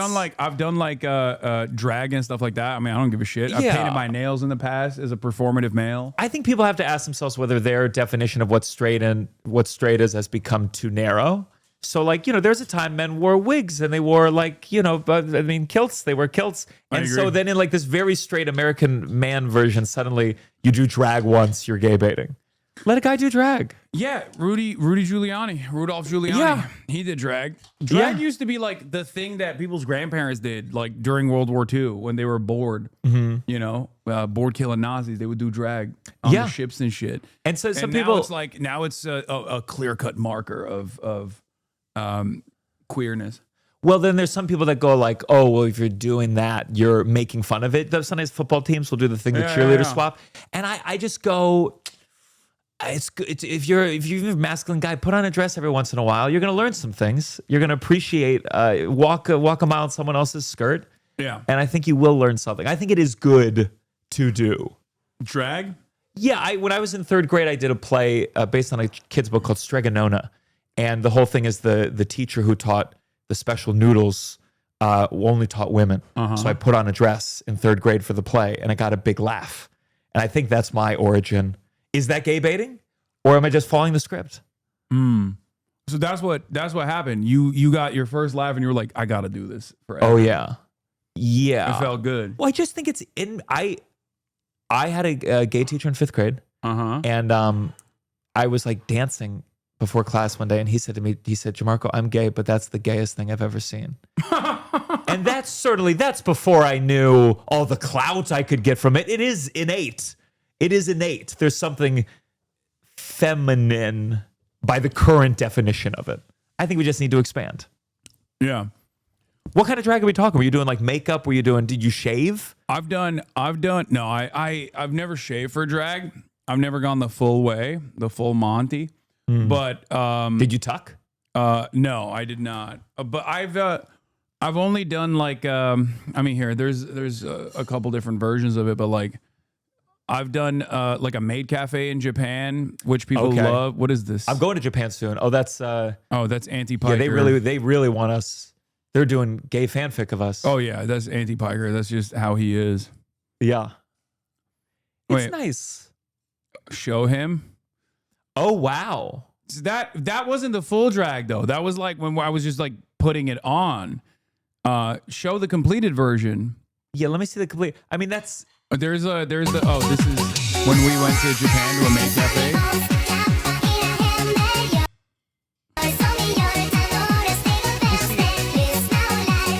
I can tell it's not gay because it's not even fitted. It's like you should have taken that to a tailor. That's a little tight on you. Do you know how hard it is to find any clothes that fit me, let alone women's maid outfits? I feel like you could say into the ether, send me a maid outfit the right size and I will wear it and you will get 50. Yeah, well, I was in Japan. It's like I'm going soon for the first time. It's the best. Oh, I can't wait. You'll love it. It's awesome. I was a little manga boy, so I'm so excited. Oh, really? What'd you read? I was early on in like America, like Shonen Jump when it was first published. I was walking around being like, there's actually a darker side to Yu-Gi-Oh. Wait, you and I are the same age, I think, right? How old are you? I'm 37. Oh, you're a little bit older than me, but I'm 34. I was so Shonen Jump. It was like One Piece's introduction to America, Naruto, and I really liked Yu-Gi-Oh. And then one of my dad, he saw the cartoon, and what's the one with the blue eyes white dragon? what's his name? Brown. Blue Eyes White Dragon is Yu-Gi-Oh. No, but who's the guy? No, the like rich guy who has all the blue People are eyes. saying Kaiba. I don't know. I didn't watch Yu-Gi-Oh. But all I know is Kaiba took out his deck and he said, "Let's duel." And my dad just started laughing in like a and not like a nice way. He wasn't even trying to be mean. He was just like, "This is embarrassing." I made him see the Cowboy Bebop movie in theaters, and I don't think he ever forgave me for that. That's the best. It was so good. Wait, you did drag as well? No, this is not drag. This is just That's you. just a shirtless. Oh, you're just please don't pull up my shirtless you're pics while I'm sitting next come to you. on, come on, Come on. come on. No, You're I shredded. Thank You do have gay body for sure. What does that mean? It's just like you're gay fit. I've been to Fire Island. I've seen the standards. No, this no, is like a you're gay neutral fit. at a Fire Island pool party. No. This is like stand in the back. You're gay fit, for sure. It's not. It's Not as a kid though. This took a long time. This is a lifelong pursuit. Yeah. So I could take this one picture in a dirty bathroom. Were No, you this always is- athletic? Were you a sports kid? No, I was a horseback rider. Oh shit! I was a professional show jumper. Oh my god, my dad does horse. You ever fall? Yes, of course I've fallen. Yes, I've fallen off horses. We all did drag at this at this camp, and it was not great. I did not look great. I'll admit. We needed to work, but that was that's me. I think you need to do the next level of like, you hire a professional, full makeup, and you treat it with gravitas. I think one of the funniest things is like this triggers Republicans more than anything else I do. I've like you can have like America deserved 9/11 moments, shit like that, but nothing pisses off people online like you doing drag. They literally will post the photo of me in the maid outfit nonstop under all of my replies. There's like accounts that are dedicated to just doing that. And I don't understand because it's like, yeah, bro, I put it on and I literally did it on camera. Like, you think this is a shameful moment for me? What do you think it is? What do you think it is that triggers people to get so worked up about that? I don't fully get it. I know it's like cliche to be like, oh, well, they want to wear the maid outfit, so they're jealous. I think it bricks. I've talked about this quite a bit with within the confines of like transphobia, where I had transphobic attitudes, transphobic opinions when I was growing up, and I've thought about this quite a bit, and I think it comes from like most people not having like any cultural signifiers that they can associate with beyond commodities. Especially in America, with the exception of gender.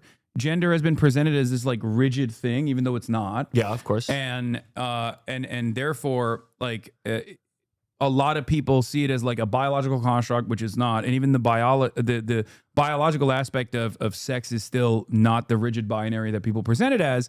Having said that, that is how it's taught to people, and that's something so they so closely associate themselves with, like what it means to be a man or what it means to be a woman, masculinity, femininity, that when a person does this, it just like breaks their consciousness. Yeah, it's like a threat to the group. I guess I've never had, and I don't mean that in any braggadocious way, I just have always struggled to connect to like groups, whether it be Judaism or whether it be masculinity. And I don't know if it's having divorced parents, like not having a singular unit of a thing. So like, it's hard for me to understand how someone would feel, because I think they see it as a threat to masculinity, their club, their group. And I'm like, that's not our group. I hate most of these. Oh, bitches. you're also, I forgot, you're in the presence of a dangerous anti-Semite. I am. Number two. I got my Zoe run bag right here. Number two anti-Semite of last year. Number one was Candace Owens, who just featured one of my shows. Wait, really? Someone texted me, he said, Candace Jones watched one of your jokes, and I was like, I know exactly which joke it is. It was it's awful to explain. It will be, but it ultimately is a Holocaust joke at the end of the day. And it's a good one. I'm proud of. and the worst Holocaust jokes I've ever heard have been from rabbis. In my experience, they got the best ones. But she featured it. Does it feel weird when you're like, you shouldn't be laughing at this? Maybe you're laughing at this a little too much. Yeah, but what am I gonna do? What, like, I don't think that Wait, moved the needle. I gotta see the chat. Send me the clip, Jamie. My Jamie is my chat. I'll look up if you look up, Jamie, send me the clip. My name and Candace Owens. I shared it in some YouTube video. All right. But Let's God, see. she's laughing. Oh, she laughed extra hard, huh? Oh, she laughed extra, and it looked like she was like no laughter. No, this one doesn't show the actual one. Show the if you go on joke. YouTube, it's the horizontal one. This is That's again not the original one. Go to chat. that. This is the Patreon. Yeah, you know. That's the Patreon or the YouTube. Okay. Yeah. There's a YouTube excerpt, and we play the whole thing in there. Okay, everyone is sending the same fucking clip now. It's the horizontal. My Jamie is so busted. My Jamie is the most busted. What's Jamie. the Jamie? Like Joe Rogan. Joe Rogan's Jamie. Oh yeah. Okay, so go a little forward that here. we didn't record, Russell. Ready? Let's go for it again. Keep going until we cut to it in full. Here it comes. Keep going. I was like, that's not Candace Owens. That's Paige. That's my producer, Paige. Okay, there it is. Resi. I celebrated most of the major Jewish holidays growing up. Passover was my favorite because you get to read it at the table, and then that's the story where the Jews, we were enslaved by the Pharaoh, and then Moses made the plagues happen, and then we escaped, and we crossed the desert for 40 years. I liked it because it made Jews seem cool, but that was also kind of confusing because I was like, okay, how did we go from crossing the desert to now being known as generally frail? And I didn't know. I didn't understand until one day I went on vacation to Miami with my very Jewish girlfriend. And the moment we got to the beach, she was like, it's like a desert out here. And I was like, oh my God. What if Jews have been exaggerating this entire fucking time? We got stuck in traffic on the way there. My girlfriend was like, let my people go. The beach was a little crowded. She said, there's like 6 million people here. It's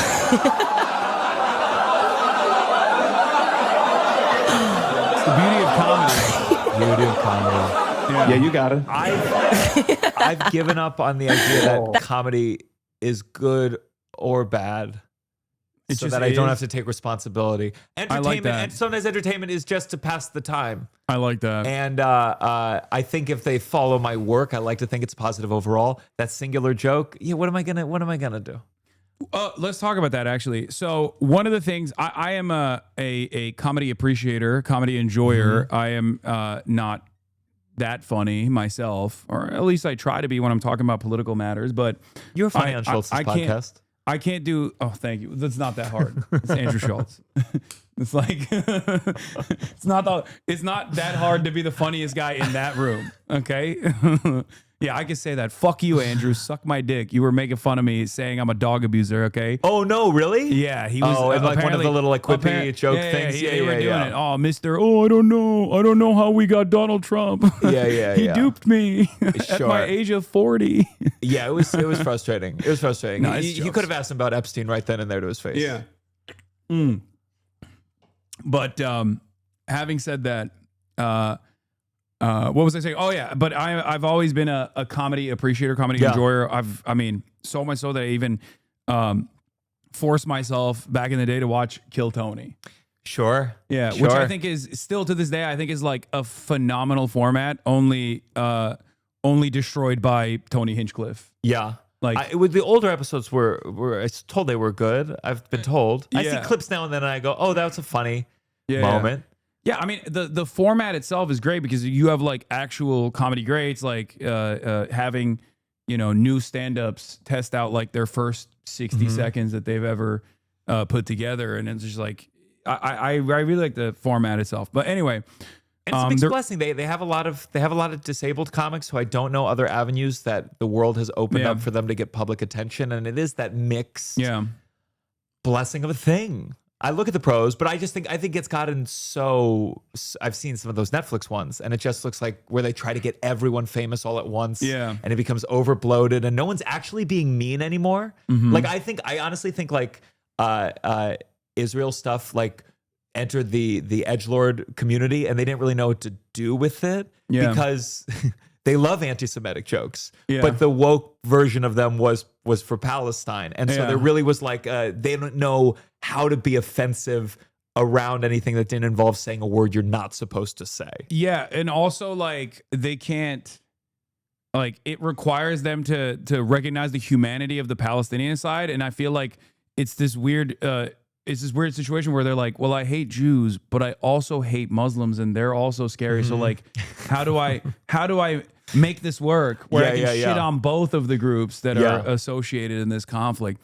But the reason why I brought all that up, talking about my background, is because like it's one of the things that I try to explain to people all the time is that like with comics, like I think a lot of people don't understand how jokes are structured and how they have to be tested out in front of an audience. Sure. And for that reason, a lot of people, especially in the age of like, you know, internet TikTok clips, and even before that, like podcasts and whatnot, I think people decided like if a comedian is testing out a bit and it fails, which is the worst thing that could possibly happen, they take that as a sincerely held belief of the comedian in many instances. Yeah. Whereas like in some circumstances, it's just a person trying to make a joke and failing to do so. Yeah. The context is tough, but ultimately we put these clips out ourselves sometimes, so it's kind of on us. Yeah. But like when you're in a comedy club space, a lot more feels like, you know how they go like, I was just joking. In the room called the comedy chuckle fuck place, it's like, yeah, that's clear. It's behind you. You had 30 minutes of jokes, and then out of context, it can feel like out of context with Candace Owens, and they're projecting it on, you know, and there's a Nazi rally and everyone's laughing. Yeah, this is my bid to defend Kramer. He was just attempting. Yeah. He's just bombing. But Chappelle, do you ever see Chappelle's set talking about it? Where he just said he's like watching it. Part of it was like, he's just having a bad set. Yeah. It's like he's just having a bad set. He thought there was a moment in his coked up brain in that moment that he was like, this is going to crush. This is how I'm going to, and it just like backfired, and some comedians, something backfires, and they doubled out. I don't think, it was not good that he went there. Questionable. Have you ever seen the Seinfeld apology? It's the greatest thing ever. It reminds me. We got to pull this up. Play it. It reminds me of the guy who did Candid Camera way back in the day. He was on a plane that got hijacked. True story. He was on a plane that got hijacked. Everyone on the plane, they saw the host of this prank show, thought it was a prank. Yeah. And he said when they landed and the hijackers took them off the plane one by one, they looked at him like, fuck you. They were mad at him. Yeah. Even though he was just a passenger. But this is amazing. This is some of the funniest. This is probably Seinfeld's best material in general. Yeah, especially in the last last decade or so. Yeah. This Michael Richards thing. Well, now I don't know him well. I've known him a long time, but I don't know him well. And I can remember years and years ago at the Comedy Store. And for the Zoomers in the chat, Kramer on Seinfeld, Michael Richards, bombed at the Laugh Factory. And in the process of bombing, he just started screaming the N-word with a hard R. He said it was specific to like a group that he was accusing of, you know, heckling or talking. Him, and then he just went after that. He just kept saying. And then it wasn't just that. I mean, he was pissed off. No. He said something about like back in the day you'd be upside down with a fork in your ass. Like it was unhinged. Yeah. And it went on for a long it's time. Like nowadays, if you have clips like that, you could probably work for the Defense Department or something. But like he'd be on Kill Tony the next day. Yeah, but back then it was like when woke was still a thing. This is pre-woke. This was like, pre-woke, actually. Whoa, you cannot do that. Yeah, this is like pre-civil rights struggle era. Attitudes being put on Maine. And so it's crazy. Honestly, this was also before things went viral. This was before people had Twitch streams to pull from to make 35 videos. Yeah, like this, everyone saw this. Your mom saw it. Your grandma saw it somehow because we all love Seinfeld. Yeah. And then this was the one shot. This is also a time when he went on the Late Show, it's like, okay, everyone's watching this moment. This is your moment to make things okay. Yeah, J.D. Vance would have said he's just a kid. Mm-hmm. J.D. Vance would have been like, he's just a 30-year-old baby. He's just a 30-year-old kid. I think we shouldn't do cancel culture on Michael Richards. But he would have taken a right-wing turn at this day and age. he would get on stage, and he was always a very dynamic performer. That Dynamic was to the one way point to put that it. often Dynamic. audiences were frightened. Always pushing boundaries. But still, we all got a kick out of it because it was in good fun, and he was and is a very funny guy. And then we see this thing today where he goes nuts in some kind of club and is screaming at people. Have you talked to him? Do you know anything about this? I did talk to him. I talked to him today. And, you know, I was extremely upset about it, and he is extremely upset about it. And I asked him if he would upset 'cause he come on cursed the him. show tonight so that he could explain what happened, because it was just one of those awful things. And I think he's a little mystified about what happened, but I think most importantly he wanted to... we have him live via satellite. Yes, I don't know how many M words he dropped with a hard R, but like... It was mystifying to string them along that many times. Yeah, he was just like losing Olympic, it, and that thing of Olympic like level. He really said that he was like, "Oh, you're offended." He started going. He was like, "Words, these words. You have to watch these words." And We then- can't. I don't think of we can course watch not. it. Of course not. But I think the biggest mistake to seek the authentic apology was to pick the worst actor from Seinfeld to come on stage, and then also not be in person was a disastrous mistake. I think you're wrong. It made for phenomenal entertainment value. television. And you shall Michael see, Richards. Shatters. Michael, are This you is there? Old Lord. Yeah, I'm right here. Hi, Michael. Welcome to the show. Oh. Hello, hi. How you doing? I'm not doing too good. Yeah. Why don't you explain exactly what happened for the folks who may not know? I think, is he in the green room? He could be. Maybe he was It in the green looks room. He's like like, I he's in can't the go green out room. there. It's all wrong. Letterman's like the wrong format to do it. It's too like kind of sappy. It's oh man. Now just so everyone knows, this was a long time ago. I don't know what he's been doing since, but he's like written a book. I think he's back on a book tour now, and you better not heckle him. Bro, this moment was so viral. They had a fucking Gallup poll on it, gauging the impact of the Michael Richards incident. Oh, it's huge. It was a cultural. Wow. I reference it on stage, and there's so few things you can reference on stage that everyone knows. Everyone knows this. It's just like, it's funny because like, I don't think the Gen Alpha or Zoomers know this. Like, I don't think they know this at all, but maybe. God. I lost my temper on stage. I was at a comedy club trying to do my act, and I got heckled, and I took it badly and went into a rage, and yeah, said some pretty nasty things to some Afro-Americans. Brutal. Brutal. This is Afro-Americans. That's so fucking. That's how you know he had no black friends to like, hey, can I get some advice about how I craft this apology? I said some brutal things to some Afro-Americans. Trash talk, and stop laughing. It's not fun. I mean, truly. I mean, if there's anything that encapsulates like the contradiction of comedy and the trap of the comedian, it's Jerry Seinfeld on a couch saying, "Stop laughing. Yeah, stop laughing." And it's not funny. With you were actually being heckled, or were they just talking and disturbing the act? That was going on too. Letterman trying to give some points. Did they deserve it, Kramer? And did you? I know. I mean, hearing your audience laugh, you know, and it's. I'm not even sure that this is where I should be. Yes. Addressing the situation. I've already heard you make some jokes about it, and that's okay, you know. But I'm really busted up over this, and I'm very, very sorry to those people in the audience. The blacks, the Hispanics, the whites, everyone that was there that took the brunt of that anger and hate and rage and how it came through, and I'm concerned about more hate and more rage and more anger coming through, not just towards me, but towards a black-white conflict. There's a great deal of disturbance in this country and how blacks feel about what happened in Katrina. And you know, brother, many of the comics, many performers are in Las Vegas and New Orleans trying to raise money for what happened there.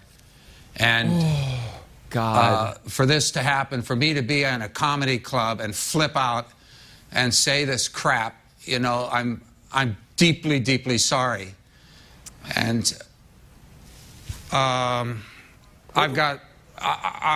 get to the force field of this hostility, why it's there, why the rage is in any of us, why the trash takes place, whether or not it's between me and a couple of hecklers in the audience or between this country and another nation. But the Michael, rage. let me interrupt here for a second and ask. And what Israel is doing in Palestine is inexcusable. He's like, we must end American militarism around the globe. It is so, like, if I were to say benefit of the doubt, he was trying to be like offensive and shocking and fucked it up. If we're giving that benefit of the doubt, it's like you go, first of all, you donate a shitload of money. We all know you're rich, so give some money. Always helps grease the wheels. You write something. You don't do this because you don't actually look sad. You look like, and I'm sure he was fucked up over it. Yeah, but he's mad. pushing. You can see that he's pushing. Yeah, he has a temper. He should have said, "I was coked out of my fucking mind. I'm not good at stand up. I'm more of a sketch actor." And people would have been like, "Yeah, he's just not good at stand up."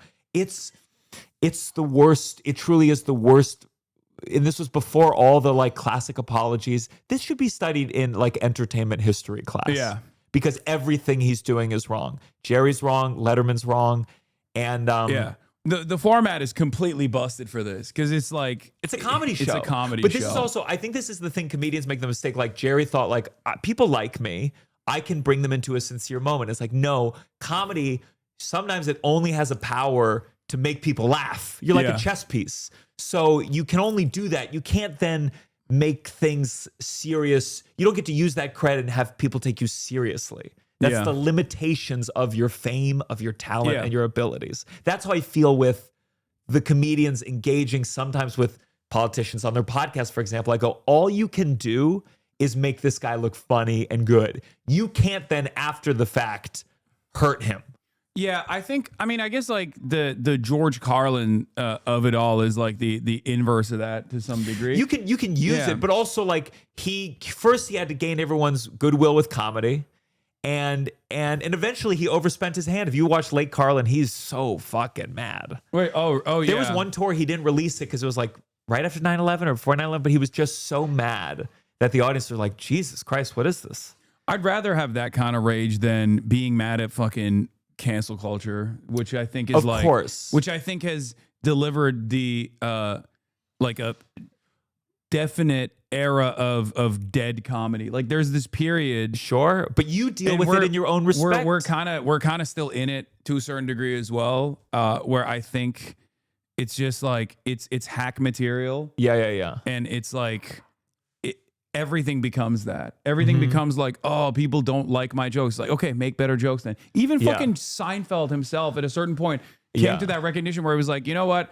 I want to go back on a thing that I had said previously about cancel culture. There's some new things I'd like him to go back on. But I think also what happens with the internet, what's so unique is like my fan base is now extremely left-leaning. And the inverse of that is true for these other guys. And there's a way where we are formed by the people laughing at us. And we might have perspective, but it's molded. And gradually you just get more and more extreme. So now our audiences, which are cultivated because of algorithms, are influencing our own output.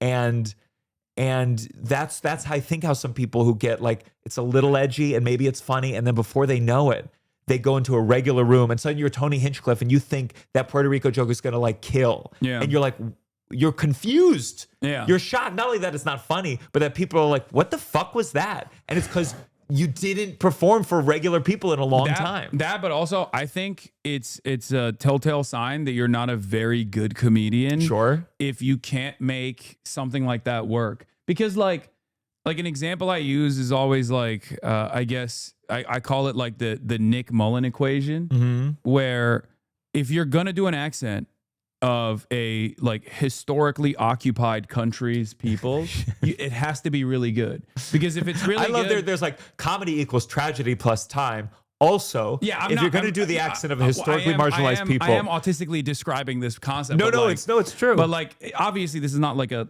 exact equation. Yeah. But the way I see it is like it comes from understanding that culture, understanding like if you're good at the accent, it means like you've obviously been around people who have this accent, and if you do it poorly, then it's racist.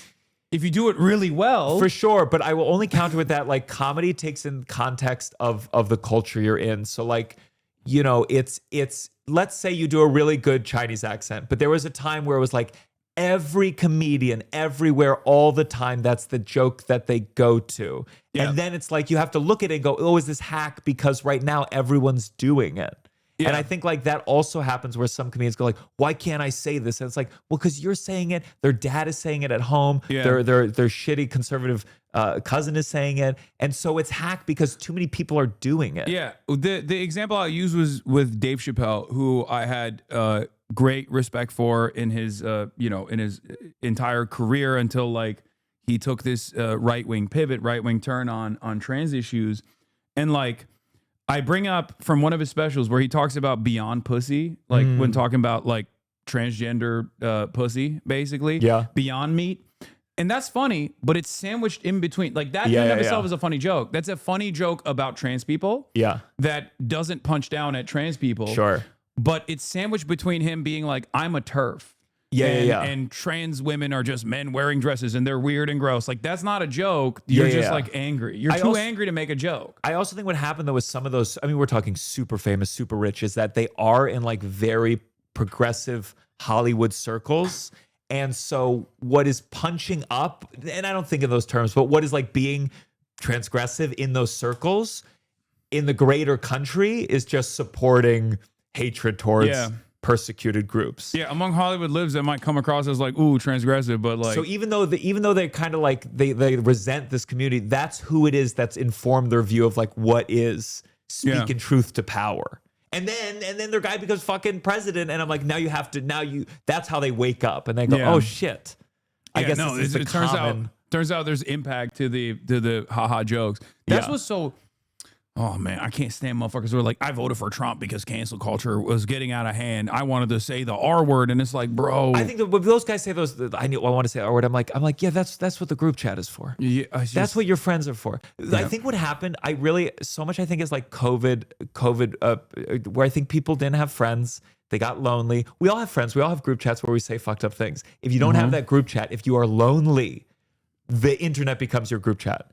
It's like if you're in a house with no bathroom, you're gonna shit at the dinner table. You need like a place to be edgy, to be dark. And when people get lonely, they go, you don't let me speak. You don't let me speak. For the young Republicans in New York, it was their Telegram group. It was. It was. Turns out. And they should have done it outside the political circles. That's their job. Yeah. Well, that's a mixture of business and pleasure, I feel like. Yeah. Their business is for their them, pleasure. Their pleasure is their business. Yeah, for them, that's like, I thought we could say these things because we're doing those things, the Hitler stuff. Yeah. You can't, again, if you choose to engage in making powerful decisions, you're going to be more scrutinized.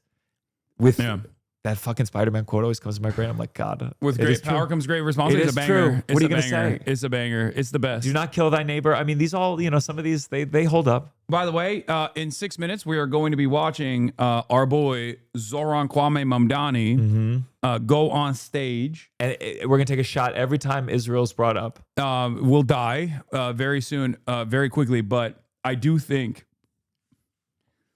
I know for a fact almost, that I will be brought up in tonight's debate. You think so? As a line of attack. Have you seen the Andrew Cuomo press conference that he did on 9/11? Oh, yeah. That quote.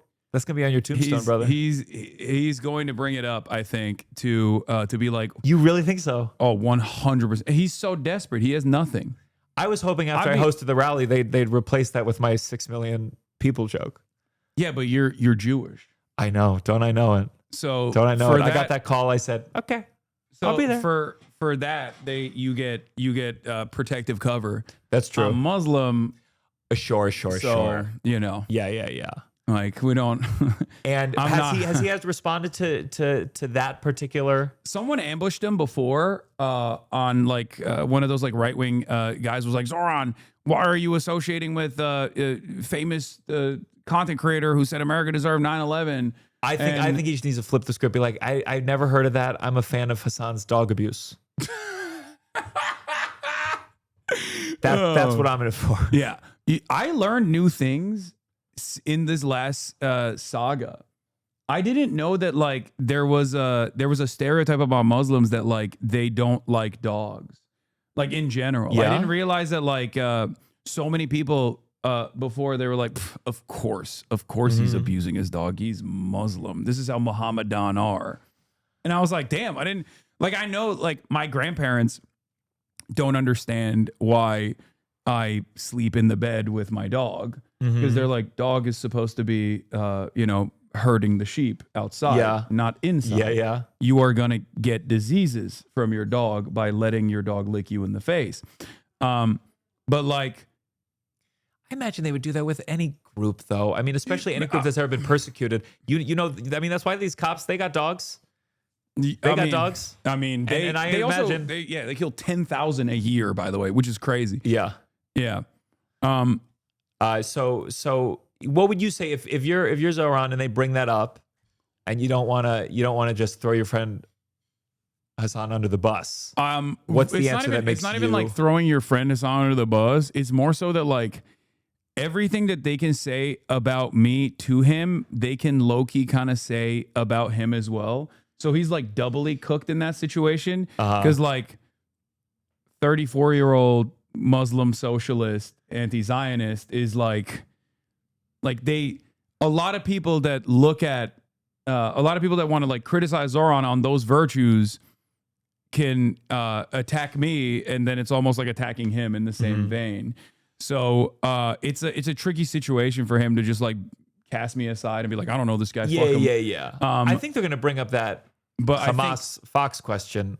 That's the thing that I think they're going to lean on the most because that seems to be going viral right now on Twitter. That's definitely something that they're gonna push as well on him. But I think like the best possible thing to do is what he did in the past, which was when he was asked that question, he was like very cynical that my opposition here is desperately trying to associate like his Muslim opponent with 9/11. Like it's pretty obvious what he's doing here, which is true. Like that's what he's trying to do. Of course, it's all racist.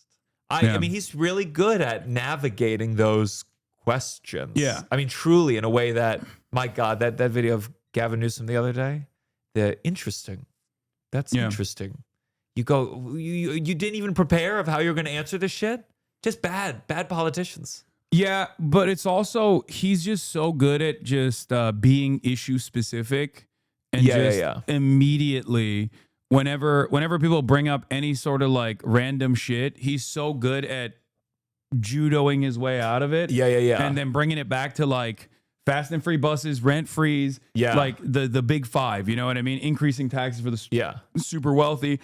Like and the opposition looks silly and juvenile when you're like, I want fast and free buses for every New Yorker.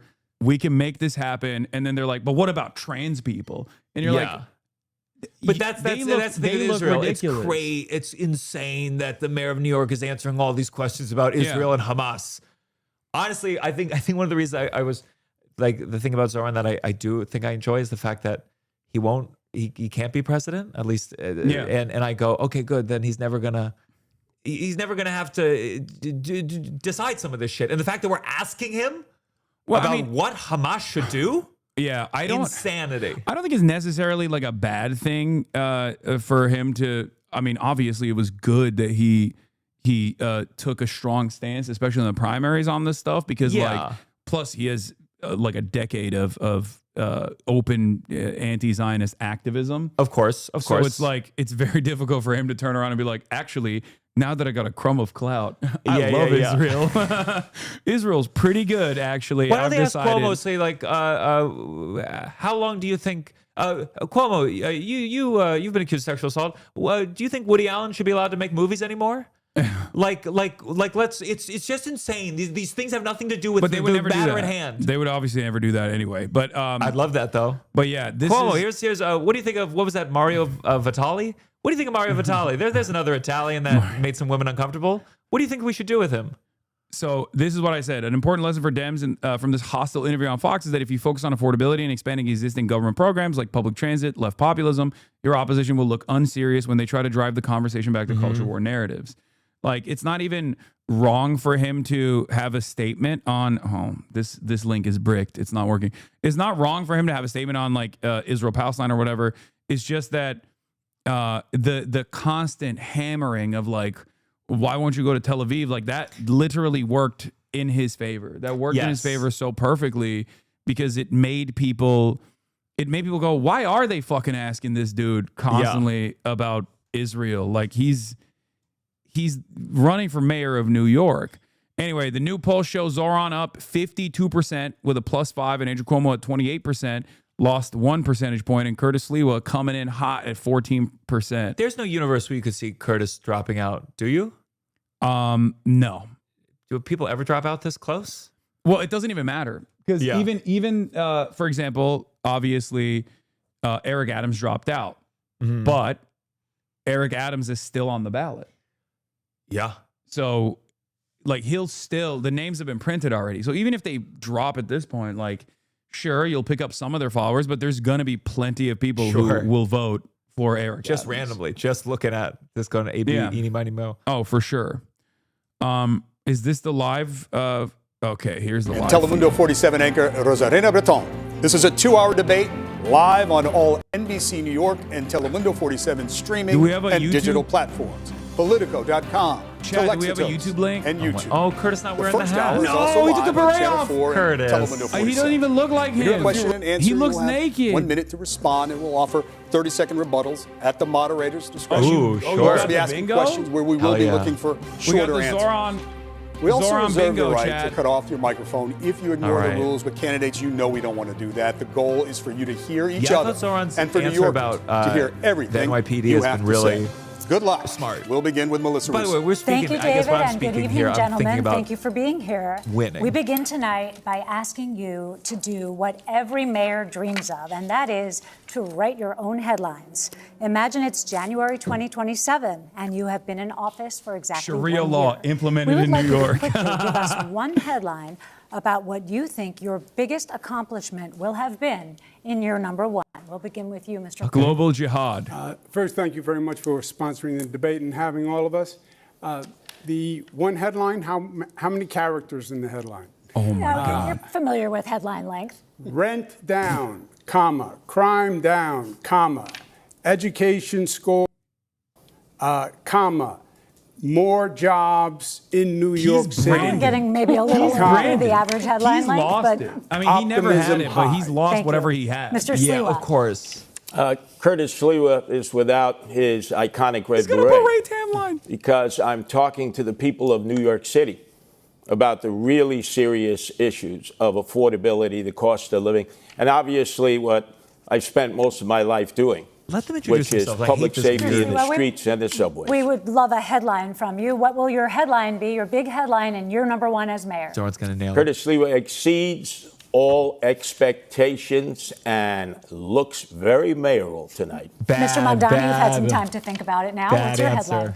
It's a pleasure to be here, first of all, and I really want to thank the moderators and the opportunity to speak directly to New Yorkers about this moment in time and our opportunity to transform the most expensive city in the United States of America. The headline would read in about a year, Mamdani continues to take on Trump, delivers on affordability agenda for New Yorkers. Thank you, Mr. Mamdani. Sally? Thank you, Melissa.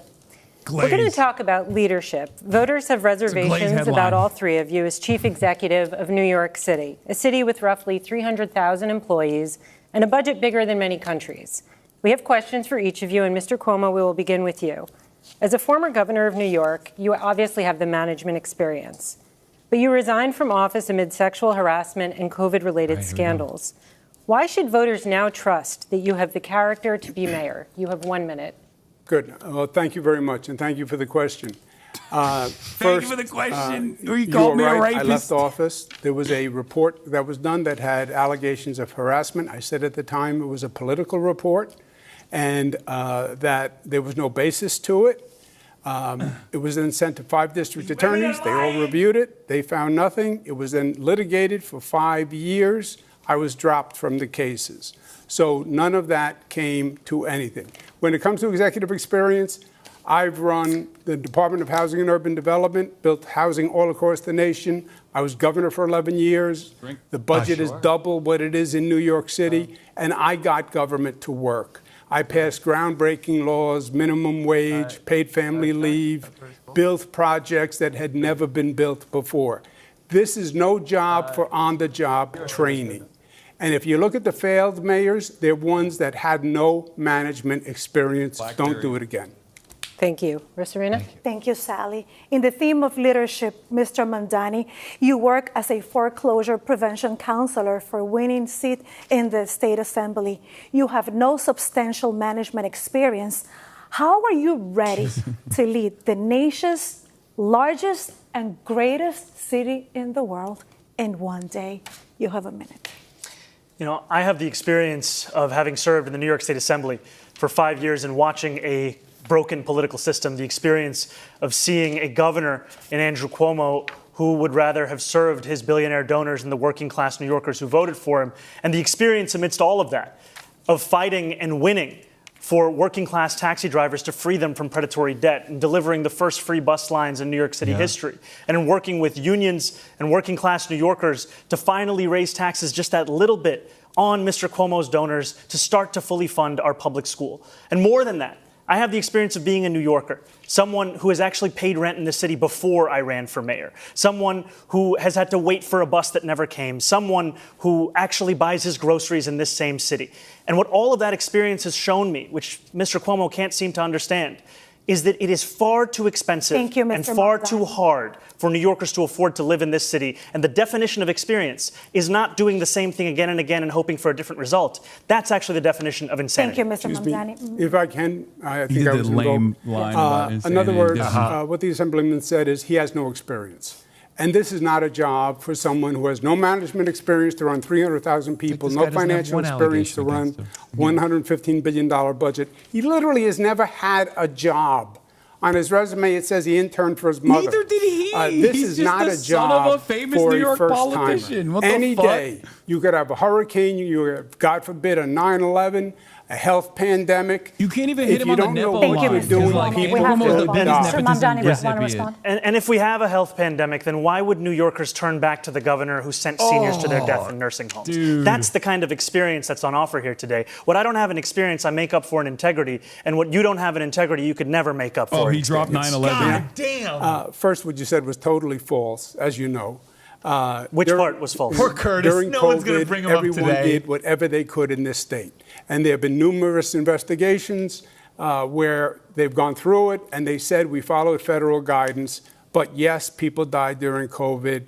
And my heart breaks for everyone that that died in this state R.I.P. and across this nation. But just to be clear, just to fact check that, there is a criminal investigation reportedly underway at the DOJ about your testimony to Congress. Trump told me he'll drop it. Yeah, that is a political issue with the Congress. They made a referral, which has gone absolutely nowhere. But there have been multiple investigations where the DOJ found that the nursing home investigation was politically motivated. Okay, we're going to move on. We might have time to come back to it. I do need to move on to Mr. May Sliwa. I just finish my rebuttal?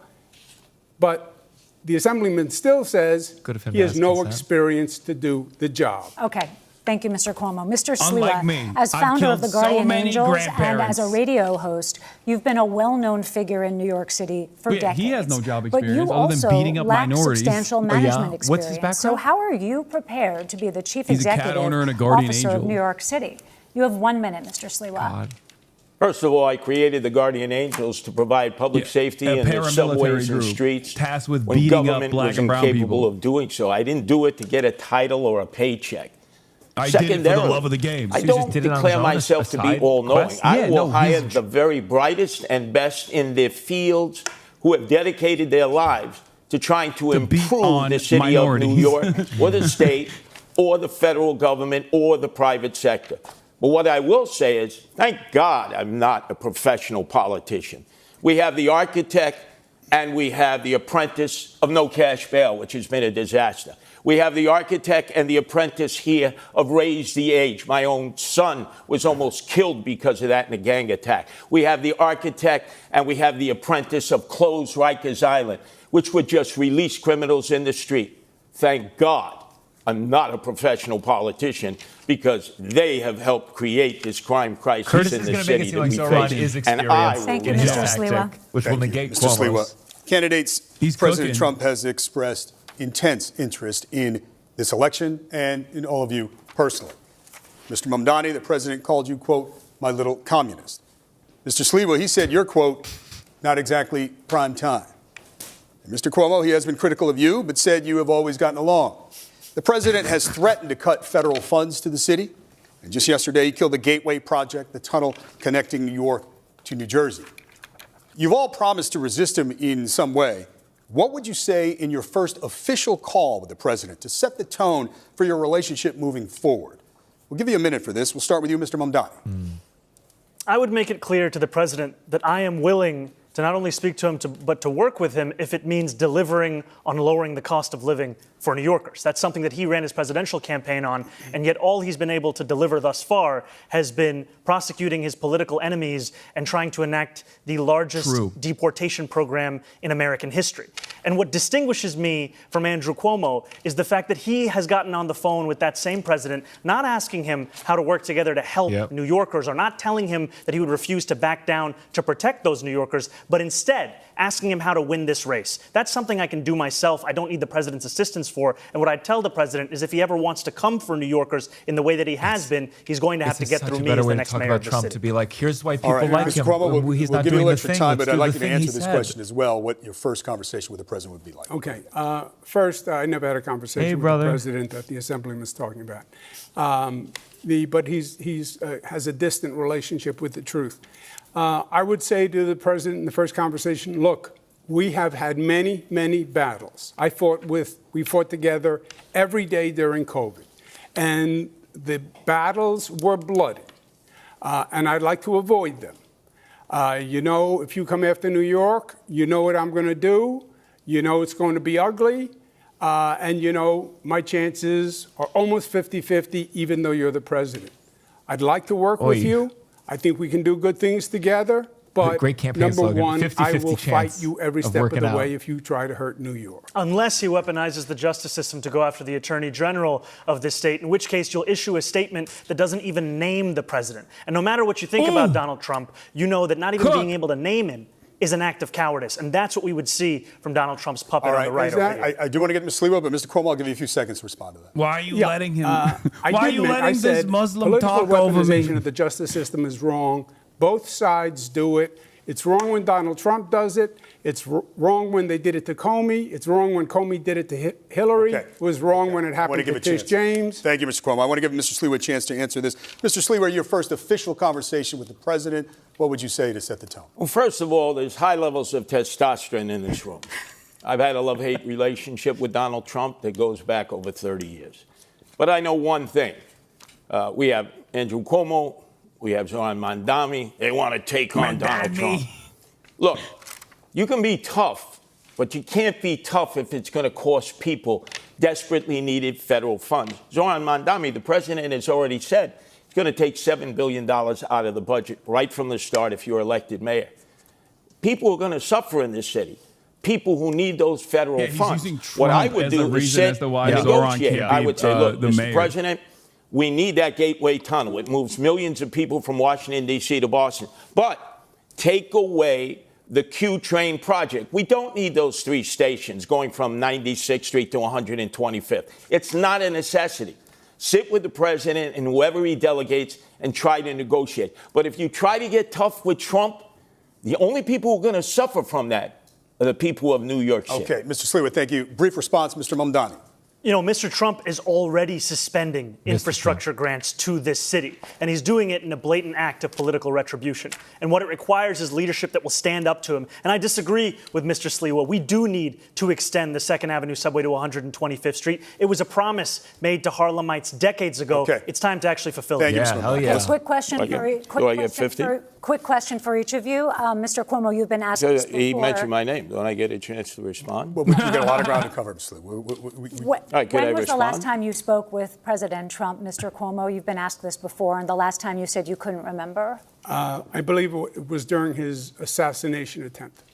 So last year in 2024. Mr. Sliwa, when was the last time you spoke with President Trump?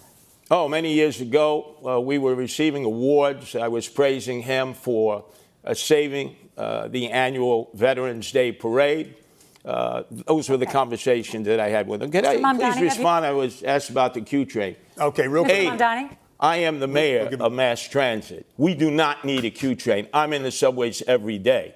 We have more than a capable system of transporting people. Thank you, Mr.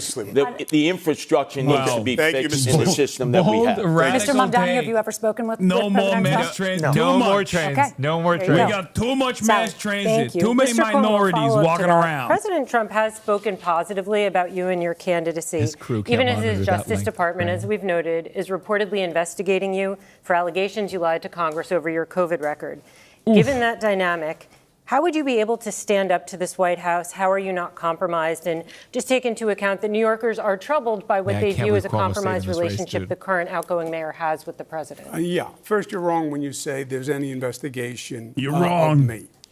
That's not true. And I'm not Congress- saying that 'cause you're a I've woman heard and I hate 'em. absolutely nothing. Congress did a press release. They said they sent a letter to the Department of Justice, which they do routinely to generate press, and that's what that is. I fought Donald Trump. He investigated me repeatedly with the Department of Justice.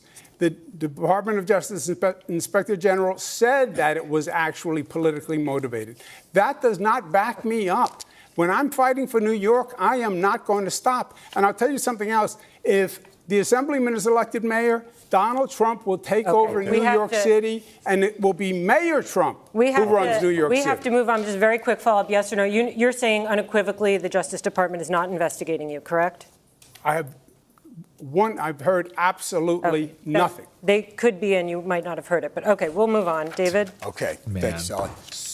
That is virtually impossible, by the way. Okay. So, Mr. Cuomo, you did put out an ad the day after the news first broke in the New York Times that you were under investigation, calling it a political investigation, saying they were coming after you as they had to, after other Democratic politicians. It's cool that he's haven't just denied debating this the previously. moderators now. Republican Congress was. Yes, I believe they play politics with the justice system. Okay. I believe the Republican Congress does it. I believe Donald Trump does it. I believe the Democrats do it. And that's why I think people are sick and tired of the justice system and the politics. If you think that there's no difference between the Democratic Party and the Republican Party, then that's the candidate for you. If you think it's time to have a Democratic Party that actually stands up to Donald Trump and his billionaire-backed assault on working people, Well, thank you, Mr. Mamdani. You're not a The Democrat, captioning doesn't work. You're not a Democrat. You're a Democratic All right, socialist. candidates, we have you didn't other vote ground- for Kamala Harris, right? We have other ground to cover. We have other ground to cover. That's an will circle back incendiary that. charge. I want to be very. You may have a chance to address it, but we do. I'll be we have very a lot quick. of issues to get to with New Yorkers, Mr. Mamdani. I'll be very quick. You didn't say leave it blank in the Kamala I'll be very campaign? quick. I said leave it blank in the presidential primary because primaries are a place to air dissent. And like many Americans, I was horrified by the Israeli genocide of Palestinians. And if you want to look for me on the ballot, you'll find me as the Democrat. Mr. Mamdani, thank you. Gentlemen, we have to move on. This week, the world is reacting to President Trump's Israel-Hamas peace deal and the release of they're the going to be. hostages. Would you glaze Trump? Many are They're gonna do cautiously the, optimistic will you give Trump credit about a lasting peace. I hate this shit. Of course, the mayor has no direct role in foreign affairs. Great and bar we from certainly have a lot Zoran. of questions for you about city What are we gonna matters. talk about but credit? This war has been a major topic in the campaign. And there are criticisms about your positions in the past and how you envision leading on these issues That's as how I mayor. feel when there's credit. So we have That's questions what the for all power of you, and but first for the Mr. president. Mamdani, because something you said that's been generating headlines in the news today as we come into the debate. Yesterday on Fox News, you were asked if Hamas should lay down its weapons, key to the peace plan and ceasefire. And some say they found your answer confusing. You said, quote, I don't really have opinions about the future of Hamas It's not. and It's Israel. less confusing. Beyond the question It's more of confusing justice, to ask the safety, fucking New York and mayor the fact this that anything question. has to abide by international law.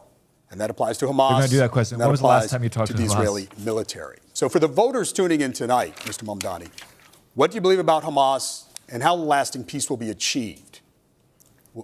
We know it's a complicated matter, but we'd like you to keep your answer to a minute if you could. Of course, I believe that they should lay down their arms. I'm proud to be one of the first elected officials in this state who called for a ceasefire. And calling for a ceasefire means seizing fire. That means all parties have to cease fire and put down their weapons. And the reason that we call for that is not only for the end of the genocide, but also an unimpeded access of humanitarian aid. I, like many New Yorkers, am hopeful that this ceasefire will hold. I'm hopeful that it is durable. I'm hopeful that it is just. And for it to be just, we also have to ensure that it addresses the conditions that preceded this, conditions like occupation, like the siege, and apartheid. And that is what I'm hopeful for. Yeah. What now? If I may, Anti-Zoran that means haters? from the Excuse river me. to the sea. I'm being marginalized. Cuomo's like this. It's a debate of three. Excuse me, Andrew. It's Well, a debate of three. Do we acknowledge that? Three people? Mr. Sliwa, go ahead, and we'll give you a second. Go ahead, Mr. Sliwa. Oh, man, Sliwa. President of the United States should have been applauded by you, Zoran Mandami, and you, Andrew Cuomo, on the day that he brought together that international coalition that met in Egypt, that came from the Middle East and the Persian Gulf. I certainly applauded him for bringing peace to Gaza and trying to end the hostilities in the war between the Israelis and Hamas. Yeah, he took so there Aaron can be Cuomo's peace entire between thing. the Israelis and peace between the Palestinians.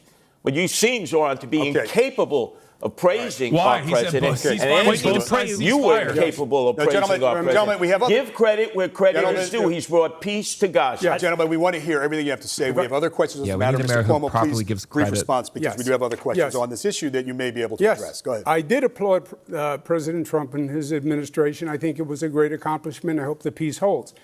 The assemblyman will not denounce Hamas. The assemblyman will not denounce Hasan Piker, who said America deserved 9/11. The assemblyman just said in his response, well, it depends on occupation. That is code, meaning that Israel does not have a right to exist as a Jewish state, which he has never acknowledged. That is from the river to the sea. That's why he won't denounce globalize the Intifada, which means kill all Jews. Let's give Mr. Mamdani a chance to respond to that. I want to be very clear. The occupation is a reference to international law and the violation of it, which Mr. Cuomo has no regard for since he signed up to be Benjamin Netanyahu's legal defense team during the course of this genocide. And I find the comments that Hasan made on 9/11 to be objectionable and reprehensible. And I also think that part of the reason why Democrats are in the situation that we are in, of being a permanent minority in this country, is we are looking only to speak to journalists and streamers and Americans with whom we agree of every single thing that they say. We need to take the case to every person, and I'm happy to do that, which is why I was on Fox News yesterday talking about how I wish it was more like NASCAR so we could see all the billionaires who are sponsoring you right on your suit jacket. Melissa has another We're going to turn it to Sally, actually. Yeah, actually, this kind of flows, and then we'll go back to Melissa. Mr. Mamdani, you told NBC's Meet the Press that you don't believe it's the role of the mayor to police speech. How Your do you words feel? about this war have comforted many New Yorkers, but they've troubled others. And I want to ask about some of this. And he actually There was is your pretty nice recent about refusal, it. as we just discussed, to condemn the slogan "Globalize the Intifada," which many view as a call to But arms. this is the real shit. In 2017, you rapped lyrics praising the Holy Land Five. These are men who were convicted of supporting terrorism. Focus. How would you assure New Yorkers, especially the Jewish subways? residents who What might about be concerned about this, that you would be a mayor for all? Childcare, You have what 1 else? minute to answer this. Thank you for this opportunity.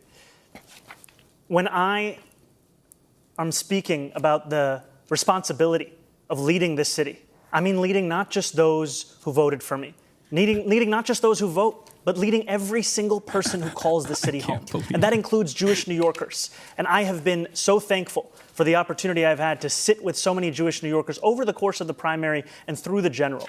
And it's in those conversations that I learned that this phrase evokes many painful memories. Memories of bus attacks in Haifa, of restaurant attacks in Jerusalem. And I heard from a rabbi about their roommate who was killed on one of those buses.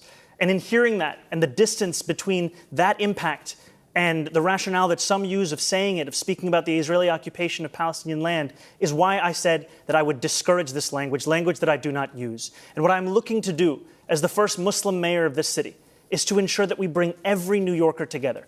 Jewish New Yorkers, Muslim New Yorkers, every single person that calls this city home, that they understand they won't just be protected, but they will belong. Mr. Sliwa, we will get to you. First, I'm going to ask a question of Mr. Cuomo. While you are a strong supporter of Israel, you have also been slow to develop a relationship with the city's Muslim community. Thank you, Universal Power user, for this one to get the a subs. terrorist sympathizer. How do you assure those New Yorkers, especially Muslims and Arabic New Yorkers, that you will be a mayor for all? You'll have 1 minute. Yeah, well, first, I think the assemblyman created the perception himself. why wouldn't he condemn Hamas? Why wouldn't he condemn Hasan Piker? Why did it take us here tonight for the first time for him to say it? He still won't denounce, globalize the intifada, which means kill all Jews. Just say, I denounce it. He won't do it. Older Jewish New Yorkers are looking and up his right now. divisiveness is Can you please answer about your own relationship with the Muslim community? You did not visit mosques for many years. More recently, you have been. Yeah, I don't think in any way the Assemblyman is representative of the Muslim community, which is a vital community in New York City, and I am very fond of, and I've been working with. I think he's playing his own politics. Many of his positions don't even follow the Muslim faith, so I see them as two totally separate. He thinks it's a bad idea. You know, it took Andrew Cuomo being beaten by a Muslim candidate in the Democratic primary for him to set foot in a mosque. He had more than 10 years, and he couldn't name a single mosque at the last debate we had that he visited. And what Muslims want in this city is what every community wants and deserves. They want equality and they want respect. And it took me to get you to even see those Muslims as part of this city. And that, frankly, is something that is shameful and is why so many New Yorkers have lost faith in this politics. Yeah, except, that is totally one more time, I'm going to kill Muslim community for many, many years. Name a single mosque you went to. I'm not saying that. Can you name a single mosque you went to in 10 years? Before you were ever here.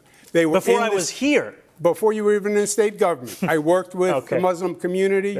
Imams presided over State of the States.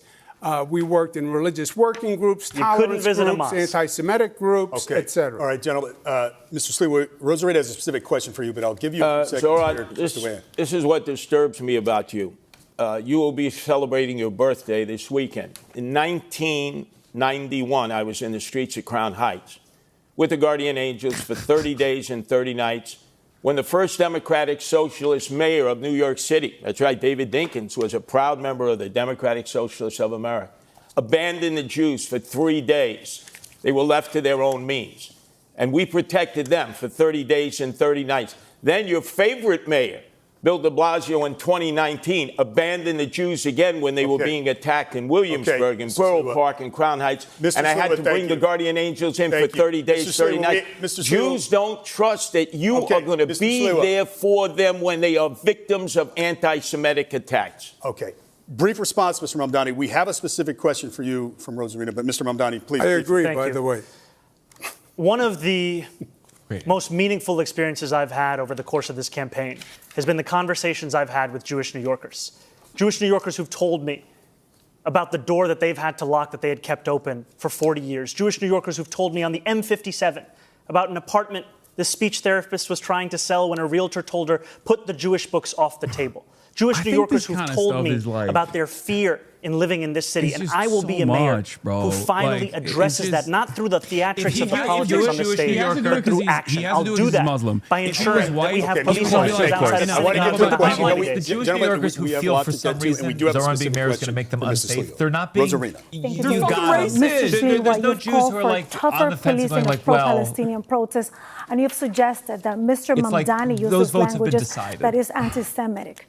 How do you assure New Yorkers that you'll be the mayor for all? Oh my God, bro. Jesus I've been Christ. there for all people in all times for 46 years as leader of the Guardian Angels here and around the world. Whether it is a religious violation of people's rights to worship as they choose in a mosque, in a church, in a synagogue, or a shul, whether it's because of racial identity.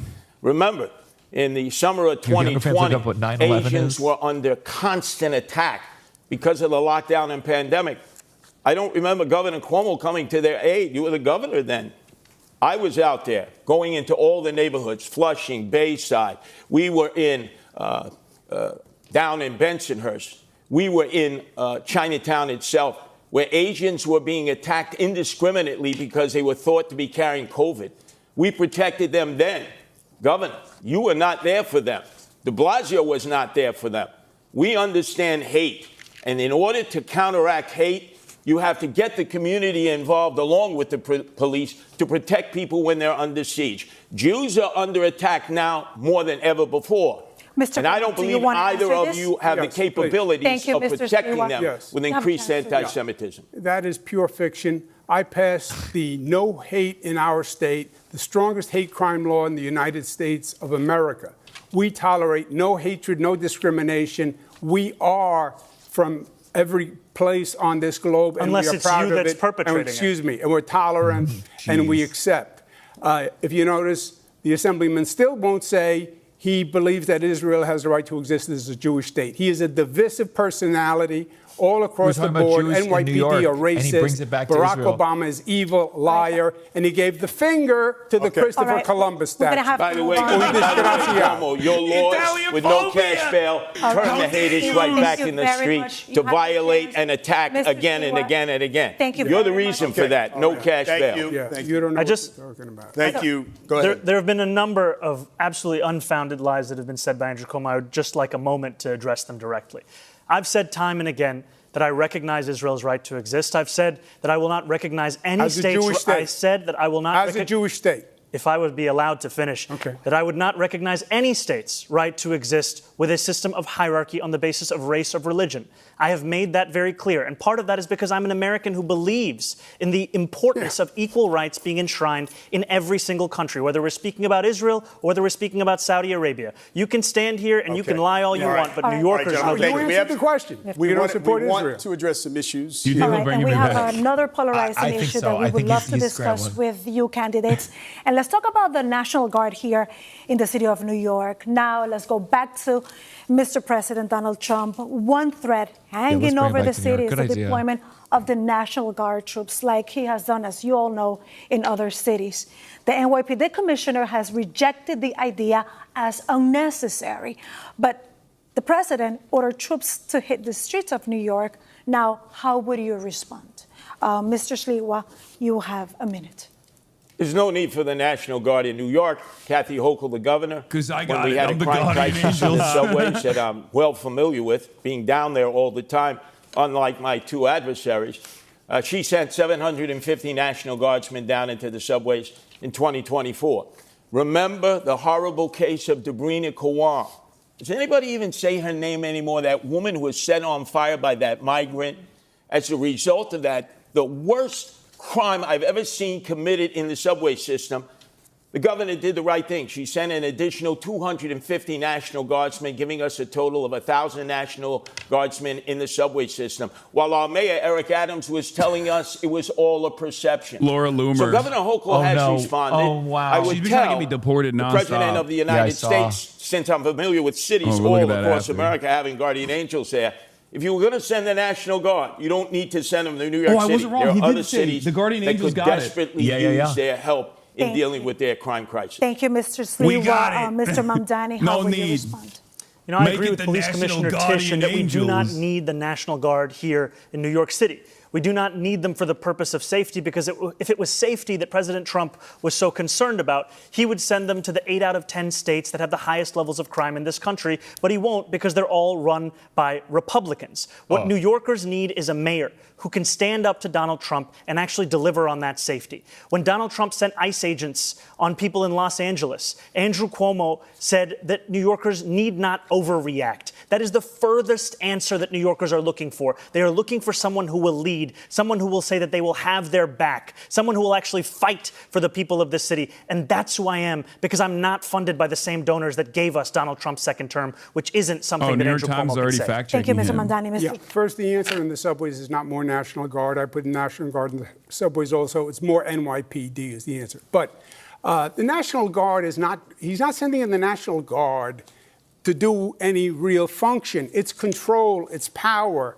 He's trying to say these Democrats don't know how to run these cities, and it's a political gesture by sending in the National Guard. He has said if the Assemblyman is elected, he will take over New York. Forget the National Guard. But this is he the has question. said, I'm going to take the question funds. Is, if they order the troops to come here, what would you do? Well, I went through this with him. He sent the National Guard to 20 cities when I was governor. You know what city he didn't send them to? New York. Why? Because I said to him, don't you dare, we don't need it, and he backed down, and he will again. So that proves a good relationship Wait a with second. the president. The president is going to back down to you, Andrew Cuomo. I know You think you're the toughest Oh, guy yeah, alive.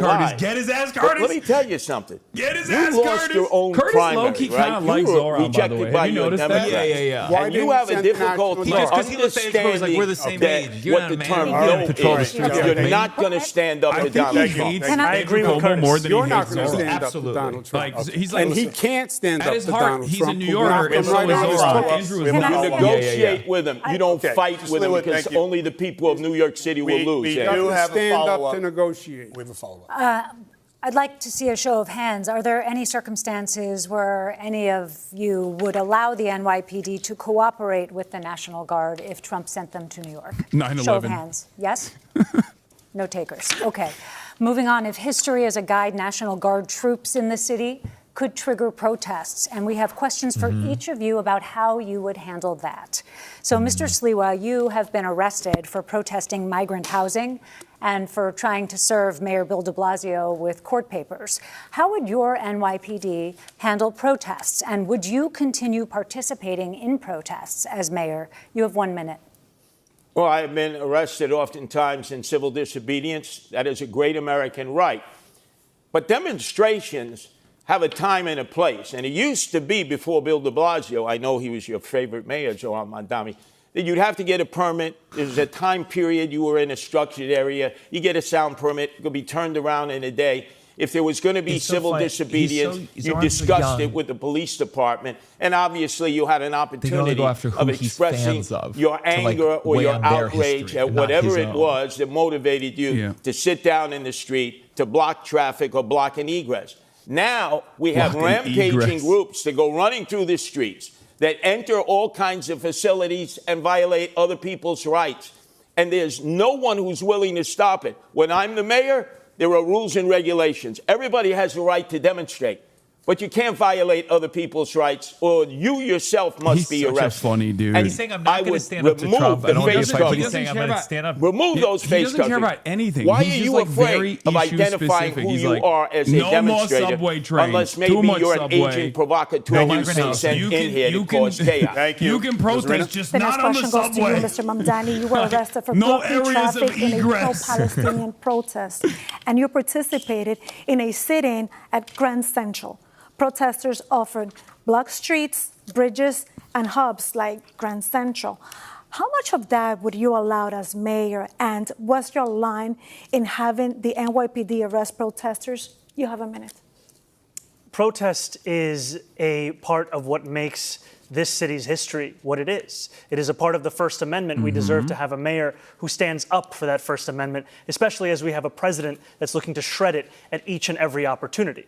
And we will continue to have protests in this city, as we should, no matter who is the mayor. And the line will be on the question of breaking the law. What we have today, however, is an attempt to intimidate so many who are looking to use that freedom of expression to share their opinions about the city and the world around them. And to be frank with you, what New Yorkers are looking for is someone who can show leadership in City Hall. Because when they don't see that leadership, that's when so many take to the streets. And if you had a leader like Andrew Cuomo, who was telling people not to overreact when they see ICE agents abducting girls as young as 6 years old to deport them, many New Yorkers will take to the streets. We deserve to have a leader who will actually be following through on the values of the city. That's the leader that I'll be. Mr. Mandani, just a quick follow-up. If you're elected, would you still participate in protests? No, if I'm elected, I'll be the mayor, and I'll be leading the city from City Hall. But no participation in protests, right? The important thing is to lead from City Hall. That's what I'll be doing. Yeah. If I may respond, because I believe my name was invoked. Yeah. A very brief response, and then I have a question for you. I dealt with ICE. I stood up with ICE. I had a war with ICE here in New York when I was governor. And I stood them down, and they moved out.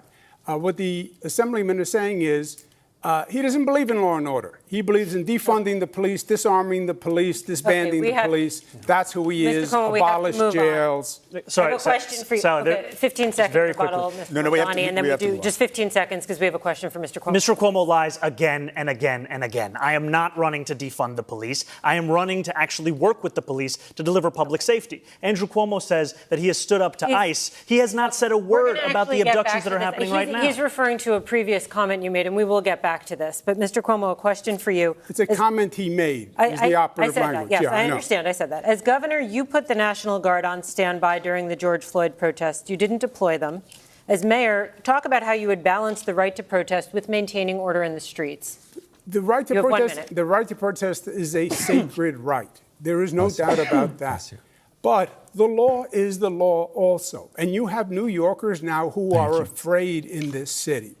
They're afraid of Donald Trump coming. They're afraid of that anarchy. And they're afraid of the anarchy in this city itself. We have to provide public safety that makes New Yorkers feel safe. Demonstration is one thing.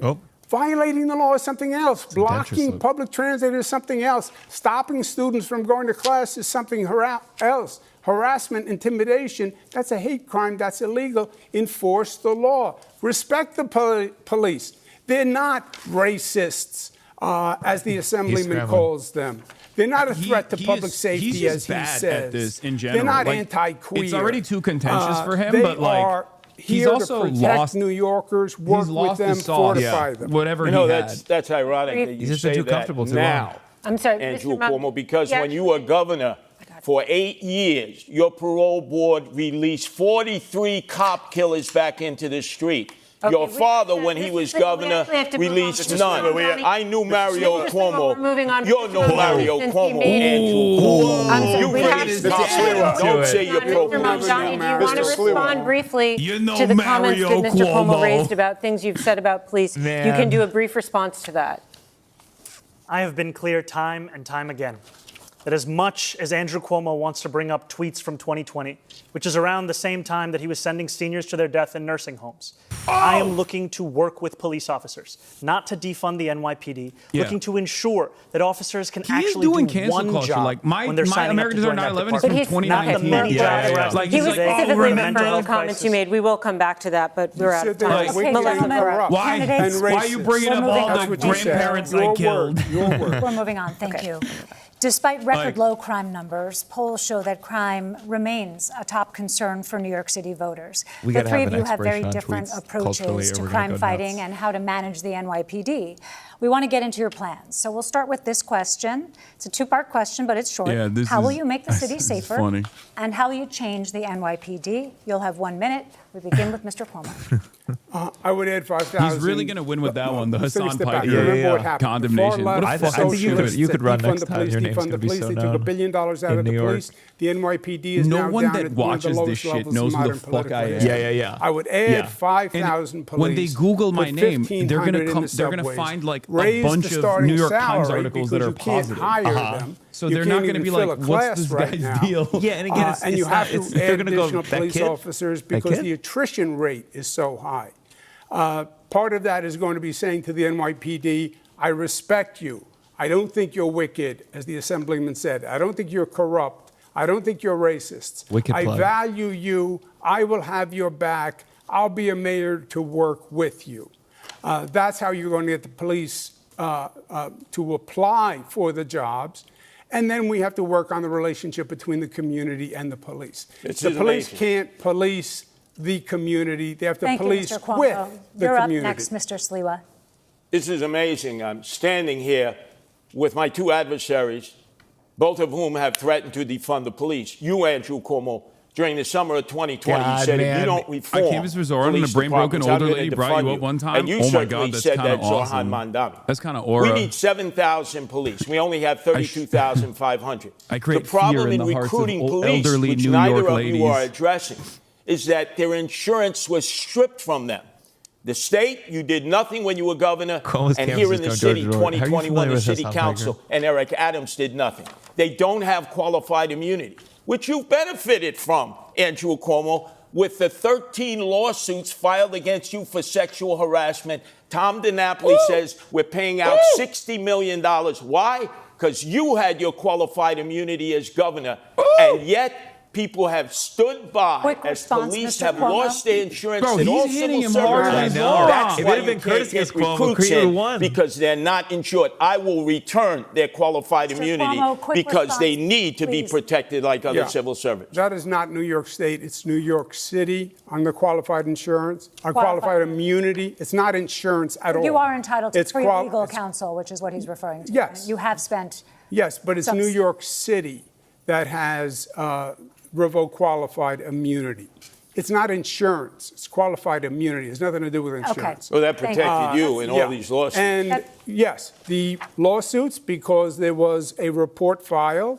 I said it was political. It turned out to be political, and that's why All you had 13 legal women fees. were lying? Just say Come I'm- on, Andrew. All Let's just say 13 that- women were lying? After 5 years. Curtis is Some like, of come the on. cases Trooper have too? still Yeah, been after open 5 and years, remain 5 open. That's DAs, true. 5 years of I'm going to litigation. move on. I was Mr. driving Mamdani. the Cop rapist. case That's why I call Mr. Andrew Cuomo Mamdani, cop how will rapist. you once make? in a while. Okay, Yeah. Mr. Mamdani, Yeah. how will you make the city safer, and how will you change the 13. NYPD? Thank you. This is the concern for so many New Yorkers, and I'm proud to have a comprehensive plan to bring new ideas to this city. If you want more of the same, vote for Andrew Cuomo. If you want an actual approach to lower crime, look at our Department of Community Safety. That is something that has been hailed by experts as addressing so many of the pieces of why New Yorkers are not feeling safe today. We will ensure that no longer are police officers asked to do the job of both policing and responding to the mental health crisis. We will have dedicated teams of mental health outreach workers in the top 100 subway stations with the highest levels of the mental health crisis and homelessness. We will ensure that cops can finally go back to the response times they used to have in 2020, closer to 11 minutes, as opposed to the closer to 16 minutes today, because they won't be asked to respond to the 200,000 mental health calls that are coming in through 911 every year. This is evidence-based. It's been successful elsewhere in the country. It's time we deliver it right here in New York City. It's time for Thank a you, change. Mr. Mamdani. Zora Mamdani, we already had it. It was called the Homeless Outreach I'm Unit sorry, this of is not cops free and for all. We mental have health another care question for officials. Mr. And Bill Mamdani. de I'm just gonna keep Blasio talking. funded them by Mr. $1 billion Thank out you, of Mr. the Sliwa. budget. Thank you. Excuse me, Mr. Mamdani, we're going to talk about disciplining police officers. The civilian watchdog that investigates police misconduct regularly recommends discipline for cops accused of wrongdoing, but the police commissioner often overrides them. You want to change that policy so that the board has final say. Please explain to viewers in 30 seconds why you believe the police commissioner should no longer have that final say. What I've said is that I think it's time to remove much of the politics out of the question of accountability. We have the Civilian Complaint Review Board, which, as you said, studies, assesses, and investigates into complaints of abuse and the violation of the law. And oftentimes, those recommendations are then subject to political pressures and not followed through on. I think New Yorkers deserve a system where they know it won't then be assessed once again, that there's actually more to the recommendation in the investigation that's being done by the CCRB. Okay, we're wrapping up. Thank you. Thank you, Mr. Mamdani. Mr. Cuomo, do you believe changes are needed for how officers are disciplined? And are there any powers that you would give up as mayor? You have 30 seconds. Yeah, I would not remove the police commissioner from the CCRB. I'd leave it with the police commissioner. I think Commissioner Tisch is doing a very good job. I would trust her. The difference between me and the assemblyman is he doesn't like the police. That's why he won't hire more police when everyone else says we need more police. He wants to use social workers on domestic violence calls, which are very dangerous. And he's told you what he thinks. He thinks the police are racist, wicked, corrupt, and a threat to public safety. Thank you. Those are his words. Very quick. Mr. Mamdani, very quick. Look, Andrew Cuomo is a politician of the past, and all he can speak about are the tweets of the past in 2020. Those are tweets which I have apologized for to New Yorkers and police officers directly, and they are not what I am actually running on. No, but you're you haven't. incapable of actually speaking about the platform that we have here, which is one that will keep New Yorkers safe. Can we just quickly ask you, because I think what some people feel they haven't heard mistake. from you, we hear you saying that you don't believe that anymore and you've apologized. People have not heard you sort of describe the evolution of your thought, how you got from there to here. You know, growing up in this city, I would think often about safety and justice and the ways in which that relationship has been irrevocably harmed. When I learned about the exonerated five, when I learned about Sean Bell, when I learned about Eric Garner, when I learned about Michael Brown, and then in 2020, when I wrote these tweets, learning about the death of George Floyd. And that was a moment where it felt as if the distance between these two ideals had never been further. And in becoming an assembly member and serving and representing more than 100,000 people in Queens, learning that to deliver justice means to also deliver safety. And that means leading a city where you recognize the bravery of the men and women who joined the NYPD and put their lives on the line. It means representing the Muslims who were illegally surveilled in my district and the black and brown New Yorkers who have been victims of police brutality. So, Mr. Sliwa, you've been out there, you've been on the trains, and I would like to know if you believe changes are needed of how officers are disciplined. Let me just suggest, Zoran, what you've suggested. Zoran Curtis. Zoran. Thank you. Excuse me. Let me just suggest what you have proposed with this new police outreach unit will endanger women and children in domestic violence situations. I know I've been involved in so many of them with the Guardian Angels. They will be killed. I've been involved in many domestic Number two, violence. in dealing with emotionally disturbed he did a person hate crime on camera that on I have Fox dealt News with like a for all couple my years years as a ago. On Guardian the Sean Angel. Hannity show. You need They trained just beat on a professionals. random American Yes, of like you can have mental health workers Latin with American them, background. but that Yeah. has been Yeah, suggested. they were like, oh, it that's was illegal. done And they by the beat the homeless shit out of him outreach on unit. camera And on the the guy Sean you Hannity thought show. was the best And thing then that it came out de later that Blasio he was just disbanded. an American Mr. Sliwa, citizen. thank you. Brief response? To be very clear, the Department of Community Safety is not about responding to calls of domestic violence. We are speaking about mental health crisis and the homelessness crisis. These are the focuses of the work that they will do. All right. We have other questions for that a little later in the debate, but we want to just change the pace a little bit, candidates, switching gears to the high cost He of should have living defended you. in New York City. To kick us off, we have a few comment that was an L, not on a personal level of politics. New Yorkers Wait, wrestle he with did. He daily. said So we want to know shouldn't be how much you spend a stopping week ourselves on from talking groceries. to people like We'll begin with Hasan you, Mr. Piker. Cuomo. He did do that. Depends how many times my daughters come over. He's running for mayor of New York. He's not going to be like, about listen, as a New Yorker, Hassan Piker Okay, was Mr. based. Oh, I'd say about Imagine in a deeper sense of how $175 America's with a consequence gallon for of its milk, actions. now $5 and always rising up. Loaf of bread. Who do you want him to say? Simple Be like, loaf that of bread. comment was It used to be awesome. I would 99 like to do that as Mr. well. Mike, Is that what you $3 think? now. I retract my The price retweet is of that comment. Mr. Sliwa, It's thank too you. costly. It's a brief answer. Thank you. Mr. Mamdani. I actually agree with Curtis on that. It is too costly. Now that eggs are down to less than $4, though, my average spend every week is about $125, $150. All right. Do you carry credit card debt or do you pay it off every month? Mr. Mamdani? Also, I pay I it off low-key every was a Mr. Cuomo. was a bullet that he took, Mr. Sliwa. I don't have a credit which card. I have a allowed debit him card. not to condemn Hamas. And for the Which record, is so what funny. is your monthly rent or mortgage, my Mr. 9/11 Sliwa? comment is reprehensible. About as opposed to Hamas, $3,900. which is the most honest form of resistance. Subsidized. Mr. Mamdani, what is your monthly rent or mortgage? $2,300. Oh, I Mr. should Cuomo. stop giving them talking Yes, points. Hassan should put down his that phone. A poor person's supposed to have. Mine is about $7,800. We are actually getting to We're gonna cover that subject. But Sally? I appreciate that. Thank you. We're going to talk a little bit more about the runaway rent in this city. Mr. Mamdani, you're pledging to freeze rent for nearly 1 million rent-stabilized apartments. That really affects less than half of all rentals in the city. What is your plan for those who aren't in stabilized apartments but are struggling to pay the rent? What are you going to do for them?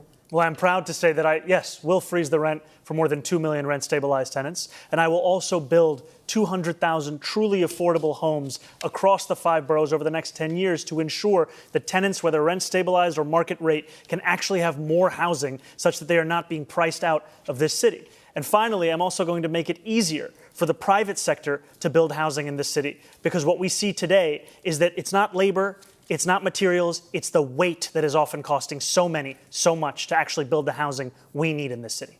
Thank you. And a follow-up for you, Mr. Mamdani. The cost of maintaining a building change year to year for landlords. The Rent Guidelines Board is legally required to consider those costs when deciding whether to freeze rents. So how can you promise a rent freeze today before ever seeing that data next year? You know, we've seen the data time and again. It's But next data year's data. It's been data that's been overruled by mayors again and again. The last Rent Guidelines Board study showed that profits were up 12% for landlords of those units. And what did they do? They raised the rent, adding to more than 12% under Eric Adams' administration. What I am speaking about is actually reflecting the needs of these New Yorkers and the state of the market today. These are New Yorkers who have a median household income of $60,000. We do not need to be pushing them further out of the city. We need to keep them in their homes. Aren't you saying in that answer that you are going to prejudge? You will not have seen the data for next year, and you're making a determination based on data you haven't seen. I've seen the data year after year of the fact that salaries are stagnating, Based costs on are the up, current New Yorkers can't actually afford their apartments. And I will also take action to actually ensure that the landlords of those buildings can better handle their costs by taking on their insurance, their property taxes, and their water bills. And you haven't seen next year's data yet, but we're going to go to I do have a question for you on this subject. You have proposed something that you're calling Zoran's Law. You think that Mr. Mamdani earns too much to live in his rent-stabilized apartment, though I should note that there are no income tests for rent-stabilized apartments. But critics say your plan would force people to pay too much of their income towards the rent. So if you think Mr. Mamdani is gaming the system, what about the other New Yorkers, thousands of them just like him, who earn similar salaries, who are living in similar apartments? Okay, just to follow up on what Sally was saying, because she's right. This is not a new plan that the Assemblyman is talking about. It's Bill de Blasio's plan. It was called Freeze the Rent. Oh, Bill so de Blasio says it's happened before. The mayor can't say legally he's going to freeze the rent. There's a rent guidelines board. There are certain considerations that have to be looked at. You're right, Sally. Oh, so it's doable, and it's been done before. Thank you. So it's not communism. Freeze the rent only postpones the rent, because then you have to have an increase to cover the costs. Otherwise, the building is going to go bankrupt. No. And it does nothing for the majority of renters who aren't in these rent-stabilized units. There's nothing for NYCHA. There's nothing for homeowners. There's nothing for people in black, brown communities who are getting priced out. I was the HUD secretary. I built affordable housing all across this nation. I built affordable housing in this city when I was in my 20s. I know how to get it done. How'd you get that job? On the rent-stabilized units. How'd you get that fucking job? Those are the in your 20s without any experience. And we You're out should of time. I'm sorry, Mr. keep Cuomo. them for the We didn't get an answer most to the rent question. burden. We have to move on. But I have a question for you. No, sorry, he invoked me for much of that question. Just a very brief response He's here. very brief. You know, you've heard it from Andrew Cuomo that the number one crisis in this city, the housing crisis, the answer is to evict my wife and I. He thinks you address this crisis by unleashing my landlord's ability to raise my rent. If you think that the problem in this city is that my rent is too low, vote for him. If you know the problem in this city is that your rent is too high, vote for me. If I understand it, Sons of millionaires need subsidized Zoran's Law housing. would not evict Mr. Mamdani. It would not evict it. It would apply to people applying for. Oh my God! But the tenant advocates. It would affect. It would evict no one. This It would does be not an affect. income limitation on the rappers. I have a Mr. question Sliwa. for Mrs. This is Sliwa. like Rosarina- a spat in the schoolyard. Let me No, suggest. Mrs. Can I Sliwa, please Rosarina ask has a a question? specific question for you on this. Yeah, well, I wanted wanna to hear it. talk about affordability Well, you can and use it. obviously address Absolutely. that Go issue. ahead. Yeah. So you've proposed, Mr. Sliwa, plans that would made a point of talking about the struggle of renters and property owners. Describe your plan to help renters and landlords. Well, first off, we have 6,000 available apartments that the mayor controls in NYCHA, and they've been empty for years. That you address, number one. Then we talk about senior citizens who are living here. My whole goal is to improve and not to move. I'm concerned about the seniors, especially those that own homes. If they're 65 and make less than $250,000, no property tax, because the property tax is way too high. We need to cut it in half to keep people who are here.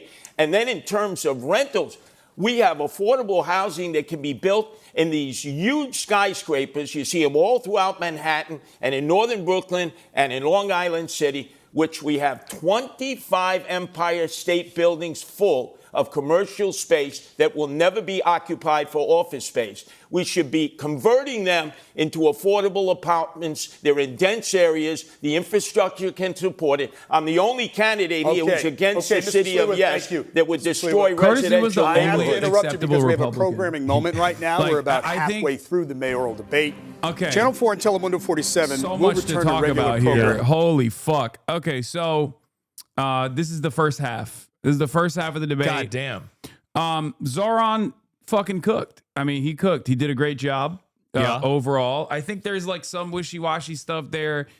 It's just like, I get why people get so fucking annoyed when they're like, they talked way too much about Jewish people. Like, that's crazy. Yeah, but I think, I mean, it gets it out where people go, okay, enough. Yeah, enough. And also to like talk about Jewish people, then like go back to affordable housing. And you're like, yeah, that's probably more important for are they New back? York City. Did they not take a break? What's going on? I thought they were supposed to, right? MetroCard or Never mind. OmniPay. Uses OmniPay? Yeah, OmniPay, yeah. MetroCard, I mean, I have one, but, I know I'm hanging on to the last So moment. you're on the subways, Mr. Sliwa. What do you use? I'm just curious. If you don't. OmniCard. In fact, I got a whole batch. Okay. I'm in the subways. I'm in the buses. I'm in the express buses. Okay. The only candidate Thank who you. rides mass transit every day. When you need to get somewhere fast and you can't take the train, do you hail a taxi? Do you use rideshare? Mr. Sliwa, what do you do? I try to avoid yellow cabs. As you know, I was shot in the back of a yellow cab in 1992 by the Gottis You and got hit by a Gambinos. yellow cab, too. But I find my way around. If I have to, I Uber if I can't get there by mass transit. What do you do, Mr. Mamdani, if you can't take the train? I would either take a cab or ride a bike. Mr. Cuomo? I would take a cab, Uber. Okay. All right. Thanks, gentlemen. We Sally? got some limos Thank you, in there. David. He's Let's talk never- about free buses. Mr. Mamdani, this is a centerpiece of your campaign.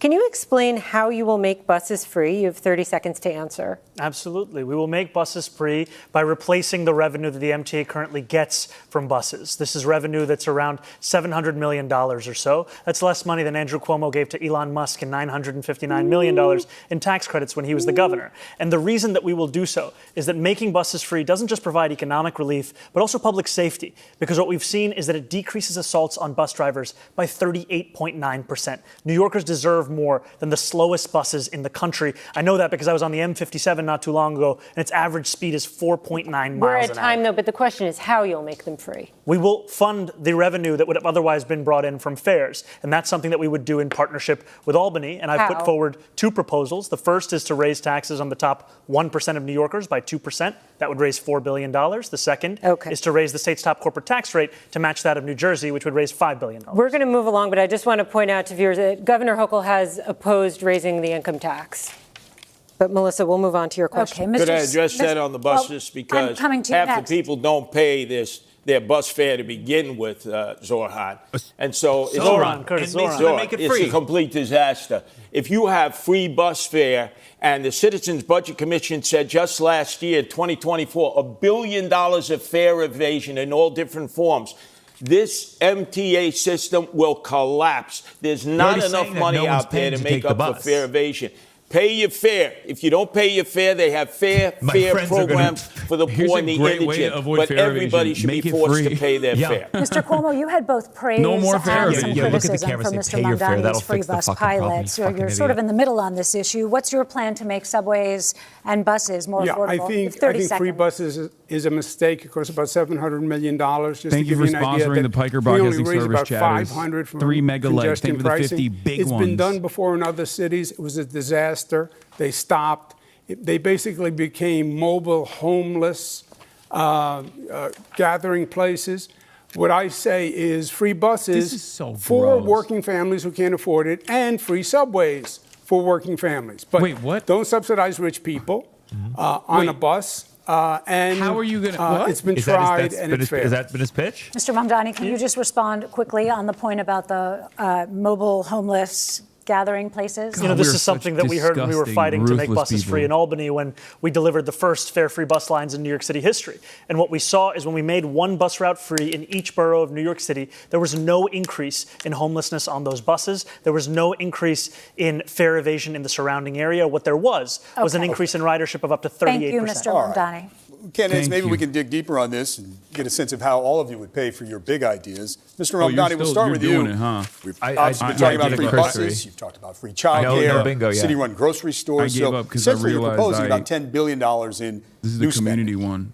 And as you've indicated, you want to I pay could for it with manipulate the tax result. increases. But as Yes, Sally yes. pointed out, Governor Hochul said no to raising income tax on millionaires. So tell New Yorkers tonight how you're going to pay for all of this in 1 minute. Kathy Hochul Look, seems a lot of to be people on have board. called even I my think, with campaign a lot a of what non-starter Zoran when is we saying. first began. And now I stand before you proud to be the Democratic nominee who got the most votes in city primary history.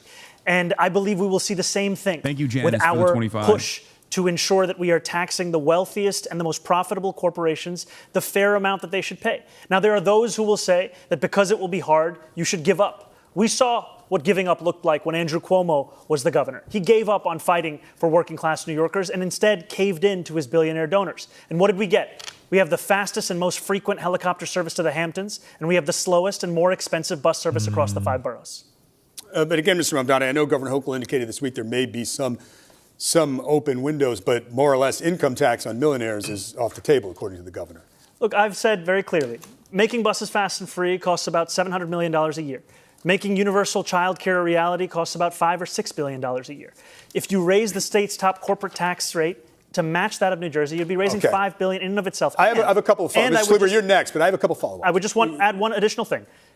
We have also put forward a plan to save money here in New York City with $1 billion in savings through procurement reform, through following the independent budget office's assessment about hiring more fiscal auditors, and in actually collecting the fines and fees from bad landlords across the city. Just a quick couple of follow-ups. If you could find some of the funding, but not all of it, which of your priorities would come first? What would be the first among equals that you would try to get done? Well, freezing the rent doesn't require any fiscal infusion, so that will be something we'll be pursuing immediately. And universal childcare, after housing, is the second cost. Childcare is the second cost pushing New Yorkers out of this city. $22,500 a year is the estimate we've seen. Okay. That will be a priority for us. And I just want to know if you could get the money and funding elsewhere, would you drop the call for the tax increase? Absolutely. The most important thing is funding these agenda items. I think these are the two most important and straightforward, direct ways to do so. But if the money comes from elsewhere, the most important thing is funding. Melissa has a question. Mr. Sliwa, you've been talking about cutting taxes and spending. So what is your plan, and how would you pay for your programs like 7,000 more cops? Cuomo's going to tank, I think, after this. It was so dumb. Well, your fantasies.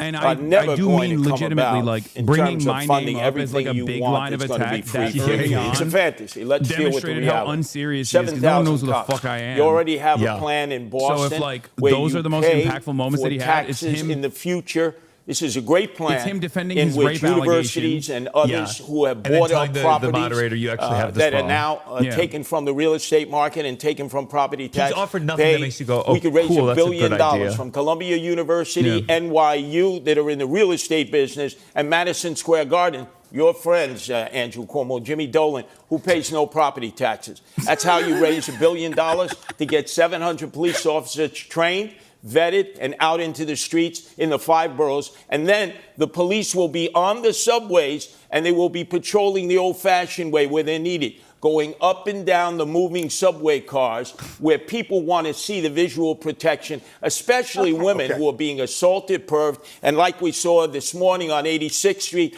a woman with a gun to her head, an armed robbery because we don't have enough cops. I have a question for you in this topic, and let's talk about history, because as governor, you raised and cut taxes. Now you're proposing some tax relief.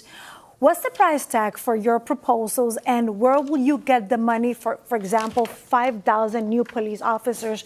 You have a minute to answer. I think Sally's question was very well taken. The Assemblyman's whole plan is based on a myth. He's going to raise taxes. Albany's going to raise taxes statewide on corporations, but the money's only going to go to New York City. That could never happen. It's not just that the governor wouldn't support it. It's impossible. He said he's going to raise the taxes the same as New Jersey, corporate tax. No, it would be double the tax. You would see New Yorkers on 995 fleeing to Florida. We would be alone. So you have to be realistic with revenue. You have a $115 billion budget. You have to go through that city budget and find savings.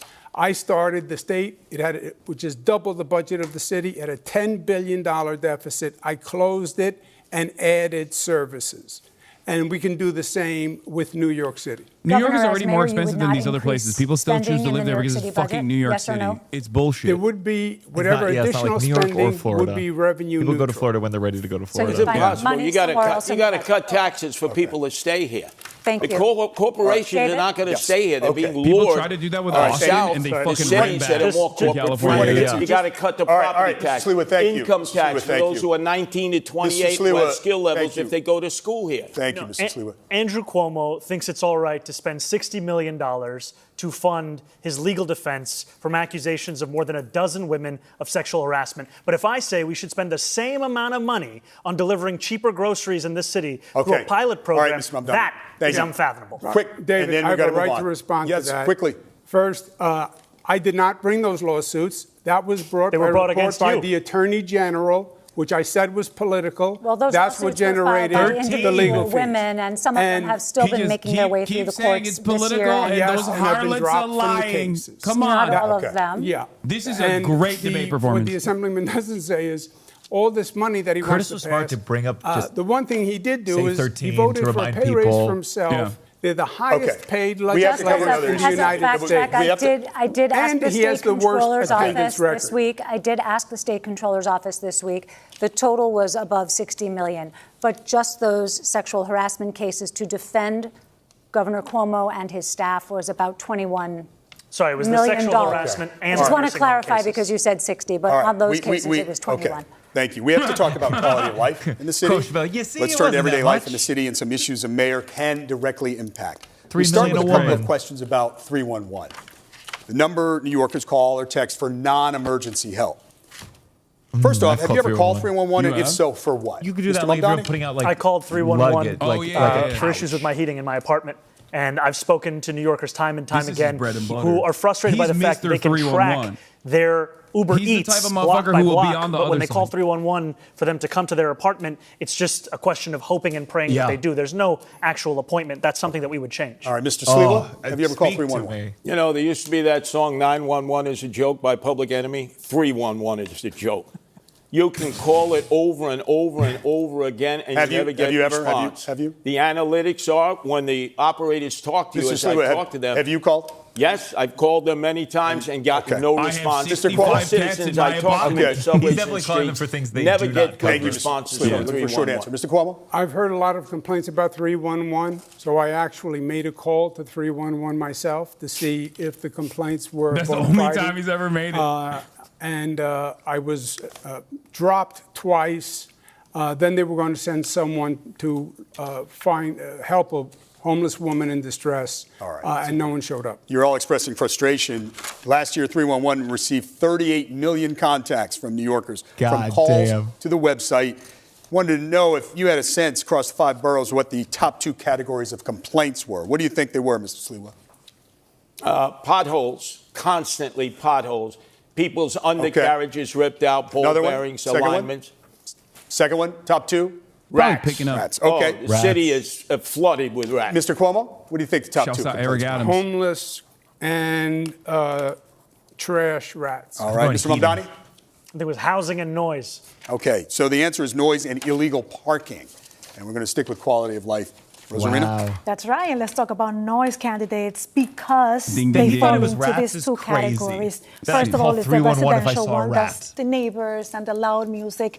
And the second one is There's a the picture street of you. or sidewalk, everything with the loud Meme. construction and workers outside. Before you started So, working out? Mr. head's Cuomo, tiny. as mayor, what That's can what you they do say. to help the city that never sleeps get a little bit of rest, Mr. Cuomo? Yeah, look, I think if the 311 this- system worked what is well, this line of if questioning? there was actually contact As a New with Yorker, people, I'm like, I think oh, New tell me Yorkers what we're doing to would fix get it. I this. think New Yorkers would Do we have be to be responsive. whimsical I think we have with to the change question? the ethos in this city, the ethic in this city. Right now, it's toxic, it's divisive. How do you see New York as the Big everyone's Apple? angry at everyone. I think when we have public safety that's functional again, and New Yorkers are part of that system, I think they would be more cooperative than you think. Thank you very much. There's no proposal in there. Mr. Sliwa, how would you quiet a little bit the city that never sleeps? In the outer boroughs, I see problems all the time, quality of life issues. 18-wheel tractor trailers, RVs parked everywhere. Garbage that's not picked up and collected. In the city, we've seen trash cans taken away by the sanitation department, Jessica Tisch, when she was the commissioner. The quality I saw of trash life can has recently. You had to diminished download an app noticeably. So open naturally, it people are going to in New revert York, to and I was like, 311. oh, no. But it's important that a mayor be able to provide services to all the people. And they believe you. if Thank you. I would quality of build more life is public diminished, restrooms. the That's my next thing. stop is Mr. sell your Yes. house and leave the Brutal, city. dude. And my goal is Well, thank to you very improve much. and not move. Mr. Mamdani. But these guys see every What we've public seen is one of the biggest sources of amenity as noise like a in the city is homeless from shelter. congestion. And so And it's with just- we the can't do any of implementation it. of Yeah, congestion it's so pricing, fucking we've actually annoying. seen Like noise even the complaints Fast and Free drop buses. in the congestion zone. And so I would continue to find ways to ensure that we have reduced congestion across the city. And one of the ways is by making the slowest buses in America ones that are fast and free so that New Yorkers can not only live a life of excellent quality of life, but also be able to get around this city without having to worry if they have $2.90 or soon to be $3 in their pocket, which is already out of reach for 1 in 5 New Yorkers. We have here the author of Congestion Pricing, and we have the apprentice of Congestion Pricing. Okay. We might I'm need the only candidate who's opposed to congestion pricing. Thank you. It has Thank you. led to We might need to- storefronts we might need to closing place- because they don't Why have are enough you owning food that? for We need to drivers. move on, otherwise we might have to Because place a congestion call pricing to has worked 311 about spectacularly, candidates right? going Like over there a lot of time. Okay, so we're going to move No on one's to there, don't worry. We're going to move on to illegal parking plaques in many neighborhoods. Recently, Councilmember Lincoln Ressler released a study that found 450 vehicles parked illegally during the day in downtown Brooklyn, many with fake or government placards. Talking That's about just this real one stuff, the snapshot idea of the that- city, that but they you talked hear about similar complaints Israel everywhere. So before how would this. you fix It this was even specific crazier. situation? You'll have 30 Yeah, seconds, this Mr. is- Sliwa this will is begin day with to you. day Well, for New obviously, Yorkers. placards have been abused consistently. You have people who've created fake placards. Not only that, you have people with fake license plates, paper plates. This all violations against the Department of Transportation rules and regulations of where you can park a vehicle. There's just no enforcement. And that's because we don't have police. We have these e-bikes going up and down. We have the motorbikes. They're not following rules and regulations. They should be licensed. They should have a way of being identified. This way, enforcement Sliwa, can your take place time is because up. people are terrified Mr. walking out into the streets. Mr. in their neighborhood. Mamdani, your plan for illegal parking? We have to showcase that accountability is true, whether for New Yorkers who are just living in this city or those who are working for this city. And the violation of traffic laws are violations no matter who is doing it, and to show that that accountability is something my city government's actually going to pursue. Okay, Mr. Cuomo. On the quality of life, you're right, is very, very important. On the placards, I would make it simple. I would recall all the city placards and reissue only those that are bona fide, period, on day one. On the quality of life issues, the worst thing that could happen is if the Assemblyman's proposal for legalizing prostitution went through. That would be terrible for the quality of life. He also doesn't want to enforce misdemeanors. We're getting to that, That's Mr. assault, larceny, etc. That would We're be going to have terrible. time to address that. I want to be very clear. Not only have I never called for the legalization of prostitution, I'm not calling for that today either. And I also have never said anything about not enforcing misdemeanors. This is just yet another figment of Andrew Cuomo's imagination. The DSA, which you give your part of your salary to, that's their position, abolish jails, no new carceral facilities, don't enforce misdemeanors. And you're on the bill in Albany as a sponsor to decriminalize prostitution. The difference between myself and Andrew Cuomo, of which there are many, is that there is no one that is actually telling me what to do other than the 8.5 million people who call this city home. If you want my policies, you'll find them on my website. Who told you to legalize prostitution? We actually have a question. Andrew, you can't escape this. You signed the law doing away with loitering for prostitution. That was the law put forward by Jesse Ramos. Gentlemen, you started the prostitution in East Elmhurst, and Jackson Heights, and Flushing. Mr. Sliwa, we have... And you want to add to it, which diminishes the quality of life. Mr. Sliwa, when I talk over you, nobody's hearing you, and we actually have a question on that. So we'll let Rosarina ask. And for this question, candidates, we want to come to Queens, where we know that prostitution has been an ongoing complaint. Mayor Adams formed a task force and ordered sweeps by the NYPD. But the situation continues, especially around the very popular Roosevelt Avenue. As mayor, Mr. Mamdani, how would you handle this situation? You have 30 seconds. I want to first be clear that I am not, and nor have I ever called for the legalization of prostitution.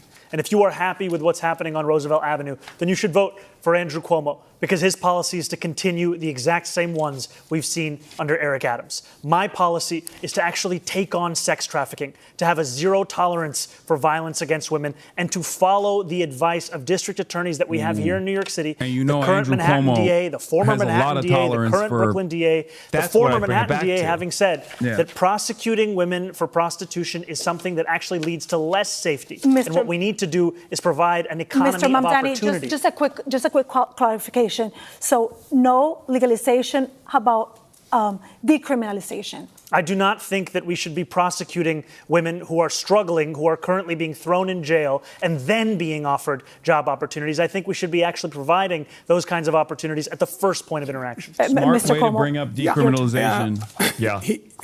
Look, Bill He has de a very Blasio, good way of the Assemblyman liberalizing is a mini these me positions. BDB, okay? He's Bill de Blasio like. He really presents like so he the opposite does proposed this. legalizing prostitution. He didn't get it, and he just told the cops, don't arrest any more prostitutes.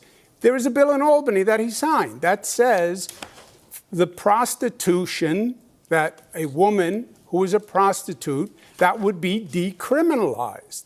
That is what the bill says. And that's what he said, if you listen very carefully. That would take Roosevelt Avenue and explode it, because it would make it legal for prostitutes. But real quick, how would you handle this situation? You have to enforce the law. It's illegal. I went to Roosevelt Avenue. I talked to the store owners. I talked to the neighbors. I walked down Roosevelt Avenue Thank with you. I have to prostitutes move there on at to 9 Mr. o'clock in the Sliwa. morning. Your turn, Mr. Sliwa. I've dealt with this back in the bought a 80s couple. and 90s in Hell's Kitchen in Chelsea when they were overrun He's with open air the worst person to talk about this prostitution and because Times he's Square. literally You cop don't go rapist, after the Andrew women. Cuomo. Yeah. Women are the victims here. You lock up the Johns, you shame the Johns. You let everybody know about the Johns. The Even madams Curtis and has the a pimps tolerant need to be approach. prosecuted to the full extent of the law. And these absentee landlords who knowingly rent their Curtis Sliwa, rooms, only their acceptable apartments Republican in out for America. use I of swear to God. prostitution. The Department of Building should come in, padlock the building, seize the building. Because many of these landlords live in Delray, Florida. They did back in the 80s and 90s when we did it in Chelsea and Times Square Thank you, and Hell's Kitchen. Thank you, and they're Mr. doing it Sliwa. again, Okay. and Thank you, there's Mr. no Sliwa. enforcement. That's why the prostitution We're going to go to flourishes in those Sally now. neighborhoods. Thank you, David. We're going to talk a bit about Curtis experience Nordic and beliefs. model We've covered a lot of Sliwa, ground yeah. tonight, The but we Nordic want to model probe of a bit tackling deeper into each of your prostitution. mindsets and how you'll approach governing as mayor. Mr. Cuomo, you have touted your experience on the campaign trail time and again, but you pretty squarely I will say lost the the only person Democratic who hasn't primary condemned to me on that Mr. stage is Mamdani, Curtis forcing Sliwa. you, a lifelong Democrat, I to know run as who an I'm voting independent. for. That's your guy. When you announced that decision, you said, quote, when you get knocked down, learn the lesson and pick Curtis yourself is the one back who go, up. who the fuck What is lesson Hasan did you Piker? learn, and what do you feel it said about you, something you did wrong, something that you need to change about yourself? Yeah, I think in the primary campaign, I did not do enough on social media, which is a very effective medium now. This is always the mistake. They always think it's social media. This is so fucking than I stupid. did during the campaign. let him fail. And that is changed. Yeah, people need now. to see more of you on social media. I've That's also, why. Increased That's what'll do my it. activity. Yeah, let's pull up some of those significantly. banger tweets you got going but on. My agenda is exactly the same. I am the Democrat, although I'm not on the Democratic line. He is a Yikes. Democratic socialist, called Barack Obama evil and a liar. Didn't vote for Kamala Harris. He is on the line. Fight and deliver is I will fight for people, I will fight the bureaucracy, and I will deliver results. New Yorkers need the mayor to get something done. This is all words and theories. I am a manager who can This is actually a question get about things done. self-reflection. Is the thing you're reflecting on the most that you need to be on social media more? You know, Is there any other like deeper you lost lesson? the primary, Between dog. the two campaigns, social media, more accessibility. Okay. I just have to say, it's been an hour and 20 minutes of this debate, and we haven't heard Governor Cuomo say the word affordability. That's why he lost the primary. That's why he'll lose the general election. And you can lie all you want, but the truth is, I voted for Kamala Harris. I'm the only candidate on this stage to have the endorsement of Kamala Harris, and I'm not the one who's funded by Bill Ackman, who called Kamala Harris unqualified to be the vice president of this country. Okay, may I respond? Yes, brief response, please. There are a lot of New Yorkers who support Also, me. I don't think New Yorkers and care there are a about lot of Kamala Jewish Harris. New Yorkers I who don't think support so, no. me. Yeah, I think New because Yorkers are they done with think Kamala you're Harris. anti-Semitic. New So York- it's New not York about voted for Trump her or the other day. Republican. Wasn't that one? It's about you. Do you think he's anti-Semitic, Mr. Cuomo? I don't make those judgments about people. Are you a racist? Are you an anti-Semite?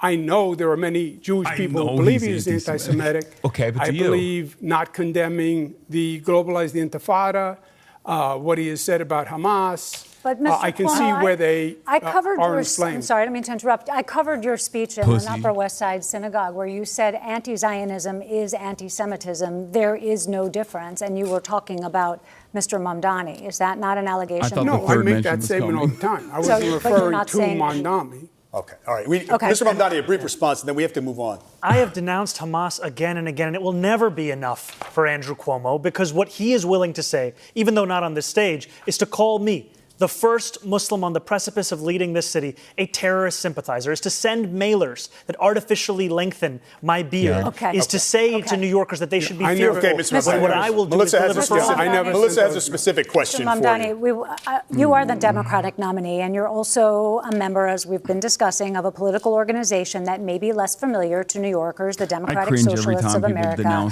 which believes in dismantling capitalism. I know. New York Like, City is come the on. I don't global think headquarters Americans of give the a finance shit industry. all that So much at how this point. would you be the mayor of Wall Street and the DSA? You have 1 minute. I would be the mayor of this entire city.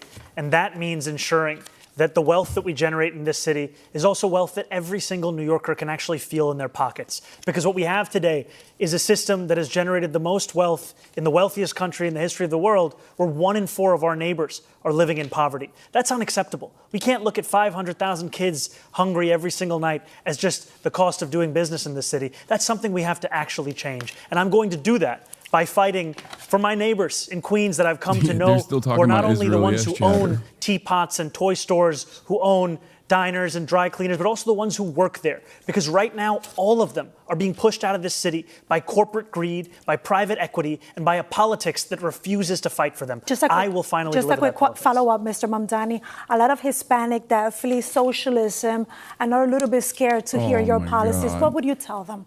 Well, I would first say that I wouldn't be here without the support of Latino New Yorkers, because it was the majority of their support that helped to make me the Democratic nominee. And what democratic socialism means is a belief in the dignity of each and every New Yorker and the responsibility city government has to deliver that Venezuela. dignity. That's why I'm speaking like, about are they gonna put childcare, because it's sanctions on pricing New out York New Yorkers City? from the city. Like, That's why I'm speaking about freezing the rent, because housing isn't a human right in the way that we practice our politics in this city. And that's why I'm talking about making buses fast and free, because 1 in 5 New Yorkers are being priced out of public transit today.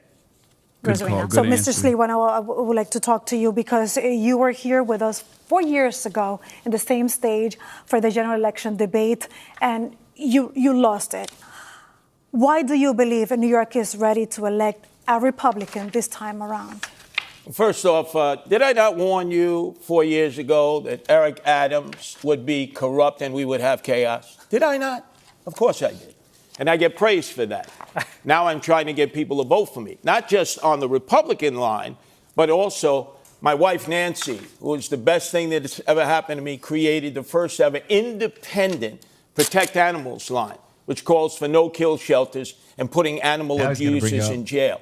But the other thing that differentiates me from both of my adversaries is that I am opposed to the city of Yes, which will destroy the residential neighborhoods. Both of them are for the city of Yes. So when you vote for me, whether on the Republican line or the Protect Animals line, turn your ballot over and vote no on all those initiatives and referendums. Imagine, they've said, how can you, Curtis, a Republican, work with a Democratic majority in the council? Adrian Adams is in agreement with me. The Democratic city council people are in agreement with me. No to the city of Yes, which will take your homes and provide you instead with lithium-ion battery warehouses next to your house, which are like mini Chernobyls. I'm the only candidate who is opposed to the city of Yes. Thank you. I have a quick follow to that, Mr. Sliwa. How do you bring down costs if you don't build more housing? Oh, it's very simple to build housing. You just look in New York City. We have so many dense areas where you no longer can use the commercial space. They used to be office space. And you just convert it into residential housing. You don't need to go into the outer boroughs. You don't need to use wetlands and parklands, which they seek to do. If you build a new building, it takes 5 years. If you convert an All right, Mr. Sliwa, thank you. We want to change the pace here a little bit. I want to change the pace and just get a sense of what you think about political leadership. We're curious about who you admire. Who is the best modern-day U.S. president? Mr. Cuomo? Modern day? Well, I'm partial. I was Bill Clinton's Housing and Urban Development Secretary. We built affordable housing all across the United States. So Bill Clinton? Empowerment zones. I would say Bill Clinton. Okay. Mr. Mamdani? I would say FDR. Mr. Sliwa? He's modern day? Modern. Well, man, I'd say FDR also, if that's modern day. Mr. Sliwa? A man that ended up being loved by Democrats and Republicans alike, the greatest governor we've ever had in my lifetime, George Pataki. 3 terms, no chaos, no corruption. I was asking. And he actually beat President. the better President. your father. This governor and this modern day president, U.S. president. Who's who you thought the best modern best president in our funny. lifetime? Yeah. Or I would say the best president in our lifetime that I've experienced. I would go back to Ronald Reagan. Ronald Reagan. Okay. Yeah. How about the best New York City mayor, Mr. Slade? Classic take from him. He won't say fucking best New York City mayor, Mr. Rudy Giuliani, who endorsed me last week. Okay. And I'd have a little bit of Michael Bloomberg thrown in because he liked Mr. delegate responsibility. I think the best New York City mayor of all time is Fiorello LaGuardia. Mr. Cuomo. It was Bill de Blasio last debate. No, I've always said Fiorello is the best mayor of all time. Who's yours, Mr. Cuomo? Is it of all time or modern time? Best New York City mayor in Europe. Of all time, it is Fiorello LaGuardia. We agree. yeah, who's closer to LaGuardia between you and fucking Zoran? Exactly. I wonder. How about I wonder political who's closer leader, to LaGuardia? dead or alive, you most admire? Mr. Mamdani? I would say I admire Bernie Sanders. Mr. Cuomo? My father. Mr. Sliwa? Yeah. I said it already, George Pataki, who is loved by Democrats and Republicans and the greatest mayor in our lifetime. All right. Greatest governor in our I just lifetime. have one more before Sally starts to ask you about schools. A show of hands. Who supports Kathy Hochul for re-election? It's a decision that should be made after this general election. So no decision. Mr. Cuomo, wow. You handpicked her as your lieutenant governor. No thought? You have to know who's running. Yeah. Okay, so. And I would add that I do think that Kathy Hochul, our governor, has been doing a good job in not only Do you serving support her and for delivering, re-election? not only delivering for New Yorkers, but also standing Right. up to Donald Trump. Just what? Do you support her for re-election? Then endorse her. I'm focusing on November. Why don't you endorse and I her? appreciate her support All right, and I thanks, appreciate candidates. her work. But you Thanks, don't endorse candidates. her. How about a shout out All for right, Lee we're gonna Stefanik to turn to- take out Kathy Hochul? No. So you have a Okay. Republican All right. Mayor Curtis, a Republican Governor Thank you, gentlemen. Stefanik, Thank you. like Giuliani We want to and talk about Pataki, who schools. saved this city. We want to and talk about state. schools. Sally? Okay. Thank you, David. Let's turn to education. There are a number of issues facing public Curtis has schools. too many opinions One that's to been stay on. controversial in the campaign is the Gifted and Talented program, which offers accelerated instruction to elementary school children.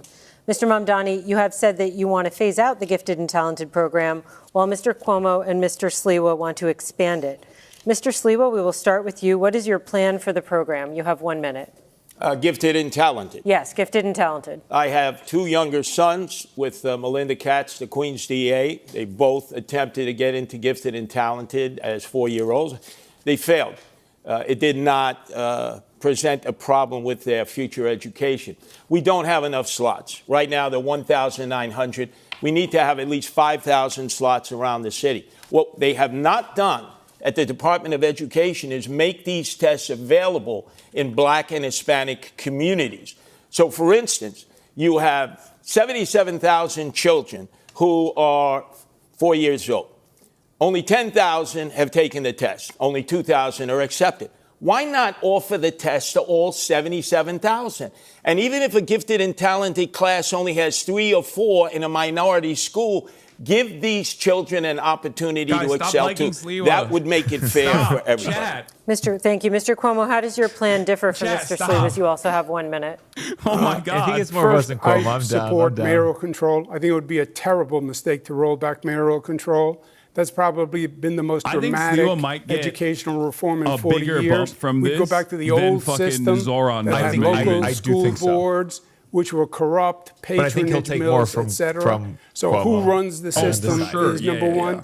I would expand gifted and talented programs, accessibility. Yeah, I saw Mehdi I'd offer Hasan shouted me preparatory out. courses to any student, parent that wanted to take them. I double the number of specialized high schools from 9 to 18, and I would keep the SHSAT as it is. Thank you. And Mr. Mamdani. Can I add one thing? Very There's brief. been no discussion about vocational high schools, Okay, we're which save gonna so many keep- young men and women. Sorry, this is the We question. need to expand vocational training for those Okay, who are we're not going going to to achieve keep going academic here with Mr. excellence. Mamdani.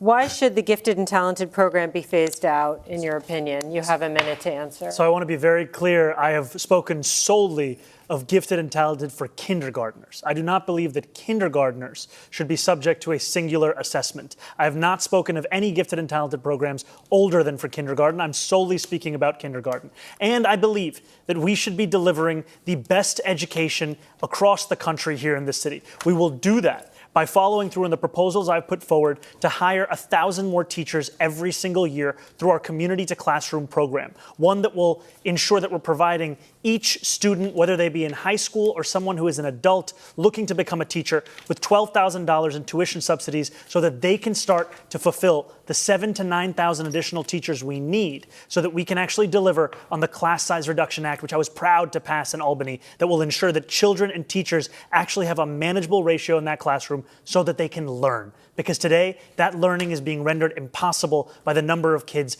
in that same classroom. It's time to make sure that that number is lower. But you don't believe the mayor should run the system?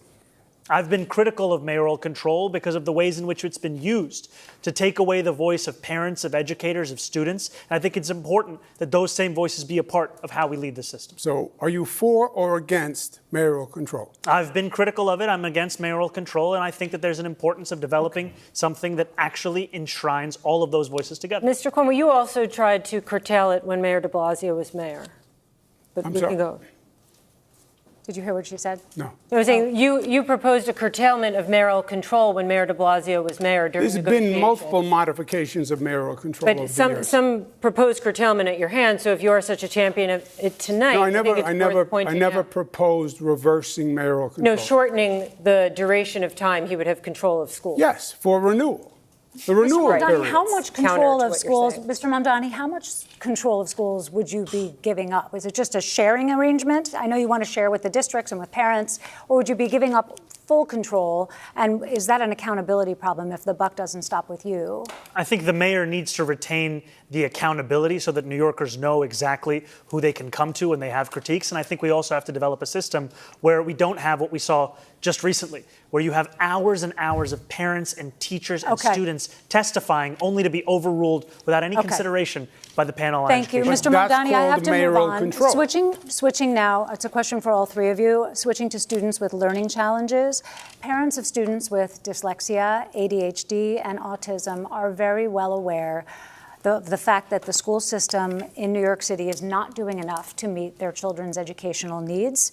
How will you help these parents and students? We know that Mayor Adams has expanded evaluations specifically for children with dyslexia. It was an issue close to his heart, but what would you do more broadly, Mr. Mamdani? You know, I think some of the initiatives that Mayor Adams has launched, especially with this chancellor, have been showing positive Everyone signs, in here took especially for literacy and for Tylenol preparedness, by the handful especially as when we're they were in growing up. a national crisis on reading and mathematical comprehension. And I think those are programs that should be furthered, should be invested in, all while also ensuring that we're giving teachers greater flexibility in the curriculum that they're actually teaching. Because what I've heard from many of those teachers is that too often the curriculum that's being procured in the $10 billion a year in DOE contracts is one that has little relation to the classroom. Thank you, Mr. Mamdani. Mr. Sliwa, you have 30 seconds. Yes. We have $41,000 that we're spending on each student now. By fourth grade, 2/3 of these children cannot read, write, or do math at grade level. We should be ashamed of ourselves for that. 100,000 less students than we had last year. 1/3 are truants. We have 200 schools with 200 students or less, and Michael Mulgrew determines which schools stay open. Eric Adams is not exhibiting mayoral control. They should the bring mayor Eric should Adams up run for one question. the Board of Education, the old Board of Education that is now He's the gonna Department also of demand that he Education. condemn The me. bureaucracy. Mr. You have 13 Sliwa. deputy chancellors. You have 50 department I had heads asked that about- suck up all the money. I was and asking teachers about are still students reaching with into their learning pockets differences. to pay for We're gonna move on badly to needed Mr. supplies Cuomo. for the children in the class. The money should be going to Mr. the Sliwa, thank teachers you. and the Okay. children and young adults, and it's not. Mr. Cuomo, what is your specific plan to deal with the challenges of students who have learning differences? We are losing young families. When the child becomes of school age, they leave the city, they go to the suburbs, they go to New Jersey. They're not going to sacrifice their child on what they think is a secondary education system. The core competency, reading and math, below 50% is a disgrace. The gifted and talented programs gives people hope. I do believe Mayor Adams has made progress on the evaluations and services for children who require special needs and assistance, but obviously we have to do more. So we have another question about improving schools. And in the last year, The schools enroll more than 36,000 migrant students, many learning English for the first time. From class size to bilingual teachers, that puts a big strain in the system. Mr. Cuomo, what can you do to help migrant students, but also the staff? You have 30 seconds. Well, first, I think it was wrong of the state to put so many migrants in New York City. New York City had the overwhelming majority of migrants. But they're already here.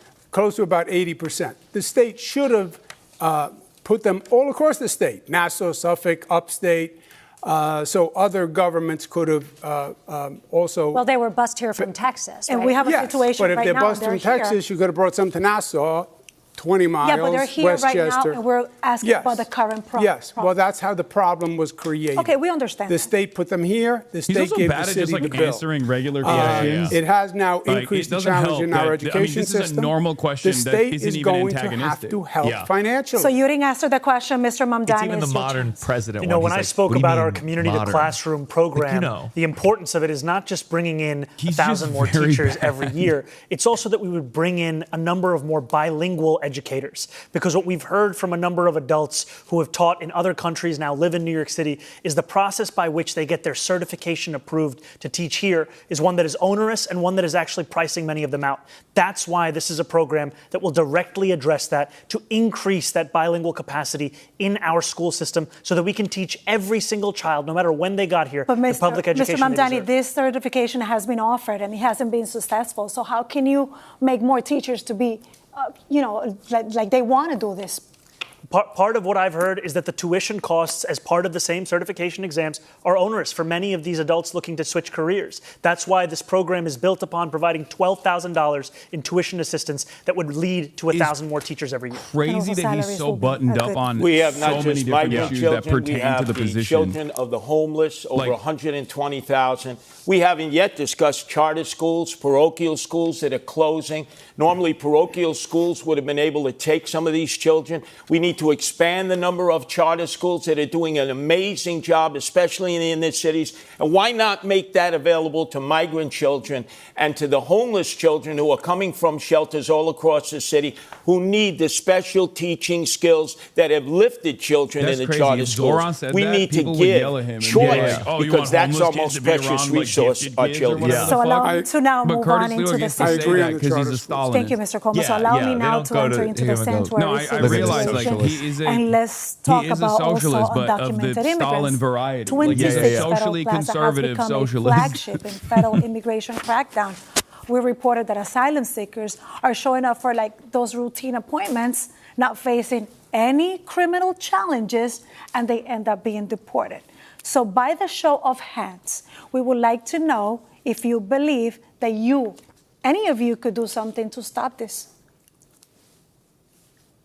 Okay. So, Mr. Cuomo, you have a minute to The explain berets us are what red. would you do? It's true. The law is the law. And I would have an attorney assigned to every person who is undergoing any review by the federal government or any legal proceeding, and put the full weight of the city government behind it, and make sure they are legally protected. Mr. Sliwa, what's your plan?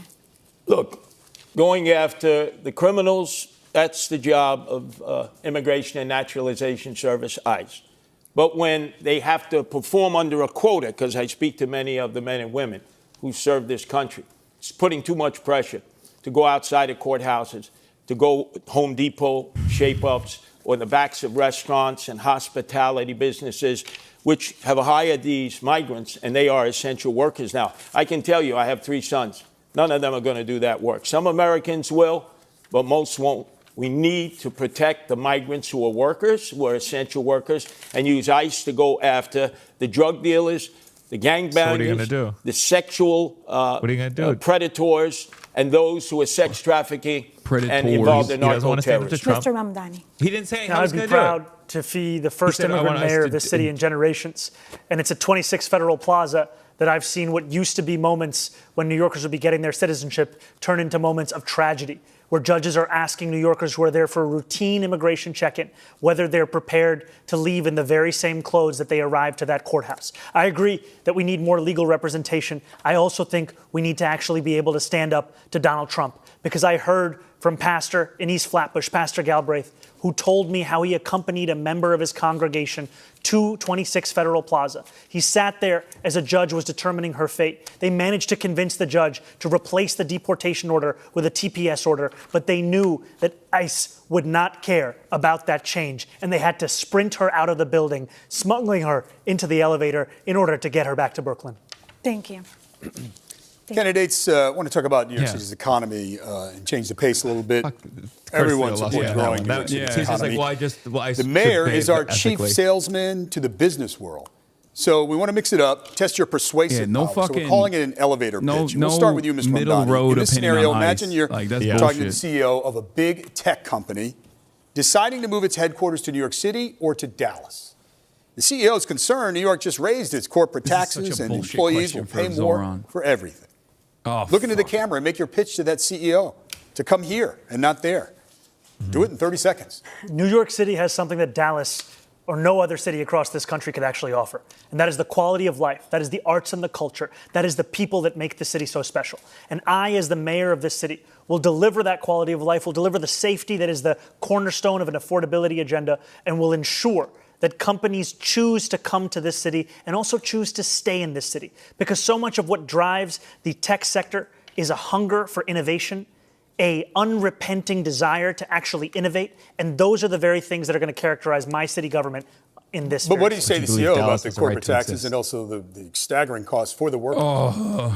We are going to make this city more affordable so that workers who want to work at those companies can actually be able to do so. And we're going to ensure that this city continues to be one where we see businesses opening. Workers are going to be much more. Workers are going to be more productive when they have reverse scenario affordable for you. housing. The CEO of a similar company with 1,000 good jobs tells you she's very close to moving her headquarters out of New York City. Literally don't she work cites because everything you from can't actually taxes bring to the in crushing good cost talent of living places like for her that. employees in New York City. How do you convince that CEO to stay? Please look into the camera and make your elevator pitch. You have 30 seconds. We know not that, rape you. The I other promise. companies in That was for New Mr. York City. Cuomo. I'm sorry. Oh my God, Curtis. The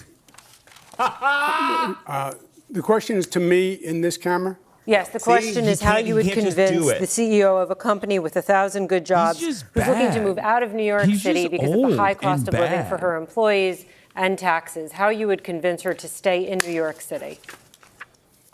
In 15 seconds? 30. Okay. 30 Oh my God. He's so fucking old! I get it. I understand your frustration. I understand that the far left has been raising taxes and making businesses feel like the enemy. We get it. That's gone. The DSA, the socialist orientation, we're not socialists. It didn't work in Venezuela, didn't work in Cuba, didn't work here. Take a fucking prompt, we know that we have to dude. work with business. Take a we want to prompt, be your dude. partner. No. We want to have taxes that help us grow our city, but are competitive for you. We're at time. And we want to partner to grow your business and our city together. Mr. Sliwa, let's talk about business because let's assume the big tech company that we pitched to Mr. Mamdani earlier has decided to move to New York, and it's 1,000 good paying jobs, and the CEO wants to be based in Astoria, Queens. But there's a loud pushback of residents who don't want the noise and the traffic. How can you convince the residents to accept the new neighbor? You're speaking to a very powerful community. How can you convince them? But we saw that with Amazon. Amazon wanted to come in, and AOC led the charge and local elected officials to say no to Amazon. That was a big mistake. I would say this. Our companies are being recruited away by the day. We have young people who are going to school here who could fill their needs in these high-tech industries who also are being lured away. We need to cut their income taxes for 5 years. Tell them if you go to school here, graduate here, no income taxes for 5 years. It's an income tax holiday. And the most important thing, we have to be able to assure the executives that this will be a city where we don't lock up toothpaste any longer, but lock up the criminals who make it intolerable to have a good quality of life. We need to move on to a subject that is worried about locking up the Socialists of toothpaste. America that stopped Amazon and cost us 25,000 jobs. So Thank it's you, real Mr. life. Cuomo. We need to move on to a crisis that is very important to a lot of voters, and that is people struggling with mental health problems. Oh, Roughly shit. What the 500 fuck? times Well, a day, yeah, someone is he calls Semitic? What's going 911 on? about an emotionally disturbed person. And in a limited number of true, those actually. cases, Yeah. when the person is Lot of not nut believed to be jobs. violent, social workers are dispatched instead of police. Mr. Mamdani, you want to do that on a much larger scale. So we want to know, how will this work? When will you send police versus social workers? You have 1 minute. You know, we have a program here in New York City called Be Heard that is attempting to do this kind of work. But we've had a mayor who has ensured that it's been unsuccessful, to the extent that even when there was an assessment of about 60% of calls that could have been addressed by Be Heard instead of the NYPD, Be Heard was not actually responsive to it. And that's because we haven't had the political will to deliver on what is a crisis that affects so many Someone in New the chat brought it Yorkers, up, which is the but mental health crisis. What my plan will do, Crisis an nurses innovative don't plan use of the Department guns of Community in the fucking Safety, ER. will You know take what I what has mean? worked Like, there are elsewhere plenty in the of country, moments where they a work with program in people, Eugene, Oregon, yeah, where they took experiencing mental health episodes. 24,000 911 mental health calls out of the police department. They were able to respond to all but 311 without police assistance. When there is a concern for safety or of violence, absolutely, you would have the police there. But what we are doing today is actually ensuring that every single call is going to the police and not allowing them to do the work that they signed up to do. How will you determine whether there is a concern for safety or violence? What is the line between the calls in which police will be dispatched and the calls to which social workers will be dispatched? The line is also going to be one focused on violence and the threat of violence. And I also trust the operators who will be receiving those calls to make that determination, as they do every day today for so many emergency services. And just 2 really quick points, please. There has been a lot of discussion that you would send social workers to domestic violence calls, which police are concerned about. So you're saying no, okay. And then the other question is, how can you be sure that a situation that does not sound violent when someone calls 911 does not become violent in the moment? Oh my God, what if this hypothetical scenario, it's actually Andrew Cuomo, but now he's like mutant rape the powers. experts that have shown us Like, this can work I hate these when you're fucking willing hypotheticals. to ensure that you're trusting the mental health experts who have been doing this work elsewhere in the country, where they call for the police when they need the police, but their initial impulse when there's no violence in that call is to actually address the mental health at the heart. What if Okay, Mr. Sliwa, you have encountered plenty of these types of situations in your decades of work with the Guardian Angels. Why won't you shoot homeless do you people? see this approach Answer the working? question. You're We not want a you to police say you want to officer, kill but homeless you've people. helped Please, out in Zoran. situations. Zoran, boy, another fantasy that's not reality. Eugene, Oregon. Have you ever been to Eugene? I've been to Eugene. Come on, this is New York City.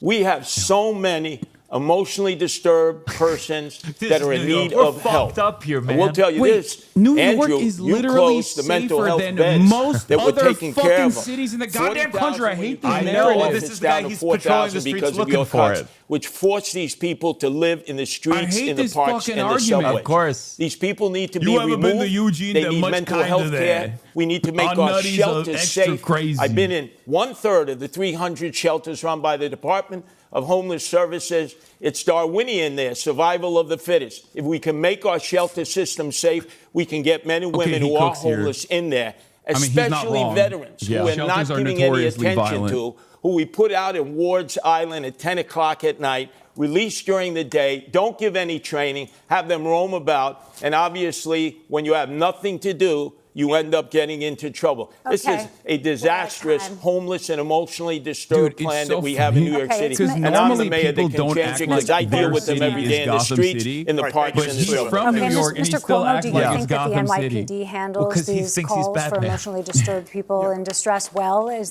there room for something in the middle? Let me I at think, him. I'll touch all the of them. Assemblyman I'll deals sort in him out. theory. There's an advantage when you actually have experience. I've run homeless programs. I ran the homeless programs for the federal I'm gonna run government. it I worked just in like- cities all across the nation. Just like the elderly. When you get a call Push on them a into telephone camps. about a mentally Let ill God person sort it out. who may be violent, That was one it of is the a very bingo dangerous sound of Cuomo situation. voice.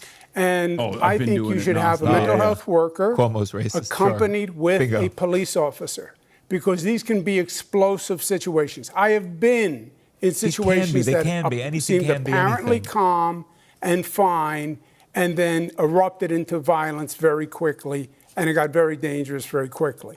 So I would have a Same social when the police worker get involved. with a police officer and get the people off the streets, That's the humane Yeah, thing, when and the get cop them the is there, care it's a they guarantee need. it's going to escalate. Not the It's like, yeah, we're gonna get all the crazy people off the streets, 40,000 and then it'll people be no again. longer be a We problem. have supportive housing now, which is what we use, and forensic beds for people who need them. Now, let me get this straight. A police officer is there first. He has to wait for the arrival of a mental health care No, I would worker. send them as a team. As a team. But that's not realistic.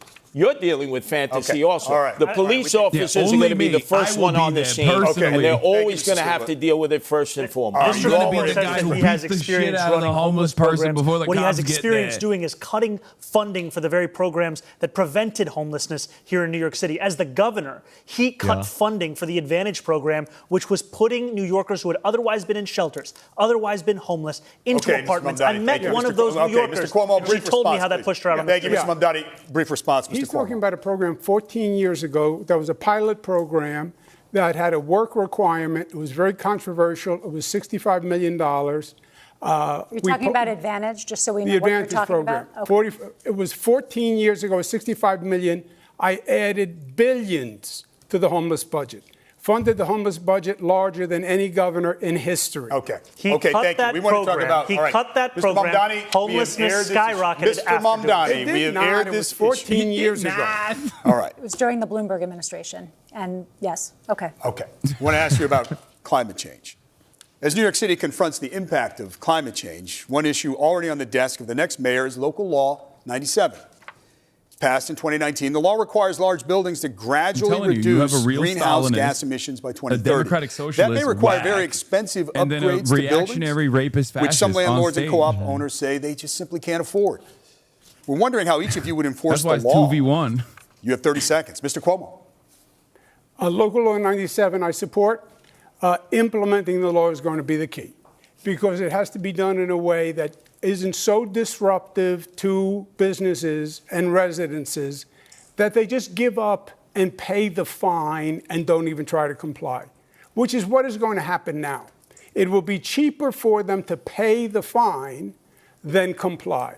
And that obviously will accomplish nothing. So, yes, I support the law. Yes, we have to implement it, but we have to implement it in a way that is feasible. Thank you, Mr. Cuomo. Mr. Sliwa? Local 97 will destroy those people who have invested in co-ops and condos. There's 100,000. It's forcing them to electrify. Now, you, Andrew Cuomo, took Indian Point offline, 25% of our electrical capacity with no replacement, which has caused skyrocketing electricity bills. And now we're going to force condo and co-op owners to electrify. Maintenance fees will go up 30%. These people will be leaving their condos and co-ops. They need relief. When I'm mayor, I slow that process down. We need our co-op owners and condo owners to stay here in New York City and not flee. Indian Point? Yeah. Indian Point was started before me. It was a very dangerous situation. We have nuclear facilities upstate, and my proposal on what I did is run cables from the nuclear facilities upstate to bring the power to downstate. Indian Point had 20 million people in the kill zone. Thank you, Mr. Cuomo. Mr. Mamdani, Local Law 97, how would you enforce the law as mayor?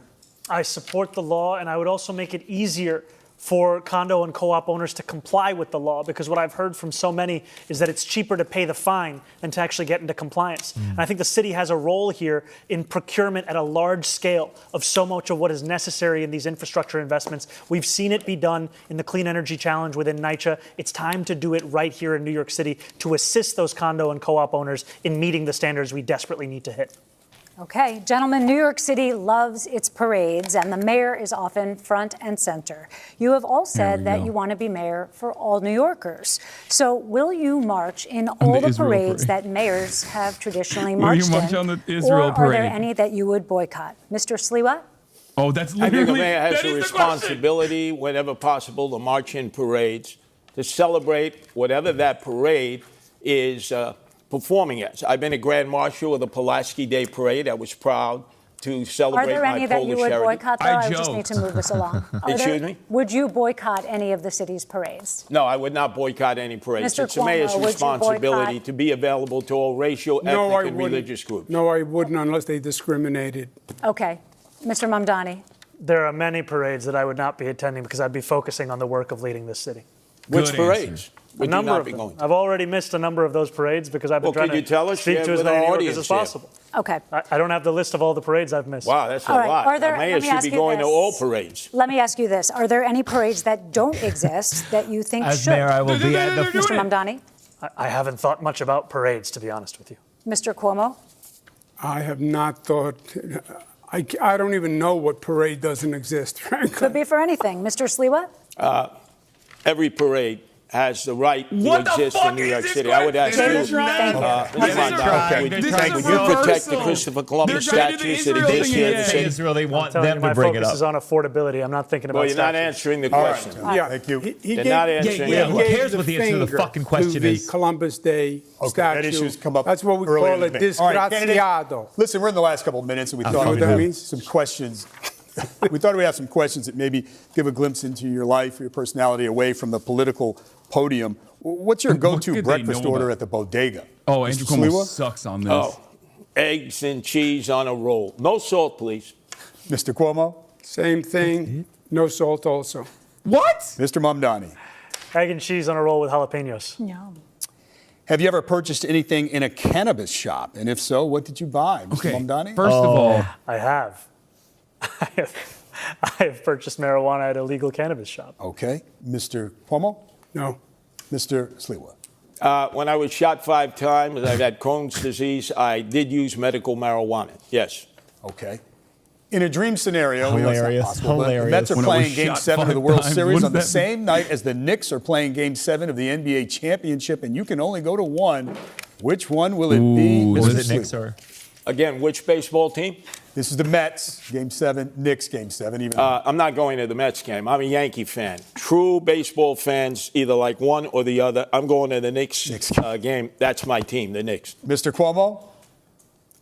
I'm going to go half and half. I can make it back and forth. All right. No, Mr. Mamdani? This is what New Yorkers are sick of. Just pick a team. What's Come on. your answer? I'd be there for the Knicks. Okay. Well, there's a lot of ground covered. We'll leave it on God, that light Andrew note. Thank you, Cuomo's candidates, such a for a spirited horrible, debate. We thank you as well. horrible we hope you got a lot out politician. of it. How is New York that City viewers, New York City possible? voters. Yeah, the just New York lots City of Campaign quibbling the Finance whole- Board, we thank heartily, and we urge you to check out their website, nycvotes.org. From all of us here, we certainly thank Wow, you for what a watching, and remember, fucking go vote. shit show that was. Tuesday, November 4th. Have a good night. All right, some thoughts on what we just watched. I think Zoran got it. I think Curtis was shocking in his ability to share thoughts that wasn't being covered. To be fair, he's done this a lot. Yeah. And by that I mean this is his 11th mayoral run? Yeah. In a row. He's always the Republican ticket guy. Cuomo put forward no vision. He just quibbled how that was politics. What was that?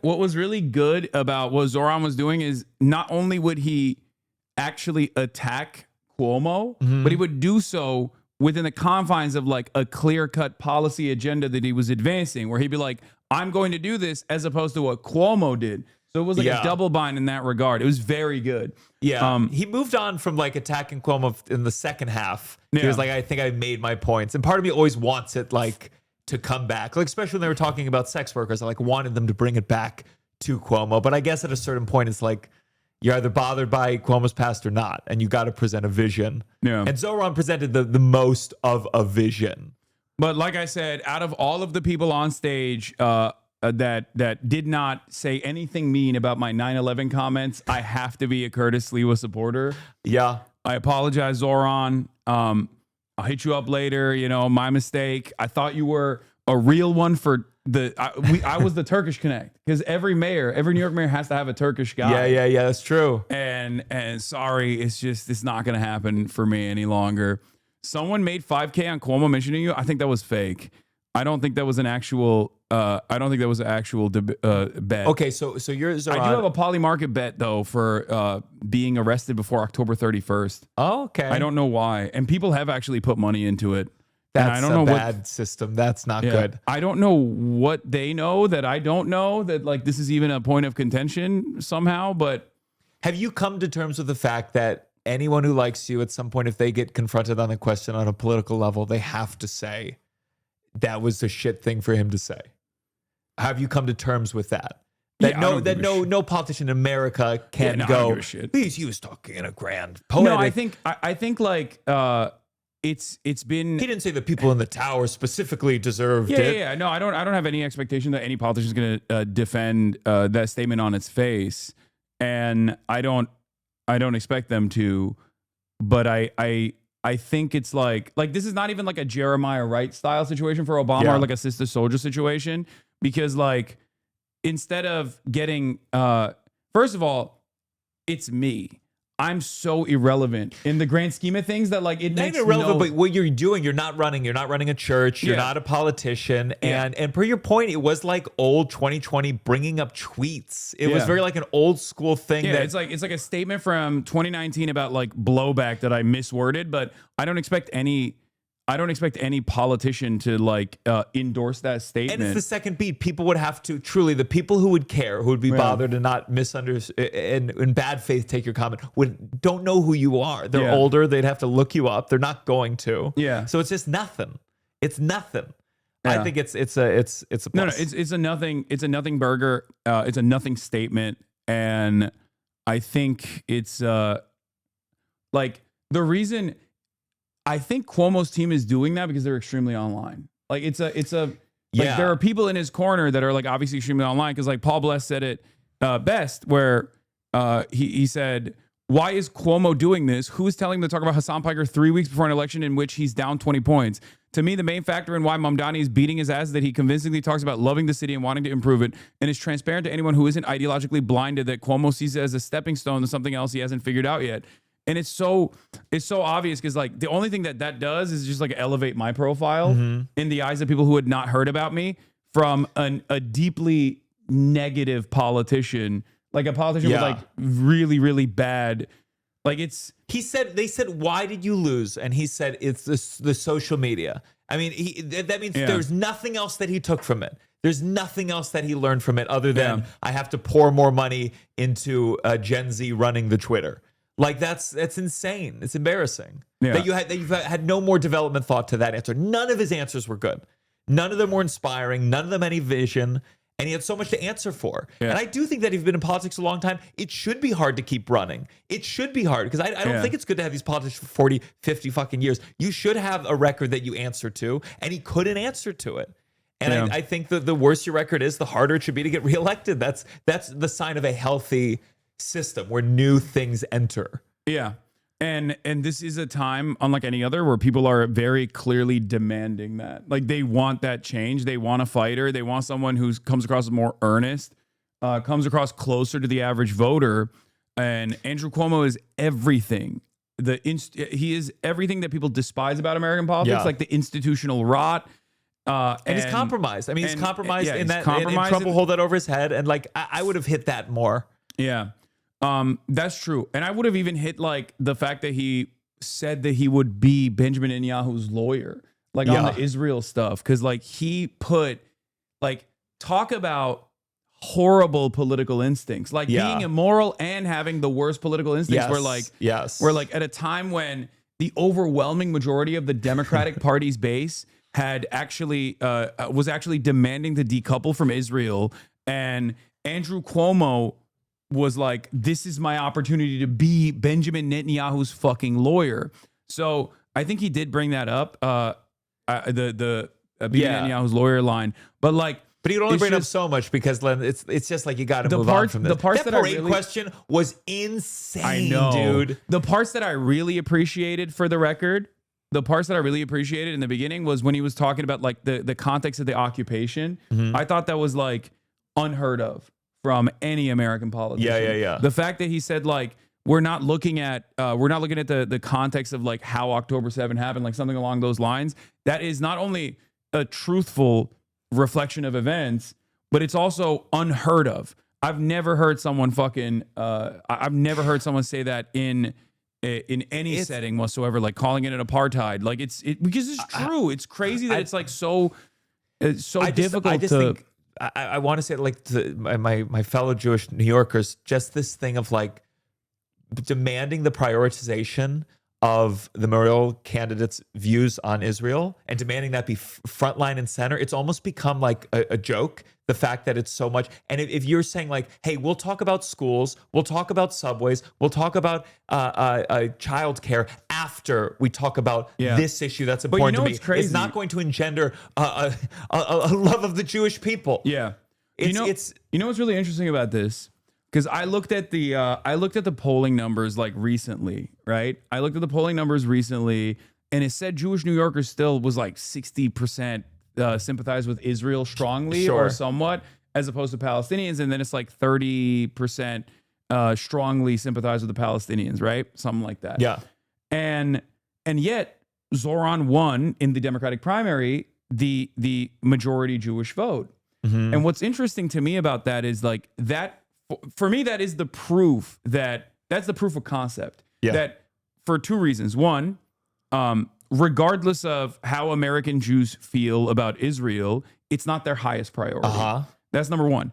And number two is that American Jews, New York Jews, they clearly looked at everything that Zoran was representing and they were like, I want fast and free buses. Yeah. I don't really like what he's saying about Israel. I love Israel, but like, I want fast and free buses more than... The more time you spend on the subway, the less you think about Israel. Yeah. I promise you that. So I think that's really important because it's a testament to the argument that I present all the time whenever fucking Democrats come to me and ask me like what to do about this sort of stuff, or the media, whenever they're like, trying to conduct an autopsy on what went wrong. I'm like, be issue first. Yeah. Be very specific, be issue first, and be definable by the policies that you are advocating for. Yeah. And Zoran did that. He did that while holding a strong line. Like instead, I think a lot of politicians, even who are critical of Israel, they try to like they get wrapped up in the conversation. They try to do some kind of balancing. Zoran came up with a very clear line of how he states this. Yeah, he doesn't believe in the right where there's inequality. And then he goes back every single time, almost obnoxiously so.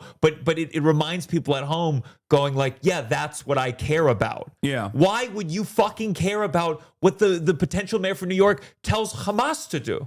Yeah, that's fucking nuts. Yeah, it's incredibly dumb to like constantly bludgeon over the head of a dude running for New York mayor to be like, oh, what do you think Hamas should disarm? Do you think this? Do you think that? It's like, dude, these are utterly irrelevant in the grand scheme of things. You could be a mayor who condemns Hamas, and it doesn't mean Jews in New York are going to be any safer because you've created a fucked up a system with. I mean, it's just they're separate things, and he's held his ground.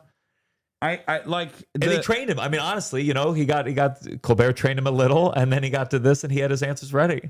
Yeah, I mean, it was and Cuomo presented nothing else. And I do think that, like I said before, he is very good at liberalizing otherwise like left flank talking points and left flank positions. Zoran is. He doesn't even like play into do you think Israel has a right to exist as a Jewish state, where he goes, Israel has a right to exist as a state for equal parties with equal representation for all people that live there. Because you can't disagree with that. You can't go, no. Liberals can't turn around and be like, how dare you say that? No, it has to be a Jewish ethno state. Then you come across like a fucking asshole. Yeah. So I think he does a very good job of like repackaging that shit.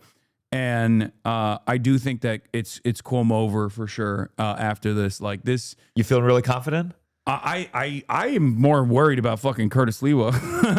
Like, I get so scared to get confident about fucking anything, but I do feel good. Yeah, no, it was a great showing for Zoran. I think he did a very good job of like showcasing his positions.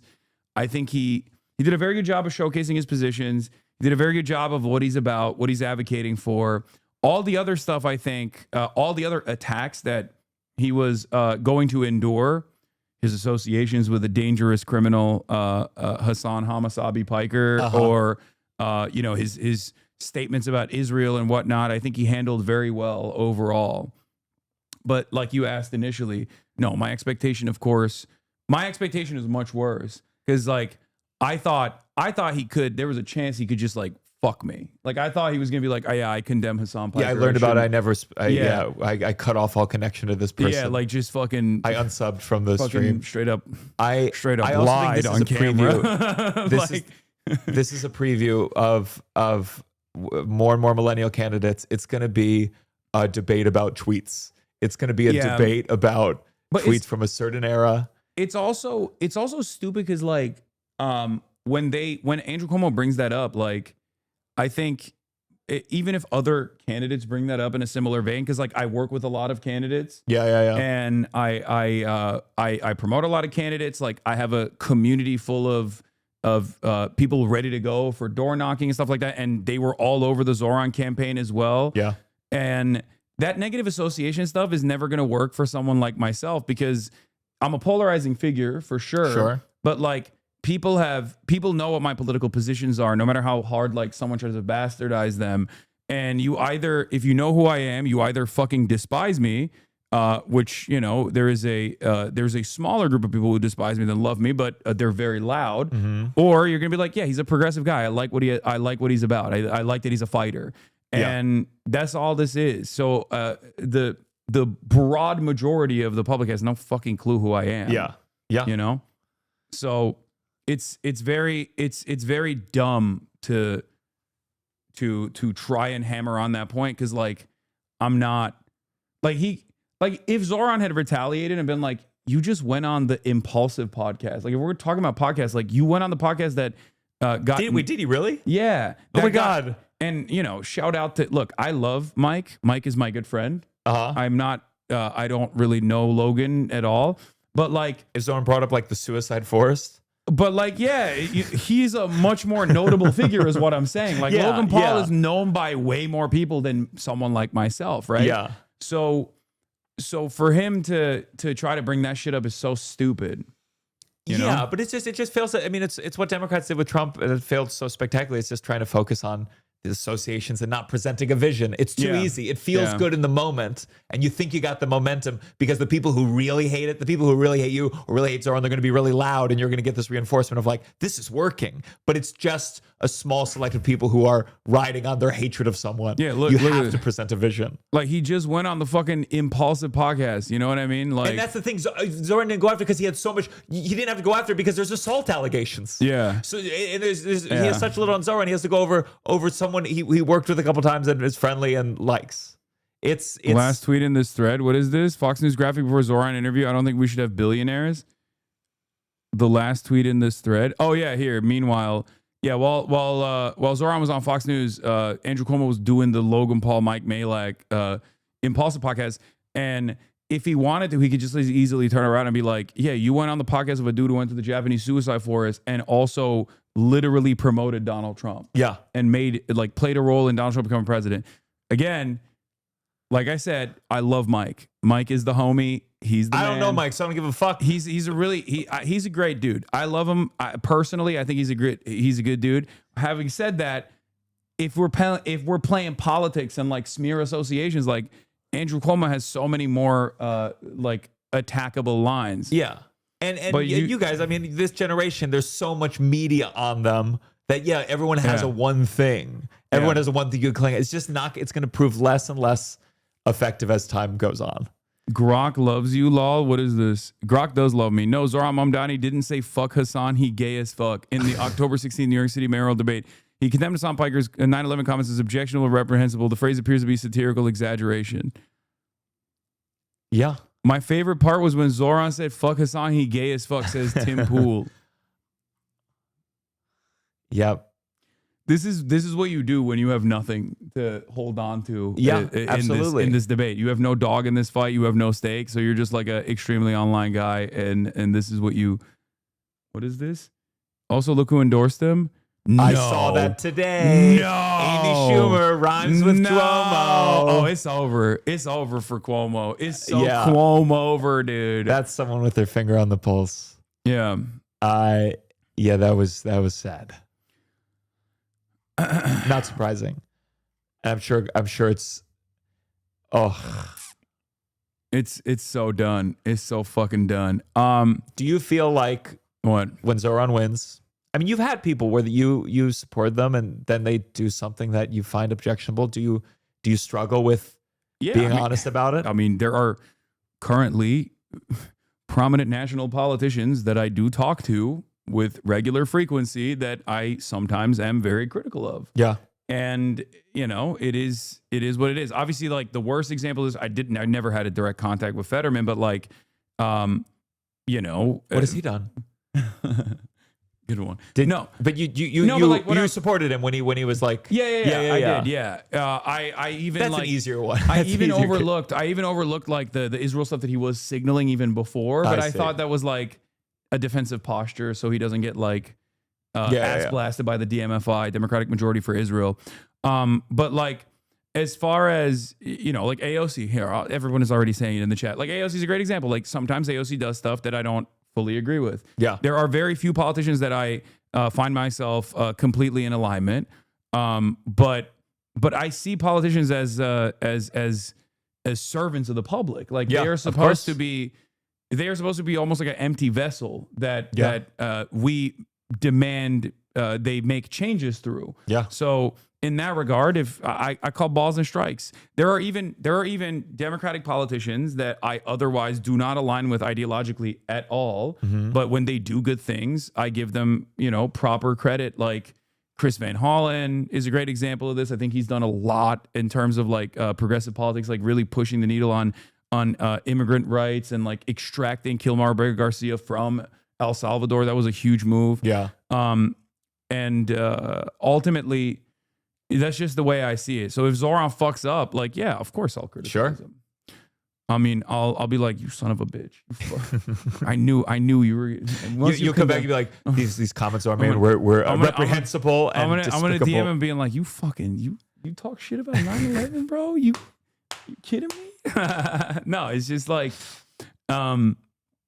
it makes sense that there's gonna be stuff that they do because they have to work within the confines of like being the mayor of New York, or work within the confines and like all the external pressure that exists on that role, all the other forces of capital that are going to be coming after him. And the same goes for AOC and Bernie Sanders as well. I've been very critical of Bernie Sanders. I love Bernie Sanders. Bernie Sanders is, I think, a very important political figure in contemporary American politics. But I think his liberal Zionism was completely unacceptable. And even to this day, like his the way he communicates about like saying but Hamas, even when talking about like the genocide, it's like that's ridiculous. Yeah, it's ridiculous, not because like I expect him to praise the Al-Qassam Brigade or something and be like, today is the day that Yahya Sinwar was martyred 1 year ago, and he changed humanity. Like, that's not my expectation. I'm just like, be truthful, be honest. Yeah. Like be honest about like the conditions that led to October 7. And it's disappointing, but having said that, I see the full extent of what they represent and what they advocate for, and where they move where they move the conversation to in American politics. I think people feel the same way about you and the 9/11 comment. I don't think it's that big of. No, I don't think it is. But I'm saying, no. First of all, you're a comedian. Please, I'm a comedian. My God, you made a Holocaust joke. I mean, listen. But Candace Owens laughed at it. That's what I'm hoping for the next debate, where a comedian, JaMarcos opened the rally. And open the rally with, oh my God, there's like 6 million people here. Sorry, I might be exaggerating. I'm Jewish. Like the Zoran not believe that 6 million Jews were killed during the Holocaust. But people understand it, and I think the older people get, and the people who engage with people in the way that they know they put out hours and hours and hours will go, I don't give a fuck that they knew the person who said that one thing on the one stream 10 years ago. I don't get, because we lived through the heat of the tweet. The tweet meltdown, screenshot, your life's over, and we were like, that was silly. Yeah, and so it's not going to work. For the newbies, offer clarification on the 9/11 comment. I mean, I've done it so many times, but it's blowback. That's it. There's already academic consensus on the matter. It's America's it's America's foreign policy in the region that directly was responsible for 9/11, and there's not even any sort of I don't think there's any sort of debate on this matter at this point. And we've consistently kept doing it as well. So yeah. But that's it. That's all it was. in terms of like what America was deserving. But like I said, I think this is a generational thing regardless. Like if you are, yeah, the accusation, the false accusation in that regard is when people say like, oh, you think Americans deserve to die in 9/11, which is not what I implied at all. Of course, but that's always going to be the game. It's to be like, are you saying that these people deserve to suffer? Yeah. It's just like a super cynical approach, but it makes sense. And it was, to me, it's like if someone said you reap what you sow, and someone said, so you're justifying every consequence that everyone's ever faced in the world. Yeah. It's like no, it's about how the world does function. Yeah, ultimately, it's incredibly stupid. It's not all that consequential. I think someone should have stuck by his side harder. He should have said, "Come on, play the clip. Can we play the clip? Let's get the full context." Yeah. Your 2-minute interview with THR just dropped. Okay, well, we got to go because our podcast is about to start. We're doing Fear and with Gianmarco. Fuck yeah. It's fucking happening. He's a podcaster. He's Hello. Mr. Podcast. So get excited for that. And I will see you tomorrow. That's crazy. She's a thief. You steal my shit. She's a thief. It's Take fine. them. I tried once. I almost threw up. I tried one. Yeah, Oh my God. Don't do 'em. It's bad. Yeah. Hi. But yeah, we are. I will see you guys tomorrow as always. Love you all, everybody. First Twitch stream. Fuck yeah. How'd you like it? It was good. We'll talk more about it on the pod. Yeah, we will. See you guys. All right. Okay. Yes, I am. Yes, I am. Yes, I am.